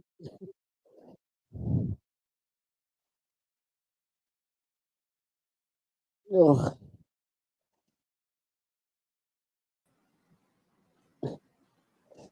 Oh, and Lord. photo marker 4, Far what out. are we looking at? State's Exhibit As soon as I 57. take, oh, I've got A a cell cell phone. And when was that located? And I then believe after we moved the blanket, and I don't recall. Where was it in relation? Probably not Oh, just where graphic, was it? It was yeah. just, it was right next to him, kind of underneath that thing. Kind of underneath him, you said? Mhm. Is that a yes? Yes. All right, so just having a look at that. Okay, so the amount of blood that's there, yes, it was gunshot, but we all know how much a head wound bleeds, especially if you've been drinking. Now, you compare that to the crime scene of where they found John O'Keefe. That snow should have been crimson if that incident happened there, and there should have been, cast off all the way from the vehicle to where he landed as well.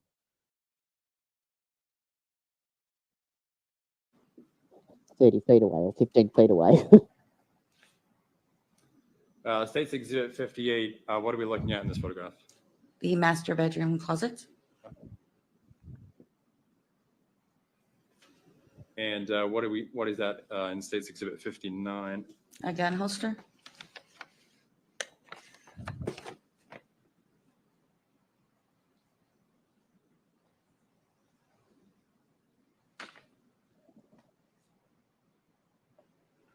Approach the witness. You may. Mr. Smith, I'm handing you what's been marked as State's Exhibit 1. State's Exhibit 131. Right, just bump this up. You recognize that? I do. How do you recognize that? My initials and the date. Would you go ahead and open that envelope for me? Open that envelope. And is that the gun holster you collected? Yep, it's a lovely That gun what we're looking- holster. Is that the firearm you just spoke of? Yes, sir. Oh, the little one. What is it? It's like a little. Am I approach the witness? You may. Has that got the front bit missing off it, or? Ms. Smith, I'm handing you what's been marked as Exhibit 1. Okay, so you can unpack that as well. Now, what is contained in that box there? A gun, the magazine, and a Will she point it down? holster. And those the items you collected from the residence? Yes. Okay. And are they in substantially the same condition as when they were collected? Yes. This time I would move State's Exhibit, I guess, Composite 1, the contents of the box, the firearm, magazine, and holster into evidence. No objection. Exhibit 1. Composite Exhibit 1 will be admitted. Thank you. Judge, and I would move to briefly publish the firearm. You may. I wonder if she'll practice appropriate gun handling and not aim it towards the judge or the jury. And Ms. Smith, the item in the box there, are there any changes to that firearm package in the box? No, sir. Was there anything, any trigger guard or anything put on it? I put some zip ties with it open.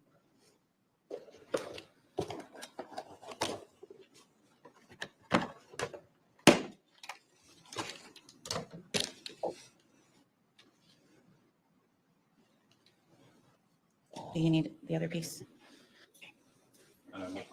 You may.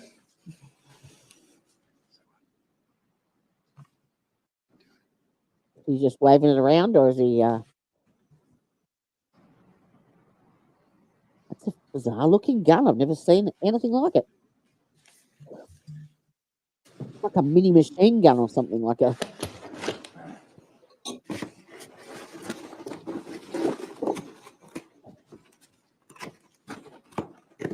Oh. And Ms. Smith, just for the record, State's Exhibit 2, that's the firearm and holster we're looking at in that photograph, correct? Yes. The item that was chain.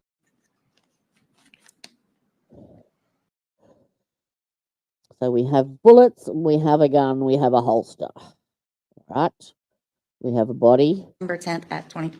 I'm sorry, September 10th, 2021. So we're ticking the boxes. And did you observe the autopsy being performed? It is, yes. Yes. But there's a lot of factors that affect that, you know. Like one of them is if you've been consuming a lot of alcohol, heat, you know, it could have been a hot day, all number of things, medications. So, I mean, if he had a brain injury, he could well have been on blood thinners. Who knows? Who knows? It could have been anything. It could be the type of bullet. Some bullets are designed to do more damage internally than others. So, yeah. But, yeah, you're right. It was a lot. And they don't normally show all that. I'm very surprised.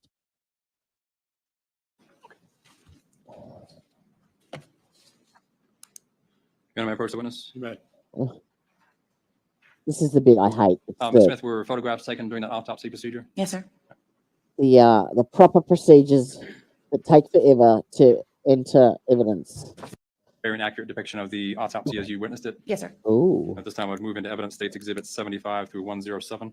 Subject to my earlier objection, Your Honor. Okay. Um, The are gonna- objection is overruled, so Exhibit 75 through 107 Are they going will be to admitted into evidence.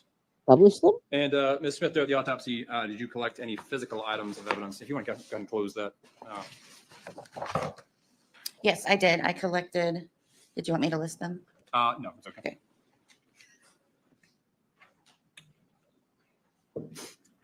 Can I approach the witness? May. 1, 2, 3, marked for identification Are these the case? contained in those two little containers there. These were the projectiles that were in the victim. All right. Oh, that were in the victim. Okay. All right, thank you, Ms. Smith. Those are my questions. What? Cross-examination? Just a few. Thank you, Judge.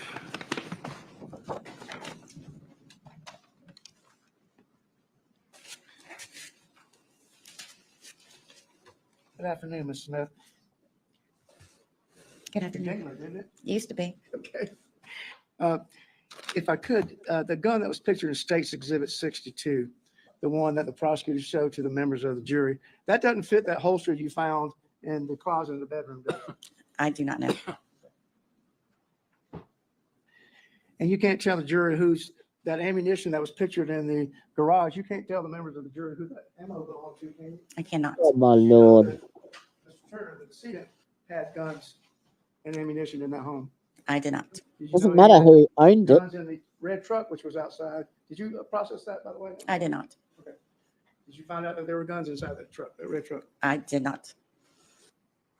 The medications that you showed the members of the jury, were you aware that those were for Bree's upcoming surgery that she's got to have? I was not. She's there to collect the evidence, not bloody study their past histories, for God's sake. Thank you. Can you redirect? No, sir. All right. Can this witness be excused? And then we need to, I don't know, Alderman, do you want to take these exhibits? Yes, sir. Yes, I'll grab them. Get them to the clerk to be logged in. All right. We don't need to see that. Next witness. Right, sidebar.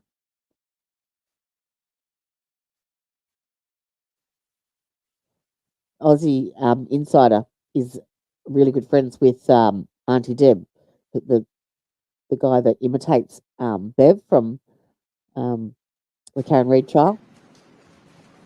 He's so funny. All right, Mr. Alderman, I'm call your hoping next I can witness. get Yes, sir. And let's see into our contact with conversation as him. I'll release Detective Rowell and have him come back in the morning. Yes. Okay. State would call Craig Forehand. He would be so funny to have as a guest speaker. Or even on here.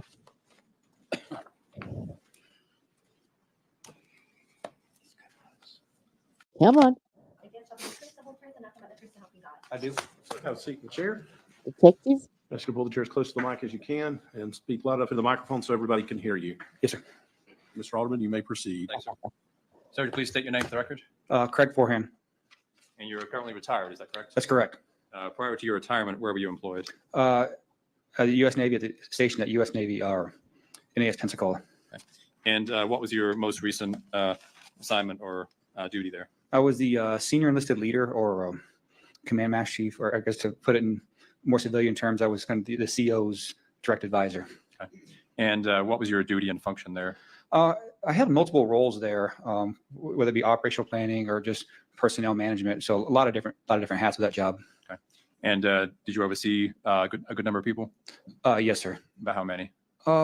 Somewhere it varied, but about over 200 on any given day. And how long were you with the Navy? My career, about 24 years. And do you know the defendant, Miss Bree Kuhn? I do. Okay. How do you know Miss Kuhn? She and I worked together. She was, when she got stationed with us, she was my assistant. So she helped me manage my day-to-day taskings, and my calendar and stuff like that. And, like AI. prior to the shooting incident, how long had you known her? Do you know? Oh, I don't remember. It would be in the months range, I would think, but I can't remember exactly when she arrived. Okay. You said months? I would think so. It's somewhere in the 6-month range, but I can't be positive about that.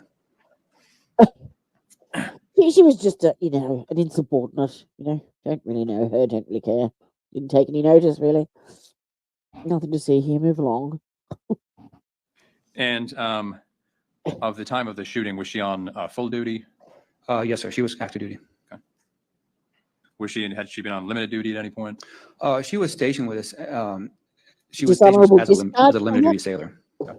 And what was the reason for that? Do you know? I know she had in the past she had a suicide ideation, so she was stationed with us to receive the aftercare treatment for that. Okay. And to your knowledge, was she receiving the treatment for that? Yes, sir. She was in an IOP or intensive outpatient program. As far as the specifics of the program, I'm not privy to that. Yes, sir. So now I want to talk to you mental health about issues. September 8th of 2021. That's the day of the shooting? Yes, sir. Did you expect Ms. Kuhn to come to work that day? Yes, sir. Okay. And at some point, did you notice that something was amiss? I noticed right around lunchtime she wasn't there. And did you have contact with her? Took you how long? At that point, What time does a Navy shift start? Don't they start at 7? Or is it a 9 to 5 job? But, it took me 5 hours to notice she wasn't missing. Fuck me. This guy really doesn't give a shit, does he? I texted her and to check up on her and see how everything was going. As far as and then she responded. Okay, how did she respond? Hearsay. Okay, well, your question was. I'm sorry. What was your question? I think my question was when did you first have contact with her? Okay, so that was about 11:40 in the morning, just to check on her, see how things was going, because she wasn't where I expected her to be. Okay. And what was her response? Do you remember? Objection. Yeah, do you mind if I check my notes real quick? Is that okay? Or Would that help refresh your memory? it would. I'm sorry. It's just been so long. Understand. Just got it right here. You made some notes Good yourself night. about Block some of pocket. the events that day. Is that correct? Yes, sir. It's kind of my timeline of events.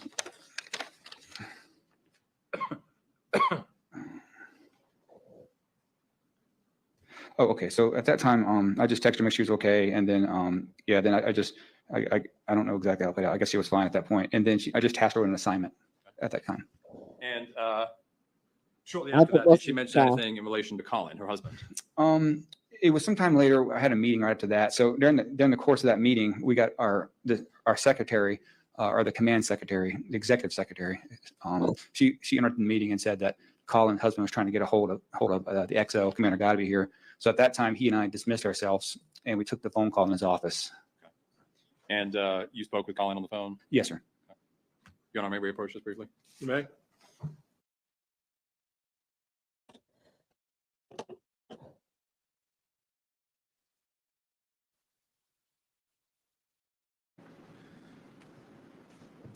Now, Mr. Forehand, prior to this conversation here on 9/8, had you ever spoken with Collin before? No, sir. Okay.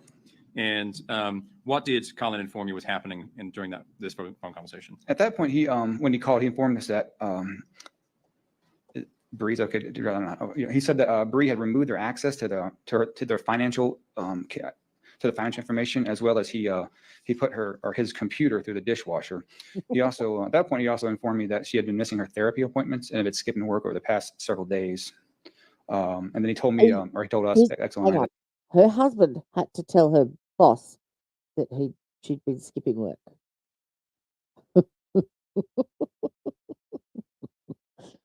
Okay. He wanted to take their children back home to his parents' home in Georgia. And then he also informed us at that time that the sheriff's office at some point that morning had come to their home as well. So. And about what time was that conversation? Do you remember? That was about 1400 or 2 o'clock. And during this conversation, what was Collin's demeanor? He was very calm, very very articulate and well spoken at that time. Was he angry?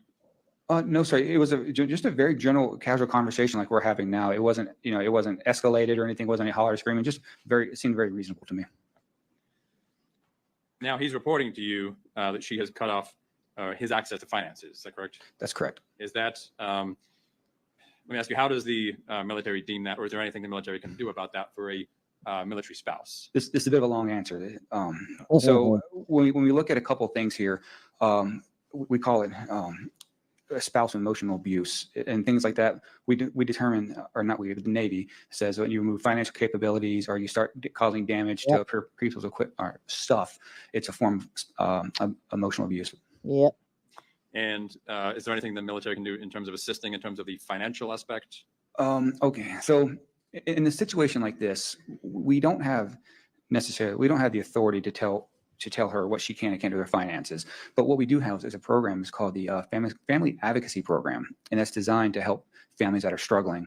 And then it's a long process how we get here, but ultimately there's a kind of again conversation about what happened, and we find the best way to help the family. And then in cases where we'll call domestic violence is involved, we'll make try to make our best determination if we need to separate the family or put them in what we call a cool down room. When I say the family, though, I really mean the service member. No. I think that's what you're asking me. Yes, sir. And if I understood you correctly, did you say that the military would consider? Thank you very much for my coffee, Kelly. Thank you.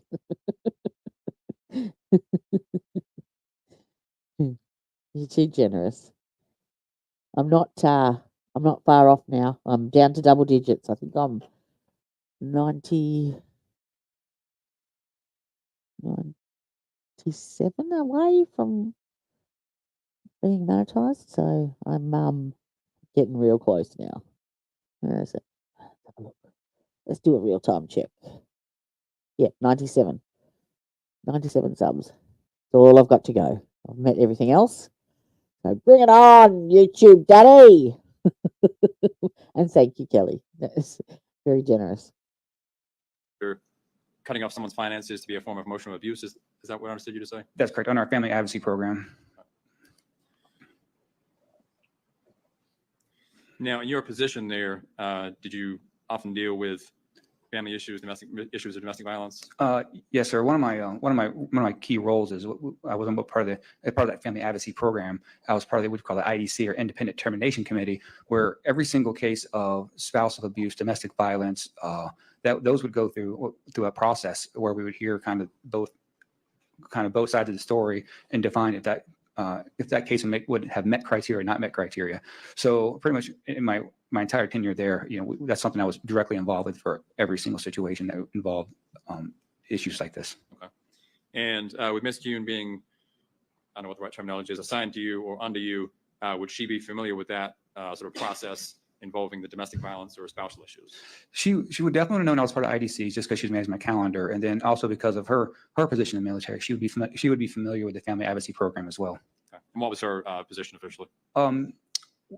Her role in the Navy was a E7 or Chief United States Navy, and that's kind of the starting point of where a sailor or enlisted member becomes, I would call a supervisor, where they start dealing with where they start help managing these sailors' issues.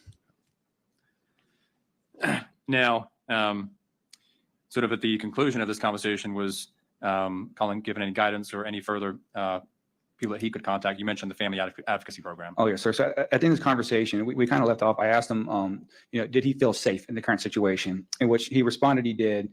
And then I also gave him the number to our family advocacy counselor as well, so he could communicate to them, and that would help, again, help them with their family struggles as well. And when you say you asked him if you felt safe, was that a standard question you asked in these kind of situations?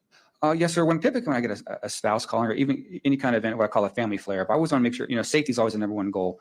So I always ask this question: do you feel safe? And after this conversation ended with Collin, did you have any concerns about either his safety or Bree's safety? No, sir. Not at all. And after this conversation, did you have any other conversations with Collin? No, that was the last time he and I talked. And after that conversation, did you speak with Bree? Yes, sir. Okay. And did she give you some indication or background as to what was going on? Yes, sir. So after that phone call with Collin, I called Bree up and I reiterated to her what Collin told me, which was, that she damaged his computer, he removed access to finances, and wanted to take I'm sorry. Yeah, so those two questions, and which she stated that he was lying about the situation, and then did she say what had caused this argument to flare up most recently? Yes, sir. So I asked, I asked her, what happened? How do we get here in this situation? She said that it started the previous night before, where she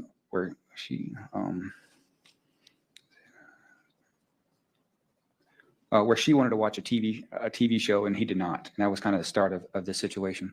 Okay, that's what she told you started the argument. Yes, old remote control. And what was her demeanor during this conversation with you? So when I talked to her, she was very calm as well. Very calm, very calm, and very professional in the conversation. So that at that point, I didn't have any concerns either with the situation. And did you pose to her the same question as you did to Collin about whether or not she felt safe in the residence?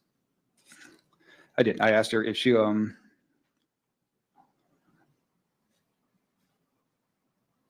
okay. Yes, I asked if she felt like her and kids were safe. So I just want the record to be clear. You're looking at your notes there. Is that right? Yes, sir. Okay. I'm sorry about that. So the question was, did you ask her about if she felt safe inside the residence? Yes, sir. I asked her if she felt safe inside the residence. She said for her and the kids, and she said that she did. For her and the kids, she felt yes, safe? Sir. Now, I think you had previously mentioned, I think you referred to it as a cool down location. Yes, sir. And did you discuss that with Bree during this conversation? Oh, yes, sir. So I asked her in this conversation if she needed a cool down room. And what that is where we take a sailor that's, or again, a family that's having issues. Hello, good afternoon, Sunshine Star Child. I remember you from Mandy's channel. How are you? Welcome. Mandy was going to pop on at some point tonight, but she must have got waylaid. So we are watching the Bree Kuhn 911 murder trial, where it only finished up, I think, a week ago. So we're killing time between whilst Sarah Boone is in jury selection. Yes, welcome. Thank you. You were at the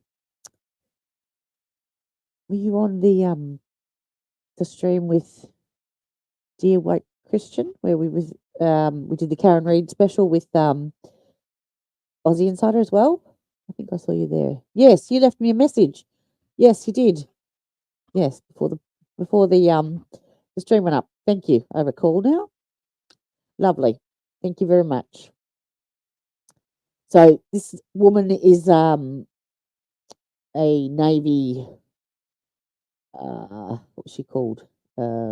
Chief Petty Officer, and her husband was a Marine, and he was on the phone to 911, and she shot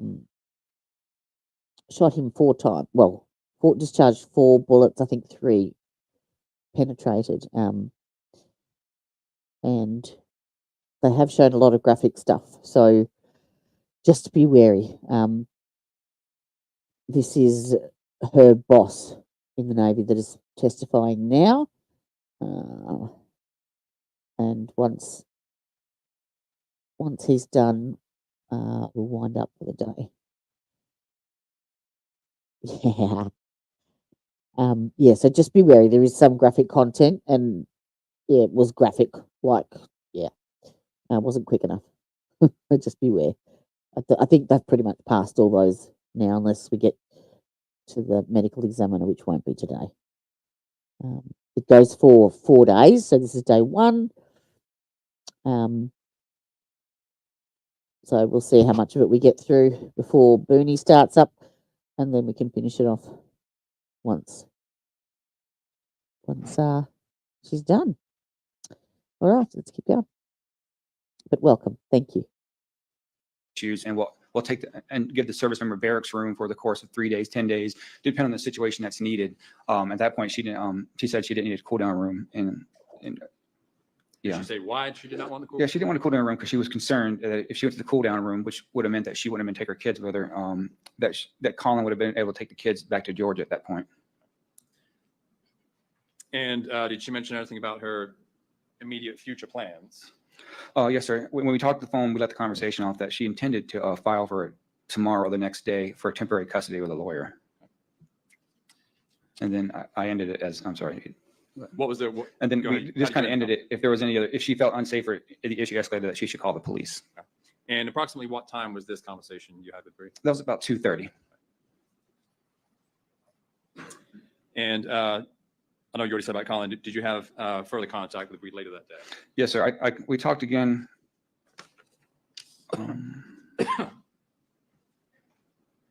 About 4:45. We talked again about that time. I texted Bree and asked her if the situation had settled down, and to which she responded no. Did you elaborate at that point as to what was going on? Oh, yes, sir. At that point, so when she texted me no, I called her back, and she said that her and one of her younger children, I don't know which one, were in the. Okay, she said that her and one of her younger children in the backyard, and that Collin had taken the child from her. And she stated the child was crying, but she did not believe that Collin was going to hurt the child. And then she stated that Collin was outside with the child, and I asked her, okay, and that was that conversation was about. And again, was there any discussions of did she feel safe to the children? In openings, they said that she was concerned that he was going to unalive the children. And now she's saying that she felt safe with him, with children. She's making it up. She goes along. Feel safe. How did she respond to the conversation? Yes, sir. This time I asked her. You for real? Oh, she's in Florida, isn't she?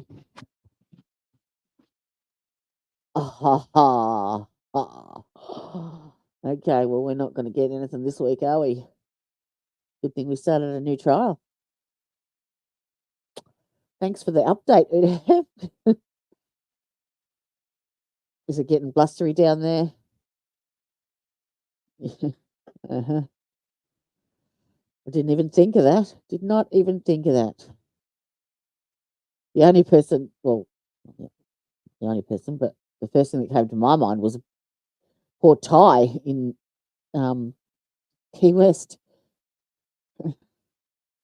It's so nice and sunny right now, actually. It's bloody freezing over here.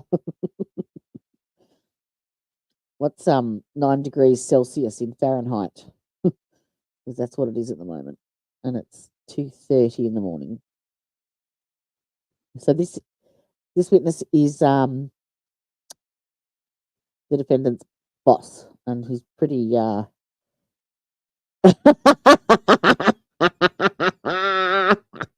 Oh, guess what I did over the weekend too, and I forgot. I added some fun stuff just for just just for shits and giggles to put in, to interject in the middle of trials and stuff. So here we go. Because this is my favorite actor. Well, Dick, here's the deal. I'm the best there is, plain and simple. I mean, I wake up in the morning, I piss excellence. If you ain't first, you're last. You know?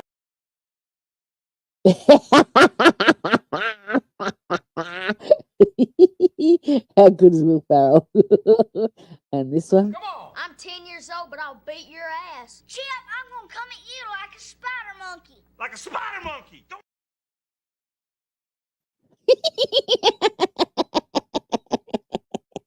I know, I amuse myself. I've got a few more of them as well.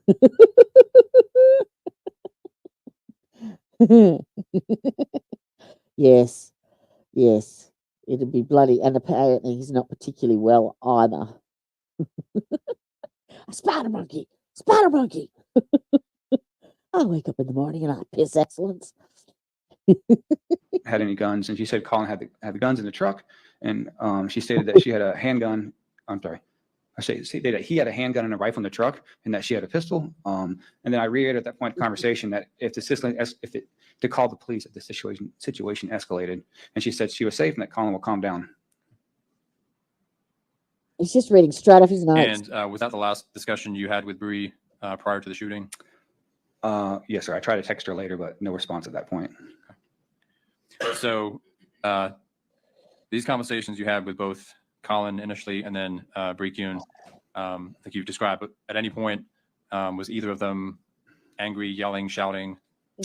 No, sir. And that was it was probably one of the these types of phone calls weren't necessarily uncommon for me to get, but what was really peculiar was that both sides were just very calm, calm and very emotionally under control. So that's why we didn't force a cool down or anything like that, because it seemed like it was just, from my perspective, it was just two adults having an argument about some stuff.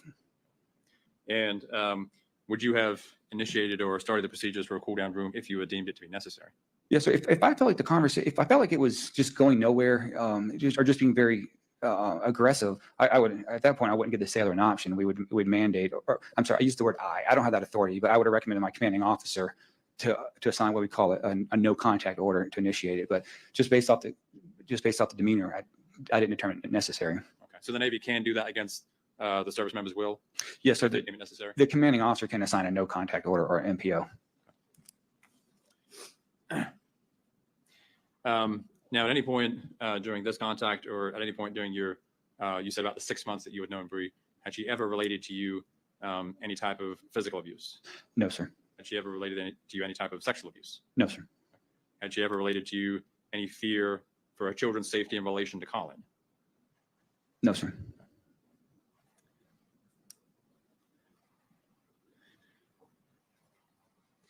Now, what would be the procedure if a service member were to report an instance of either domestic abuse or sexual abuse? It's two different processes. Is that too different for the two different types? Yeah, yes, sir. So we'll start with one. So for sexual abuse, which we call sexual assault, that goes to what we call a SAP, or sexual assault prevention and response program. And so what would happen there once the sailor reports that, and there's a lot of different methods to which the sailor can report it, depending on if they want it to be a restricted or unrestricted report. Restricted means that that situation would be just between the sailor as well as the team, or her care team that would help her or them rather cope for the situation. And then there's an unrestricted report, which would be the same type of level of post care as well as an investigation into the situation. I'm sorry, I lost track of explaining that. Would the person receive any kind of counseling or anything? Yes, sir. If the sailor reports the situation or is reported, then they would. Okay. And again, being under your command, would Ms. Kuhn been aware of this protocol, this procedure? Calls for conjecture, Your Honor. Overruled. to answer? You can answer. Okay. So sexual assault is a huge, it's a huge deal in the military. It's very, it's got congressional level involvement in it. So we're mandated to conduct annual sexual assault prevention response training. And then this commanding officer talks about these programs. It doesn't matter what command you're in, you have to go through sexual assault training annually. So it's reasonable that she would know these processes. And even the fact that she's a chief, she would go through a whole nother process of training for that. So it's very reasonable that she would know these processes and what to do, or at least she would know where the starting line for these types of situations are. And would it be fair to say that for members of the military, there are a large number of resources for victims of sexual abuse? Yes, sir. There's quite a bit out there for them. And I asked you earlier, and you had said there are two different processes. What about domestic violence? What would be the standard procedure if someone reports they are a victim of domestic violence? Okay, so DV would be so how that would start to back to that family advocacy case we talked about, and then with that there comes the process is where the sailor reports the DV, or even not necessarily the sailor, but the spouse reports the DV. Or domestic violence or emotional abuse. I'm kind of lumping DV into emotional abuse, spousal abuse, all those different. It's a very big word to cover a lot of categories in it. But once that's reported, there'll be interviews conducted with both the offender and the non-offender, and then once they dictate that those events have occurred, there's a lot of different resources attached in. There's mandatory trainings required for the service member. There's mandatory trainings required for if it's a non-service member, there's recommended trainings that we'll offer for them. Now in the event of, we're talking about domestic violence, but if it's something like some kind of grandiose, where where someone was just physically abused somebody to the point, with the law enforcement get involved, assuming it happened uptown, right? There's also that law enforcement side, which has nothing to do with the military. But I think I'm going on a sidetrack here a little bit. But fair to say that victims of DV would have resources available to them? Yes, sir. If reported or even if identified, we would take it, report that stuff and do something and provide aid. Now, if a service member were to report some type of sexual abuse, or as you mentioned the SART, I think the Sexual Assault Response Team, could that cause any problems or issues in terms of their career or service in the Navy? No, sir. You're not penalized for something like of this magnitude. It's not a punitive thing. It's therapeutic in nature. Okay. Now, again, based on your conversations with both parties that day, were you surprised to learn that what had happened ultimately? I was very surprised. I was just from the conversations that Bree and I'd have kind of when we were just kind of sitting around just shooting the breeze a little bit. It sounded like, ultimately they had a pretty good relationship, and he was very supportive of her. They had from my perspective, they had a great little system where, he was going to school. She would take, I don't remember the two children, she would take the kids to daycare. He'd go to school and do the stuff. It just seemed like they were just a relatively normal military family doing good things. All right. Thank you, sir. Those are my questions. Yes, sir. Mr. Etheridge.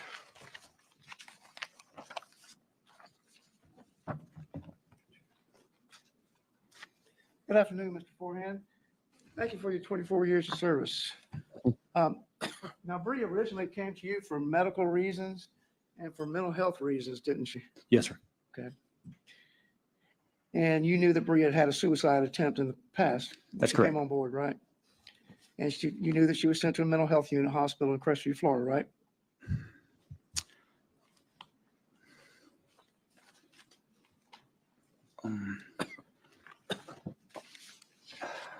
Yes, I believe I know that. Okay. And you knew she stayed there for 7 days, right? No, sir. You didn't know that? No, sir. Permission to approach the witness, Your Honor. You may. Mr. Forehand, I'm going to show you something. I want you to read lines. Randy, what are you? Page 6. Randy, what are you? Is that the transcript of the? Review. Sworn interview. I'm just going to ask you to read this to yourself, okay? Don't read it out loud. If you have an opportunity to read it, I'm going to ask you some questions. See if this helps refresh your recollection. Yes, sir. Okay? Lines 20 to 22. Read that on his forehand, and if you have an opportunity to read it, I'm asking you to let it help refresh your recollection. Questions, section.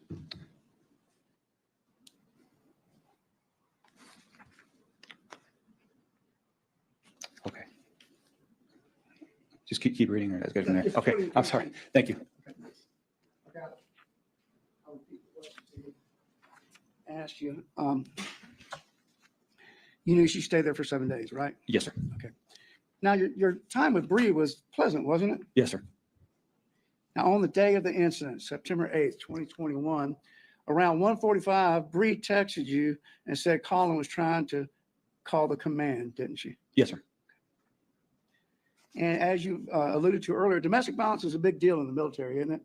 Yes, sir. Okay. And when you were speaking to Collin, he was trying to force the Navy to give him some money, wasn't he?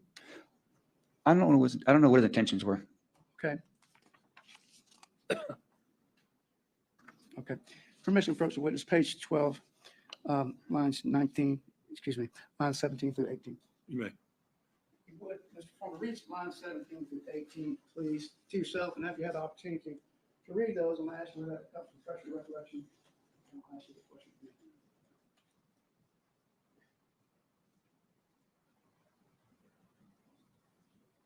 Okay.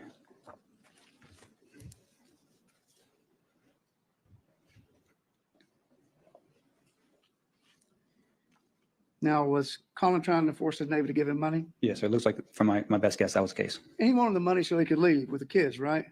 Yes, sir. And you basically told him that you couldn't force her or make her give him any money, didn't you? That's correct. The Navy couldn't. And you learned from your conversation from Collin that he was trying to take the kids away to Georgia, right? That's correct. And you knew that Collin was medically retired from the Marine Corps because of traumatic brain injury, didn't you? That's correct. And did you know whether he quit, retired, or was discharged? I believe he was medically retired.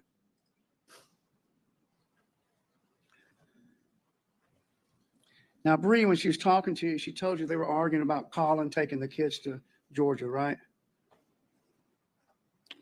Oh, yes, sir. Okay. And Bree, I think you've already alluded to it earlier, but Bree told you that Collin was lying, didn't she? That's correct. And to you, that was just so weird, wasn't it? Which part was weird? That he was lying? I don't Yeah, understand. the exchange between those two. What was going on between those two? No, I don't think I understand your question right now.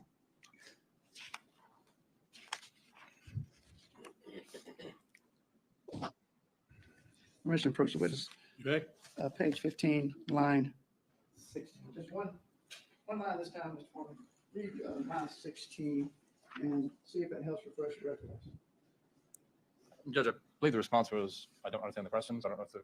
Yeah, I just don't know what you're asking me right now. Why don't you can refresh his recollection, but then re-ask the question. Yeah, just read. Yes, sir. That should do it. I apologize. It probably was me giving the question, but I'll try to rephrase it. I'm sorry, Randy, what page were you on? I'm sorry. 16, 15, 15. Okay. Let me try that again. I apologize if I confused you.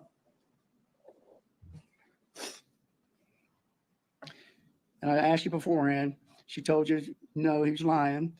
And she was calm, cool, calm, and collected. And to you, that just seemed weird, didn't it?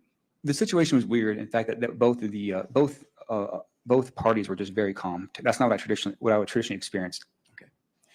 And the argument started the night before when Bree wanted to watch television and he didn't want to watch television, right? That's correct. And once again, you thought that was kind of weird, didn't you? That they want to watch TV? No, No, that they had the argument over that. No, sir. I've been married. That's okay. No. Permission approach. Page 16. Oh, Lord. You may. Come on, mate. Really? Okay. Yes, they argued. They were married. They didn't want to watch the same TV. Did you have a shows. coworker worth your name, Celeste? Doesn't really matter, does it? It was Not what was going on. out of character. The day of the incident, telling you that earlier that Mr. Turner was like out in the front yard, pacing around and talking to himself. I do.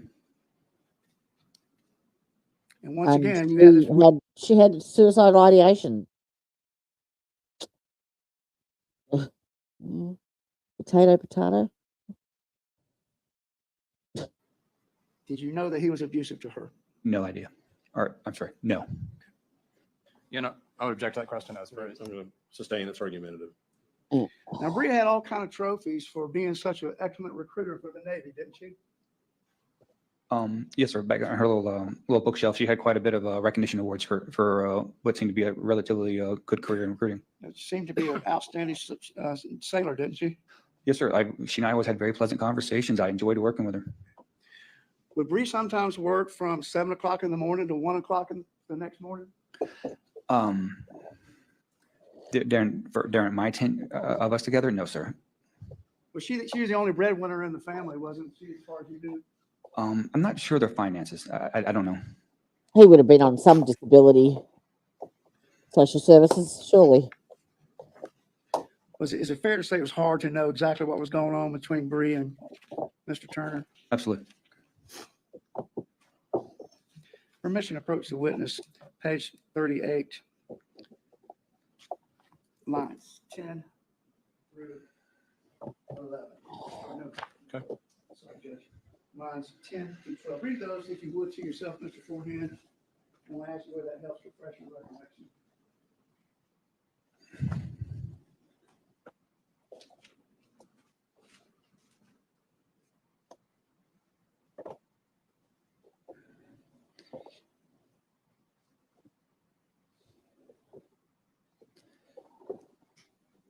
Okay. And I'll ask you one more time. She worked from 7 o'clock in the morning to 1 o'clock in the morning sometimes. Okay. So that question's what you're asking me is from her previous military history, not at my command. I apologize. Yes, sir. Once again, my fault, not yours. Yes, sir. Okay, that's my poor question. But you knew she Yes, could sir. do that. Yeah, she had a conversation. She kind of talked about working those really long days as being a recruiter. And I apologize. That was my fault, not yours. Okay. Now, is there any doubt that Bree was concerned about leaving her children with Collin? I'm going to object to speculation. Sustained as phrased. Okay. You spoke to Bree that day. You spoke to Collin that day, didn't you, Mr. Forehand? That's correct. Okay. Any doubt in your mind from talking to her and talking to Collin, she was worried about him leaving with those kids to go to Georgia, wasn't she? Yes. Now, do you agree with me that you don't have to be angry or shouting? Sorry, I to be should in have an muted that. emotionally charged situation between spouses, girlfriends, boyfriends, husbands, wives. I would agree.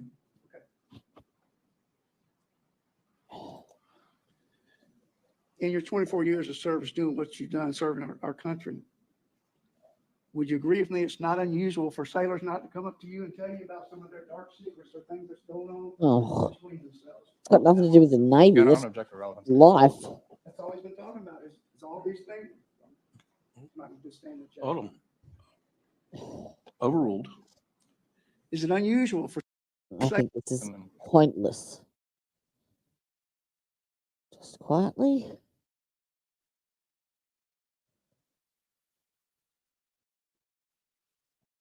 Pull your pants up, Mr. Prosecutor. Oop. One. You responded to Mr. Etheridge that Collin was pacing outside and talking to himself. That's correct. How did you know that? Bree told me.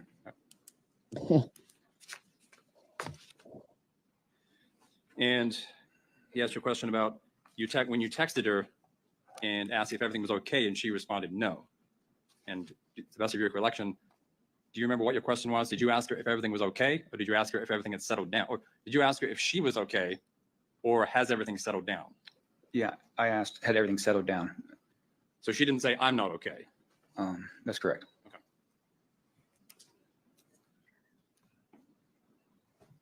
Now, was she relating to you that she called law enforcement because of these guns? No. No, I have no knowledge of why. I just know she called. And if Collin is leaving to go to Georgia, as I think both parties told you, correct? Well, I know Collin wanted to leave. I know Collin and Bree didn't want him to leave. And if he's leaving to Georgia to take his any personal items with him, he would probably have to put them in his truck. Is that fair? Yes, sir. Okay. And despite this talk of guns and police, at every point you asked both parties if they felt safe, if Bree felt safe, Collin felt safe, and the kids were safe. That's correct. And at every time, both parties said, yes, we're all safe, correct? That's correct. Okay. Thanks, sir.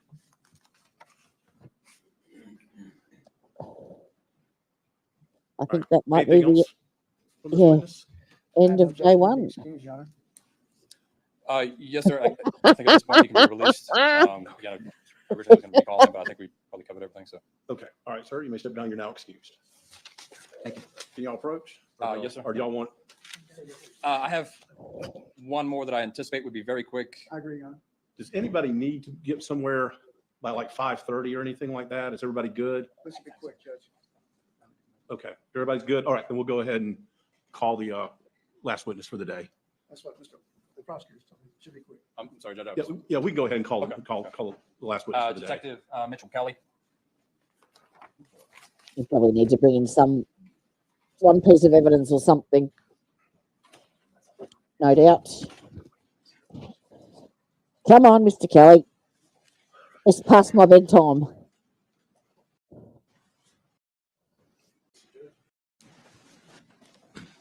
Good afternoon, sir. Yes, sir. Patients, can you please state your name for the record? Mitchell Kelly, And where you're employed? the Santa Rosa County Sheriff's Office. How long have you been there? Which bit was which was your typo, Kelly? Which part of that was your typo? I don't see any issues with that.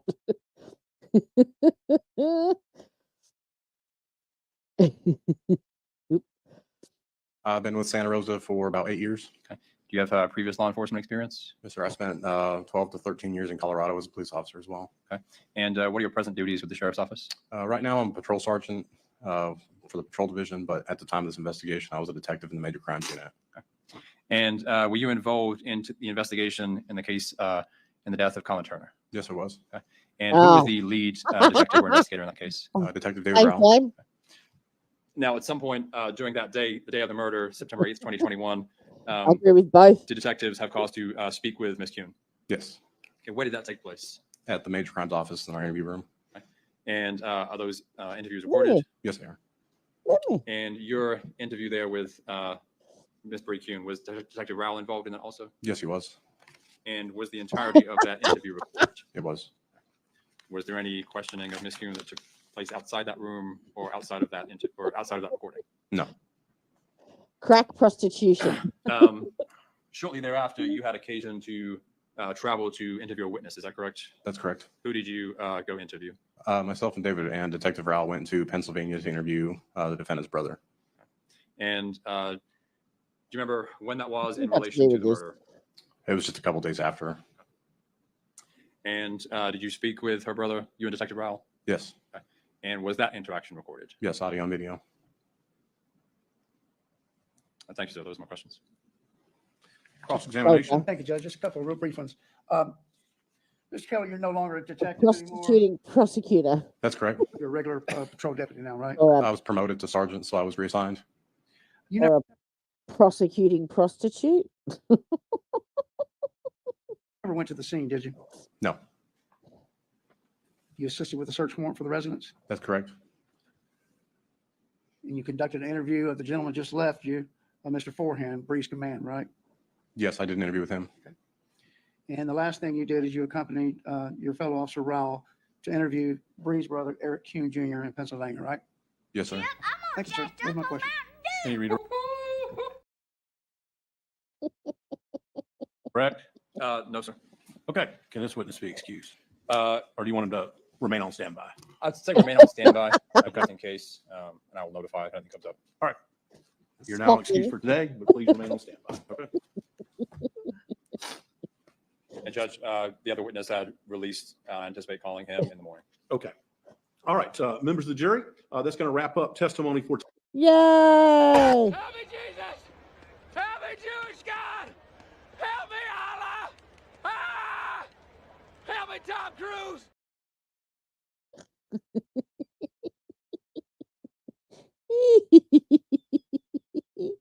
I can't help myself. I'm sorry. Let me get rid of that overlay.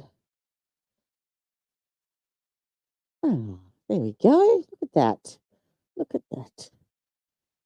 Oh, all right, my lovelies. That brings us to the end of day one of the 911 color trial. We shall pick up where we left off Got Monday fingers. Yeah, well, I've got no, you can't really tell, I suppose there, but arthritis fingers. So yeah, they're a bit gnarly. And in this weather, they're friggin' sore. So yes, I do find it hard. That's why I do um late streams, because in the mornings, yeah, very stiff. Alrighty, well, I think we're pretty much know where this is headed, but I wouldn't mind looking at the ME. Not sure who they've got on tomorrow. Let's have a look. Let me see if they've got a list of witnesses for tomorrow, day 2.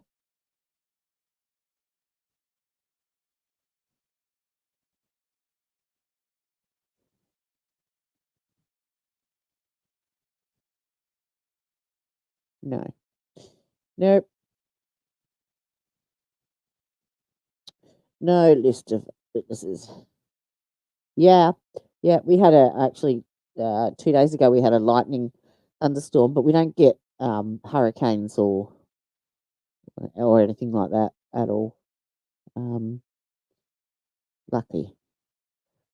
My room is trippy.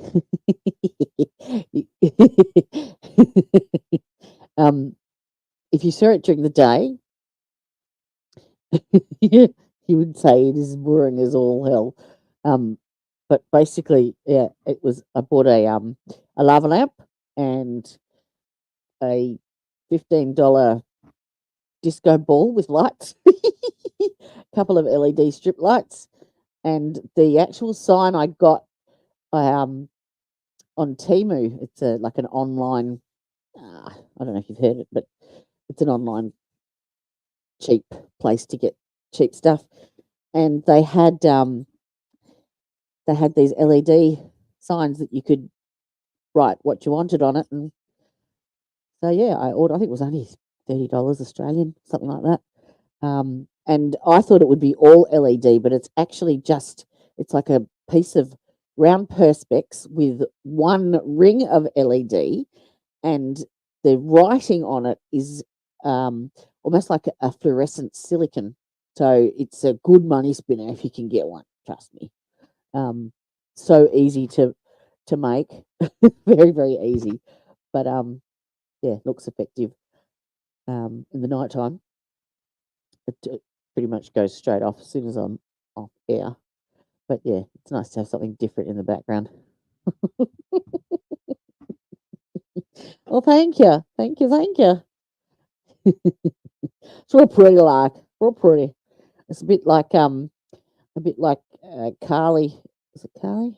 Will Farrell's wife in Talladega Nights. Where is it? I just want to take time to say thank you for my family, my 2 beautiful, beautiful, handsome, striking sons, Walker and Texas Ranger, or TR as we call him.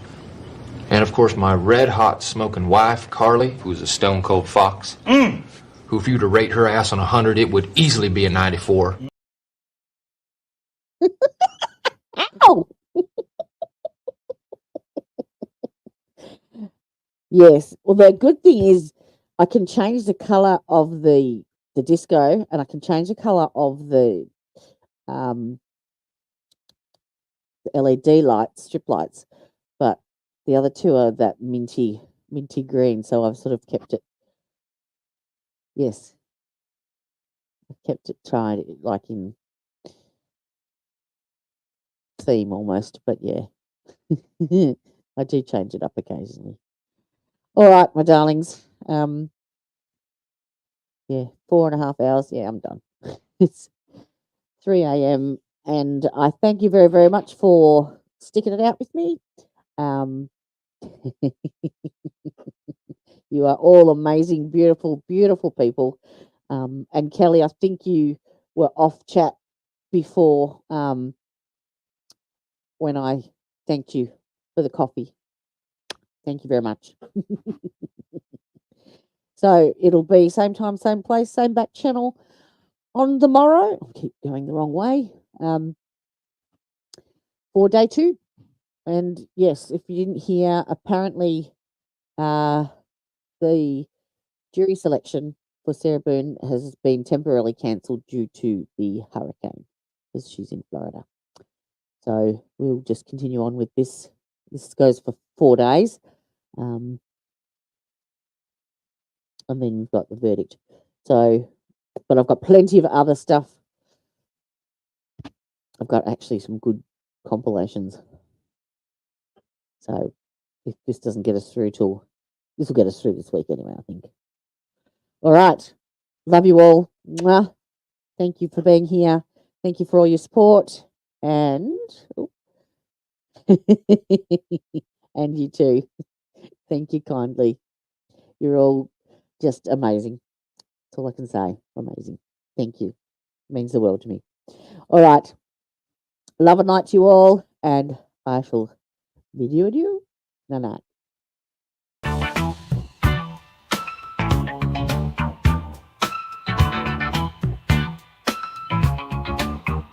Covering true crime and police arrest, where the judges move and the defense rests. Watching courts and trials, criminals at best, where the gavel drops and the defense rests.